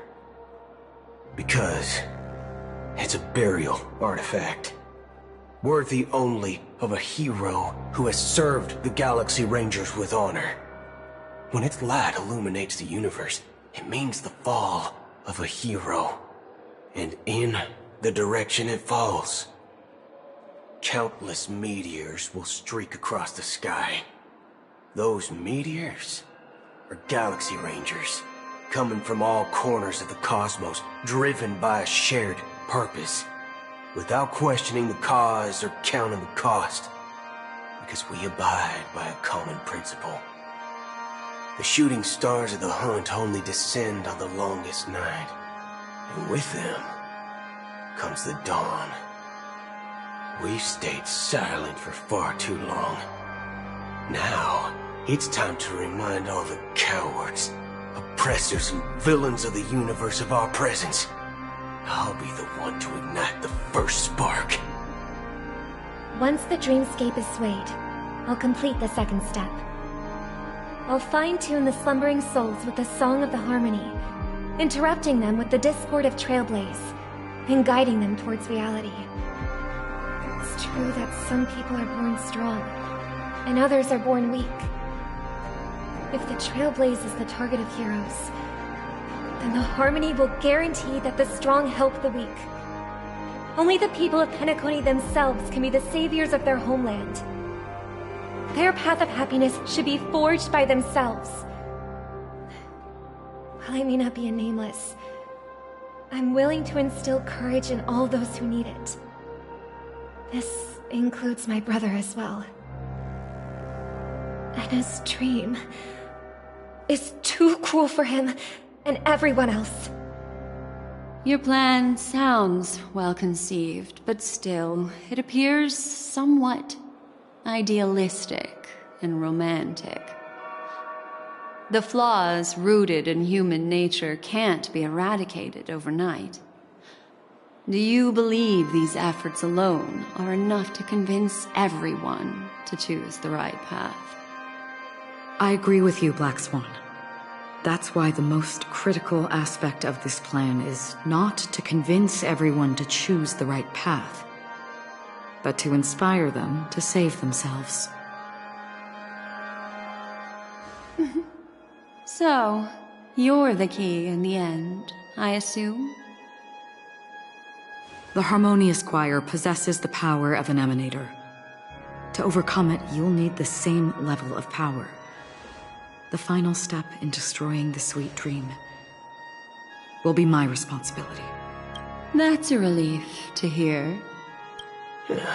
Now that our roles are assigned, let's get to our battlefields and pose a grand finale. May I have a moment alone with you? There's one more thing I need to explain to you. This grand festival is drawing to its close. This is the starting point for the ultimate stage of our journey. Just as it marked the beginning of all the stories in Penacony.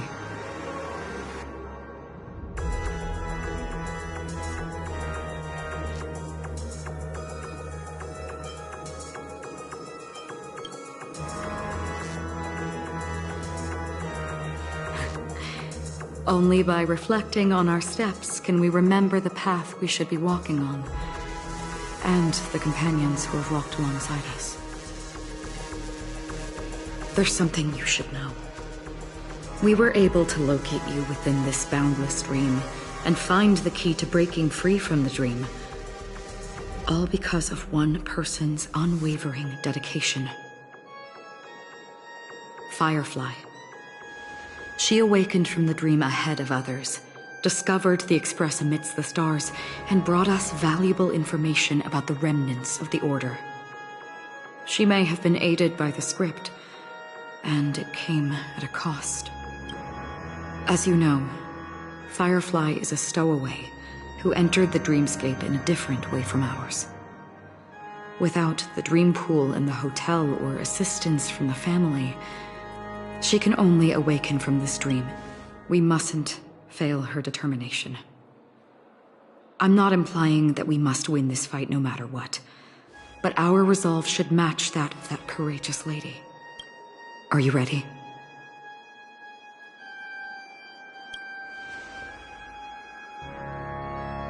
Very well. Now, please close your eyes.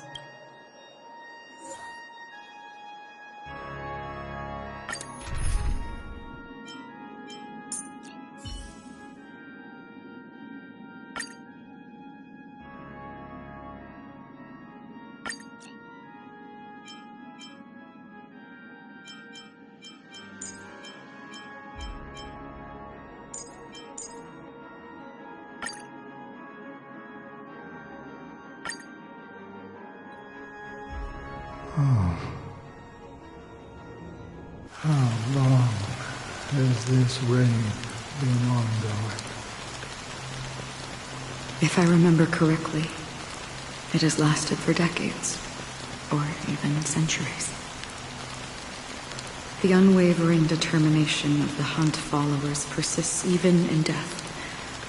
But thankfully, we've guided those lost souls to their lives beyond. They were heroes in their time. And they won't be reduced to puppets of the Nihility in their death. You see, the shadows on the sea have vanished. Do you remember?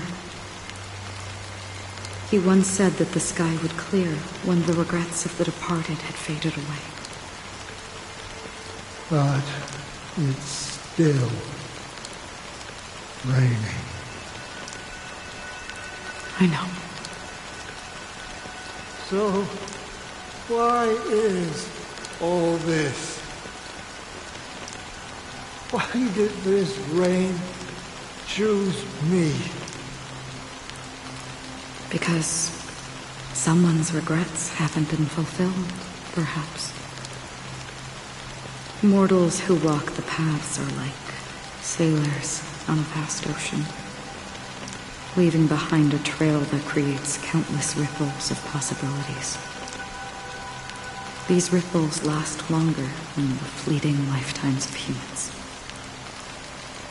And for some, their presence leaves such a strong mark that it's reflected in the waves.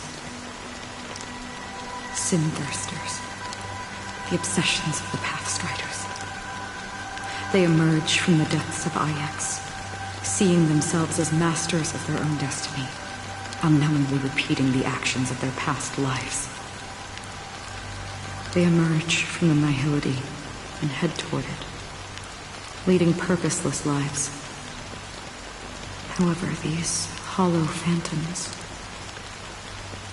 they have journeyed with me for such a long time. Oh. So this is...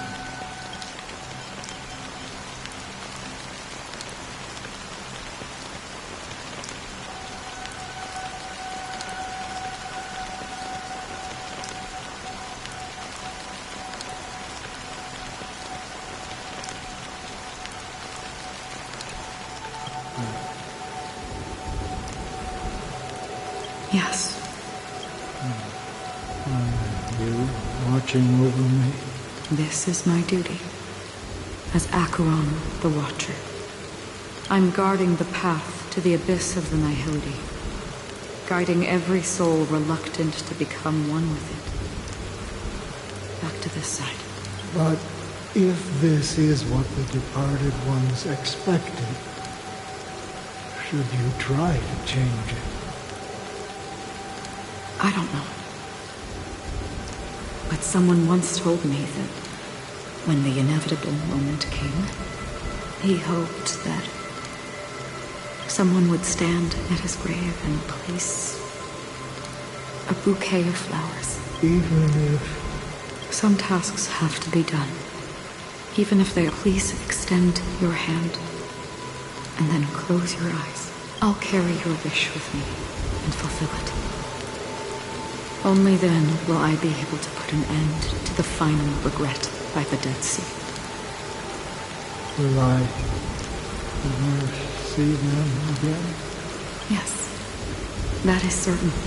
Because it was you who told me about the Express, your two former companions. The expedition cut short by the Swarm, your narrow escape from death, and your encounter with the Galaxy Rangers and Penacony, the hometown to which you could never return. Yeah. For countless times, I got rejected by the family and had to pass it by. But I knew that my companion was still there. Oh, okay. Are you still there? Take my hand and come with me. We will leave this place. You'll embark on a long, long journey, shrouded in darkness. But fear not, as a touch of red will be awaiting you at the end of the path. That's the color of existence. Thank you. May death be the end of your boundless dream, guiding you back to the waking world. Welcome to the horizon of existence. This place is one of the thousands of manifestations belonging to the sleeping and shapeless. And it's also an exit out of the Nihility for the awake ones. Let's bid our final farewells here.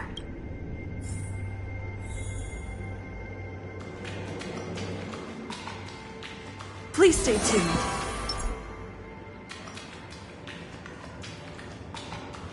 Always distinguish between reality and imagination. All right, Gray. Life is akin to a winding labyrinth where memories serve.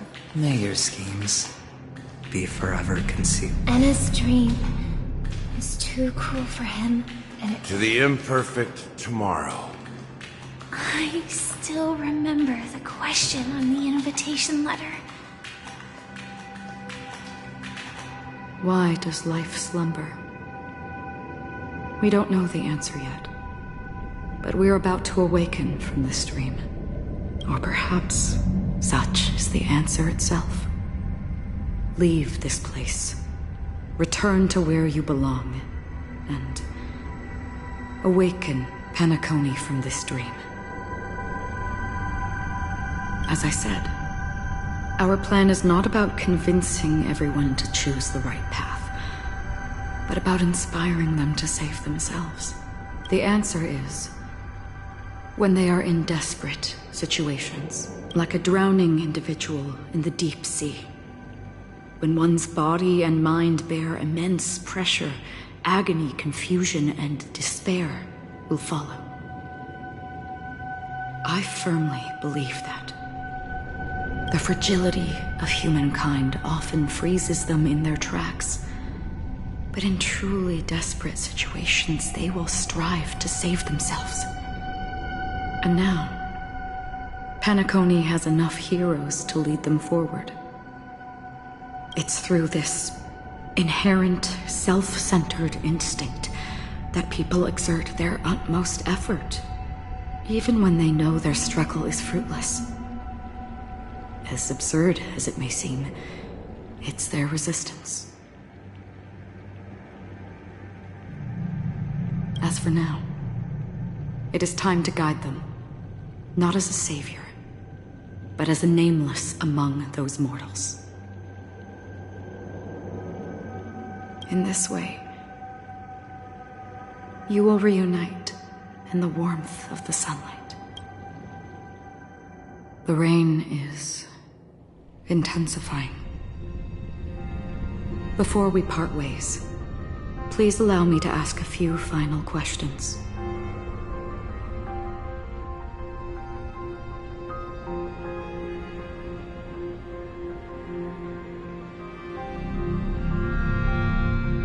So far, you have forged unbreakable bonds with numerous individuals and entities in the Sweet Dream. Might I ask if you fear severing these bonds with your own hands?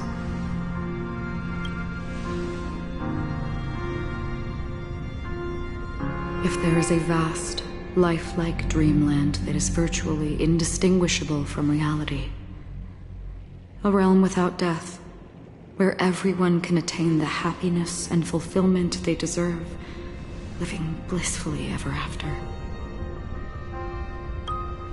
I would ask, would you wish to stay? Imagine if this splendid dream were fated to fall apart. Friends, family, strangers, followed by the gentle breeze, soaring birds, the stars, and ultimately yourself. Everyone, and every face they remember. The joy and the heartaches, the vows sealed and those left hanging. All will inevitably march towards a predetermined ending. If you had grasped the journey's finale right from its inception, I would ask, would you still embark on this journey? I'm glad. The answer itself doesn't matter. What matters is that you've made a decision. Listen, touch, and ponder. And therein lies the sensation. Cherish it, because that's what makes us exist. Such is the only answer humans can offer when facing the nihility. If the nihility represents the primal fear of life, rendering any lofty convictions insignificant under their imposing shadow, then behind this shadow, there must exist the most fervent source of light in the world.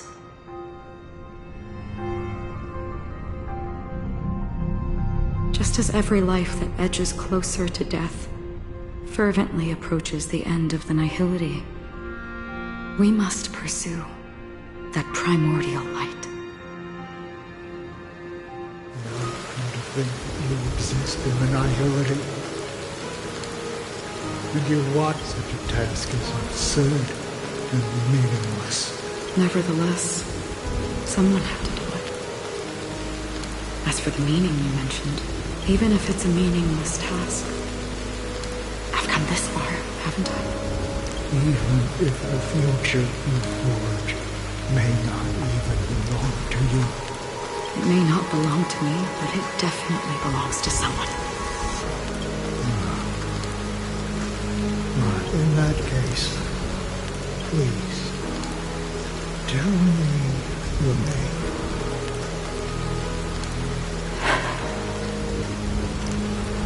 Perhaps my existence will vanish in the next moment. Nobody will remember this conversation or your answer. But I believe that your name should be remembered. And this universe will remember it as well.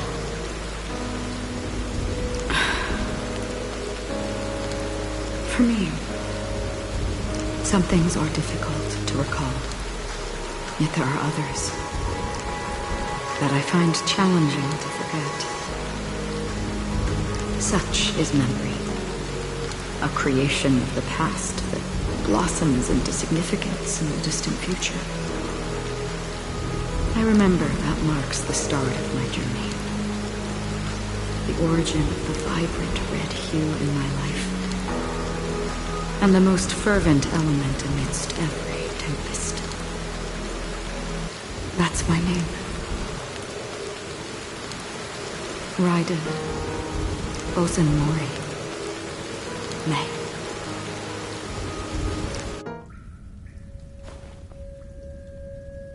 The Golden Dream is getting restless.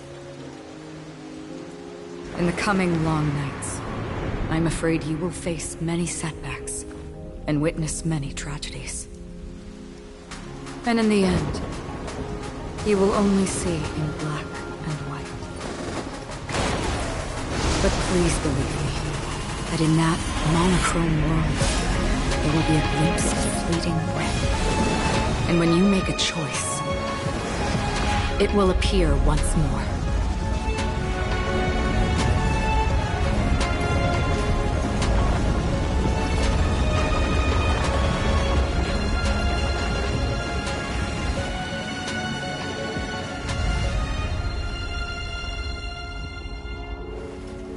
What you must do is ponder its significance, then return to the waking world.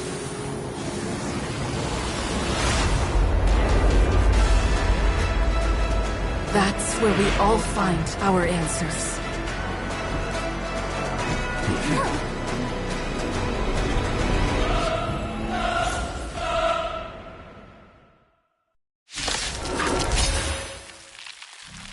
Have you broken free from the dream of order?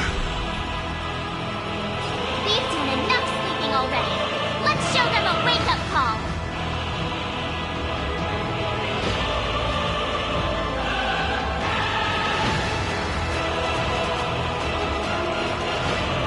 Awaken from your dream. Noisy. Let's test your knowledge.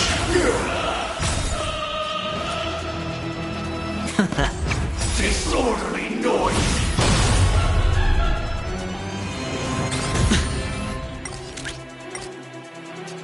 Mash them up, Numby! Noisy.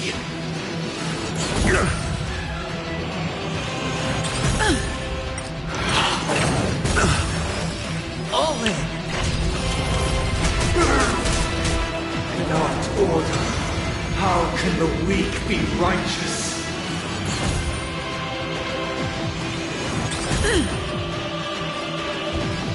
Never stop thinking. How noisy. 0 points. Next.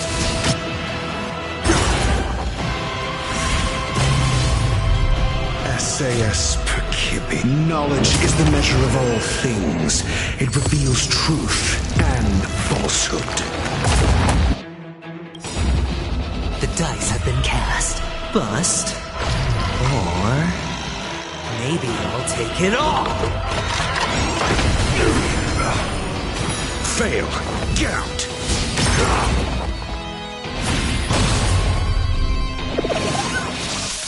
Disorderly. 0 points. Next.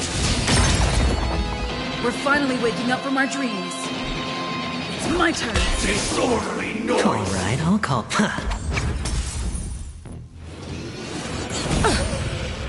Watch your head. Disorderly noise! Let the asset valuation begin. Liquidation! Disorderly The noise! market is unpredictable. Right! Investing in victory means playing the long game! Disorderly noise! All in.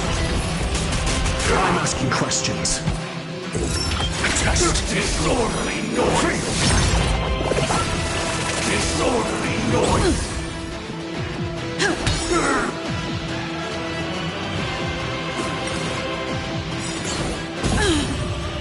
Let's play our own melody. Let the show begin!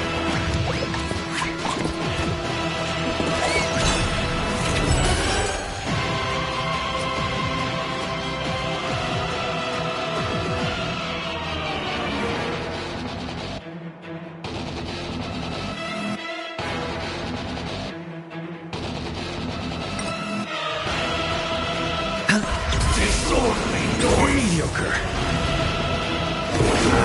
Objection.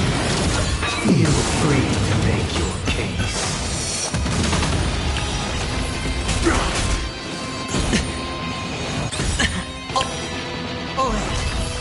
Disorderly noise! Easy, Numby. Liquidation! Noisy! No dirty Your tricks, answers? right? Answer me. Noisy! 0 points. I'll take the lead. Watch your head. Enjoy eternal peace! Hedge your bets.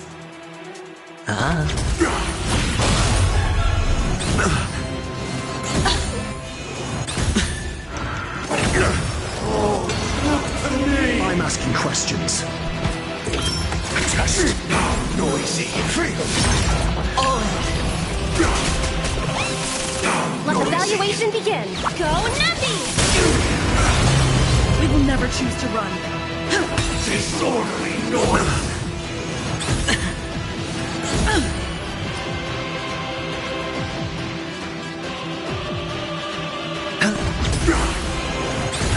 Watch your head.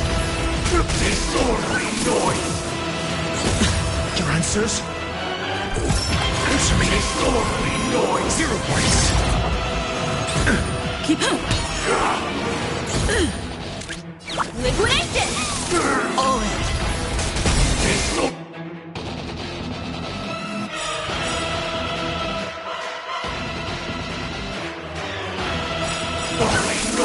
Let's play our own. Let the show begin. The market is unpredictable. Right! Investing in victory means playing the long game! SAS. Knowledge, the measure of truth and falsehood. The dice have been bust. Or maybe I'll take it all. Sure, I'll play along. Disorderly noise! Disorderly noise! 7,336 notes! I solemnly invite you to join the glorious chorus and ascend to the heavens!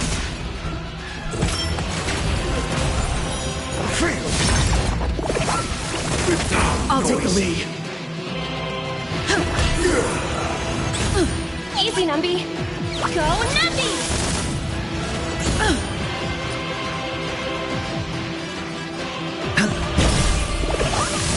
I'm asking questions. Answer me. 0 points. Still the same old.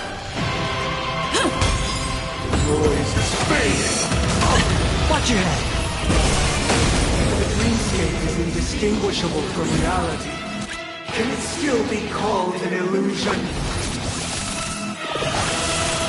Noisy!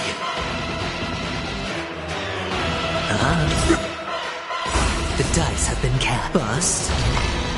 Or maybe I'll take it all! All in!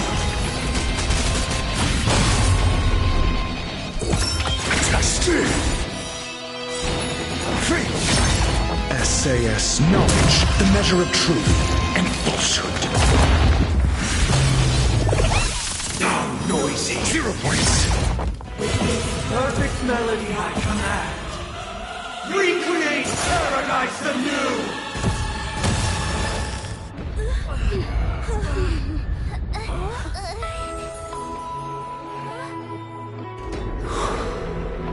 Music.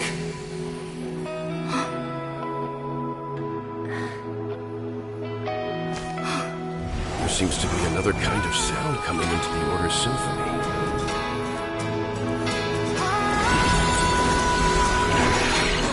Penacony's first and last disharmony.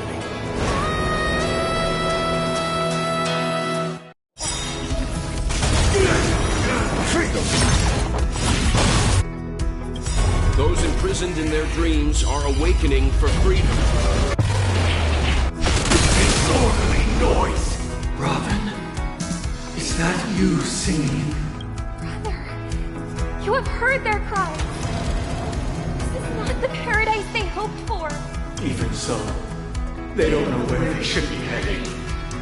That's why I had to become the lone star in the sky to guide them. Even if that star must hang in a perpetual night of solitude. Let's play our own melody. Let the show begin!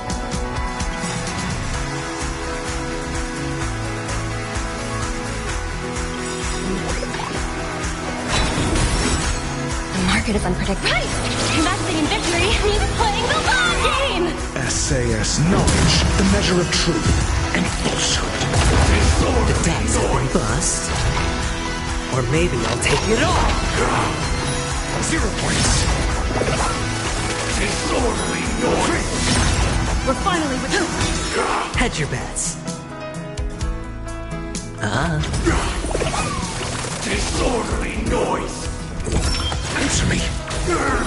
0 points! Disorderly noise! Go Nutty! I'll take the lead. Noise! Disorderly noise!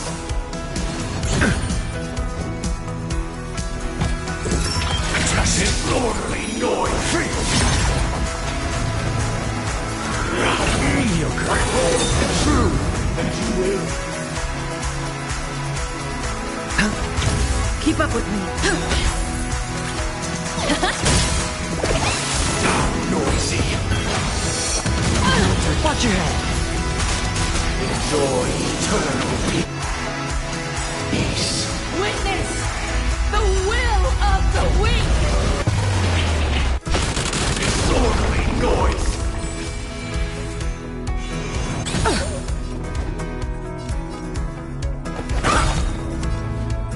Wake up! Spend freely. Still the same old. All things are part of the melody. All in. Wait for good tidings. Liquidation!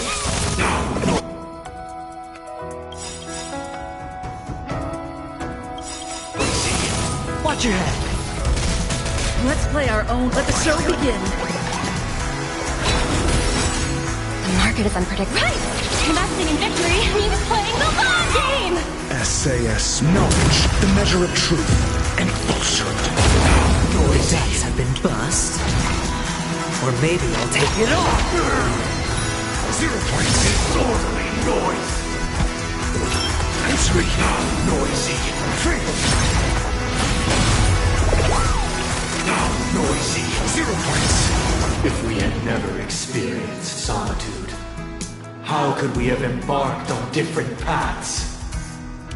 Now, our final talk has concluded. All the work of creation has been completed. The inevitable day has arrived.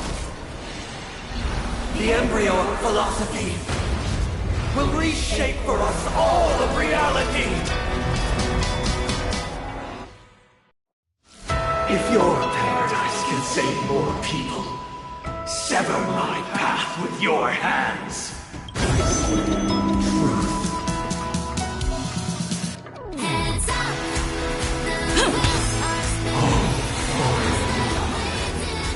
May I honor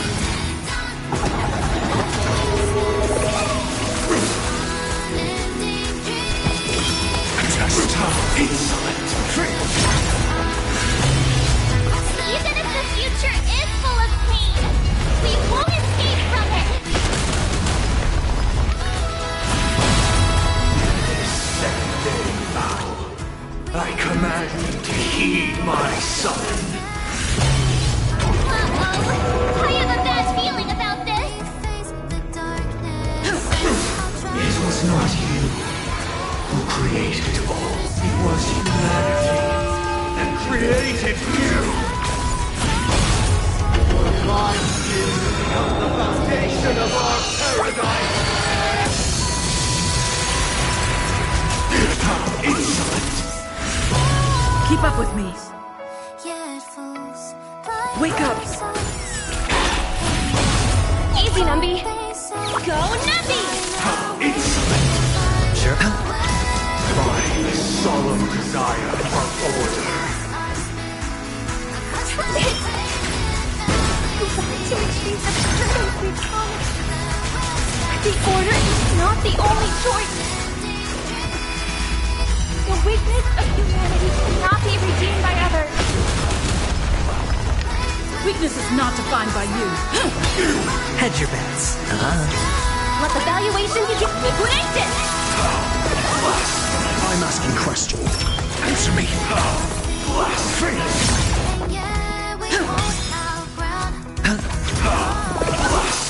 Easy, Numby! Go, Numby! Let's play our own. Let the show begin. The market is unpriced. Investing in victory means playing the long game! SAS knowledge, the measure of truth and falsehood. The dice have been bust.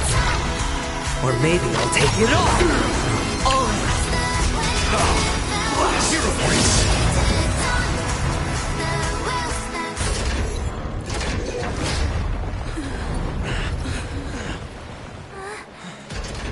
So,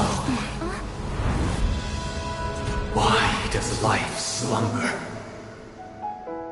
Because someday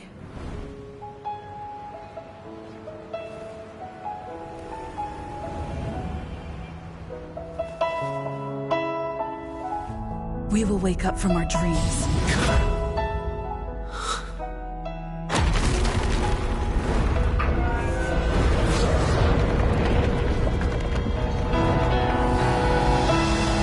The night is still too short.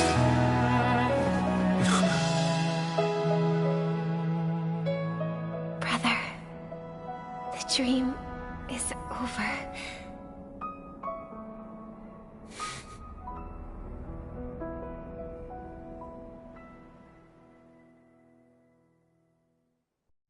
In the first year of the AE 2158, a fiery conspiracy erupted in the land of the dreams, but soon faded in chaos and destruction. Whispers carried the tale of those fateful 48 system hours, when a sun teetered on the precipice of collapse. A paradise stood on the brink of destruction, and a world was poised to surrender to its new master. Amidst it all, a body decayed, a pack of vultures gathered, and a brother and sister were doomed for eternal separation. And so, an eon succumbed to slumber once more. Some celebrated this fall, while others mourned. Among the insignificant witnesses, mere specks in the vast tapestry of the universe. It was said that this time, the Aeon met their demise with dignity. As the cosmos bathed in the radiance of a pure dawn, a tempestuous storm brewed on the horizon. The chant of everything for the Amber Lord grew ever louder. Yet, no matter how one contemplated, time inexorably swings Klapot's colossal hammer in eternal cycles. The tale of the Astral Express reaches both its conclusion and a new beginning. Time marches forward, heralding the arrival of a new chapter in the history of trailblazing expeditions. Brother, do you think the stars will fade away? Where did that come all of a sudden? Because the constellation that looks like a bird, the Torrent Eagles, looks a bit dim lately. It's the Torment Eagles. Don't worry, it's still there. It's just it's low. As for the question you asked, I think star, but do you know, sister? No star actually belongs to the present, even after the star has perished. Their light will travel millions of light in our paradise. I believe there will be a starlight. No, not just one star. We should have 2 stars. Yeah, you're right. It's a deal. It's a deal then. This is our promise, and nothing will sway our ideals. Yeah, you bet.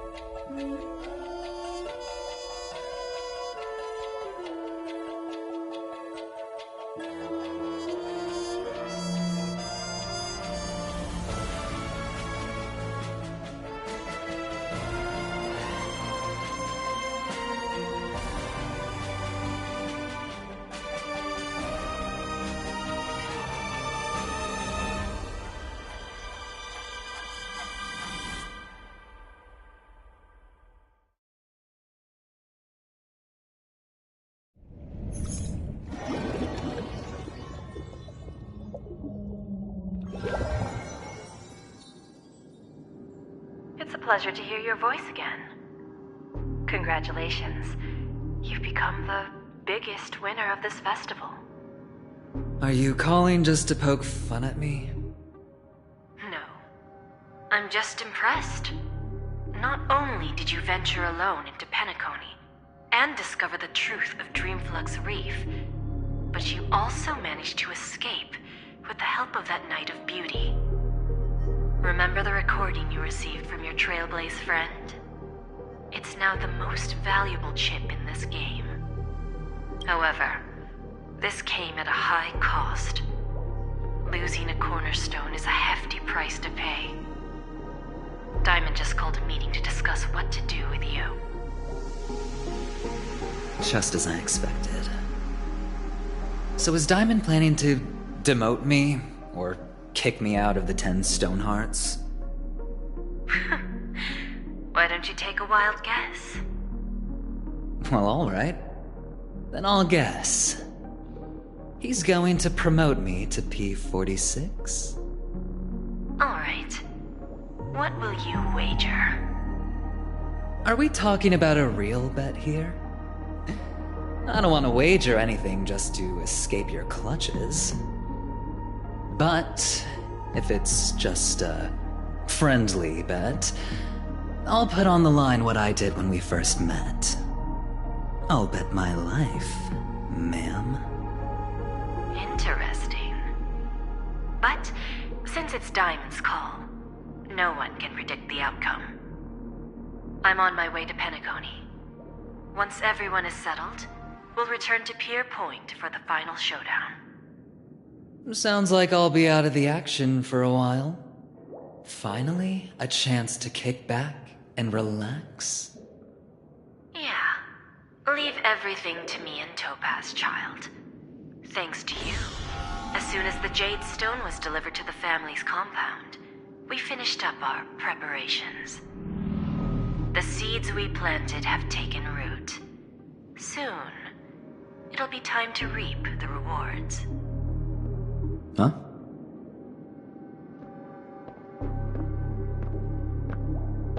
Let's wrap it up for now. Looks like I've got a visitor here.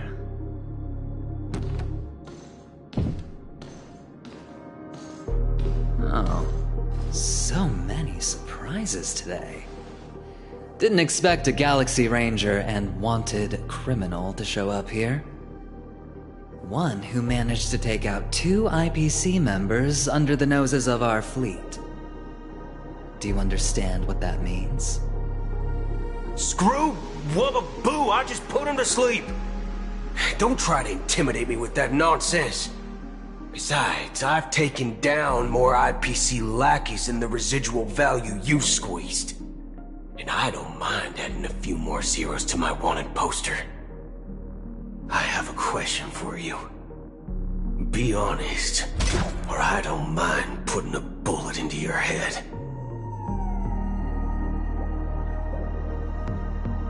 Tell me, where is Oswaldo Snyder?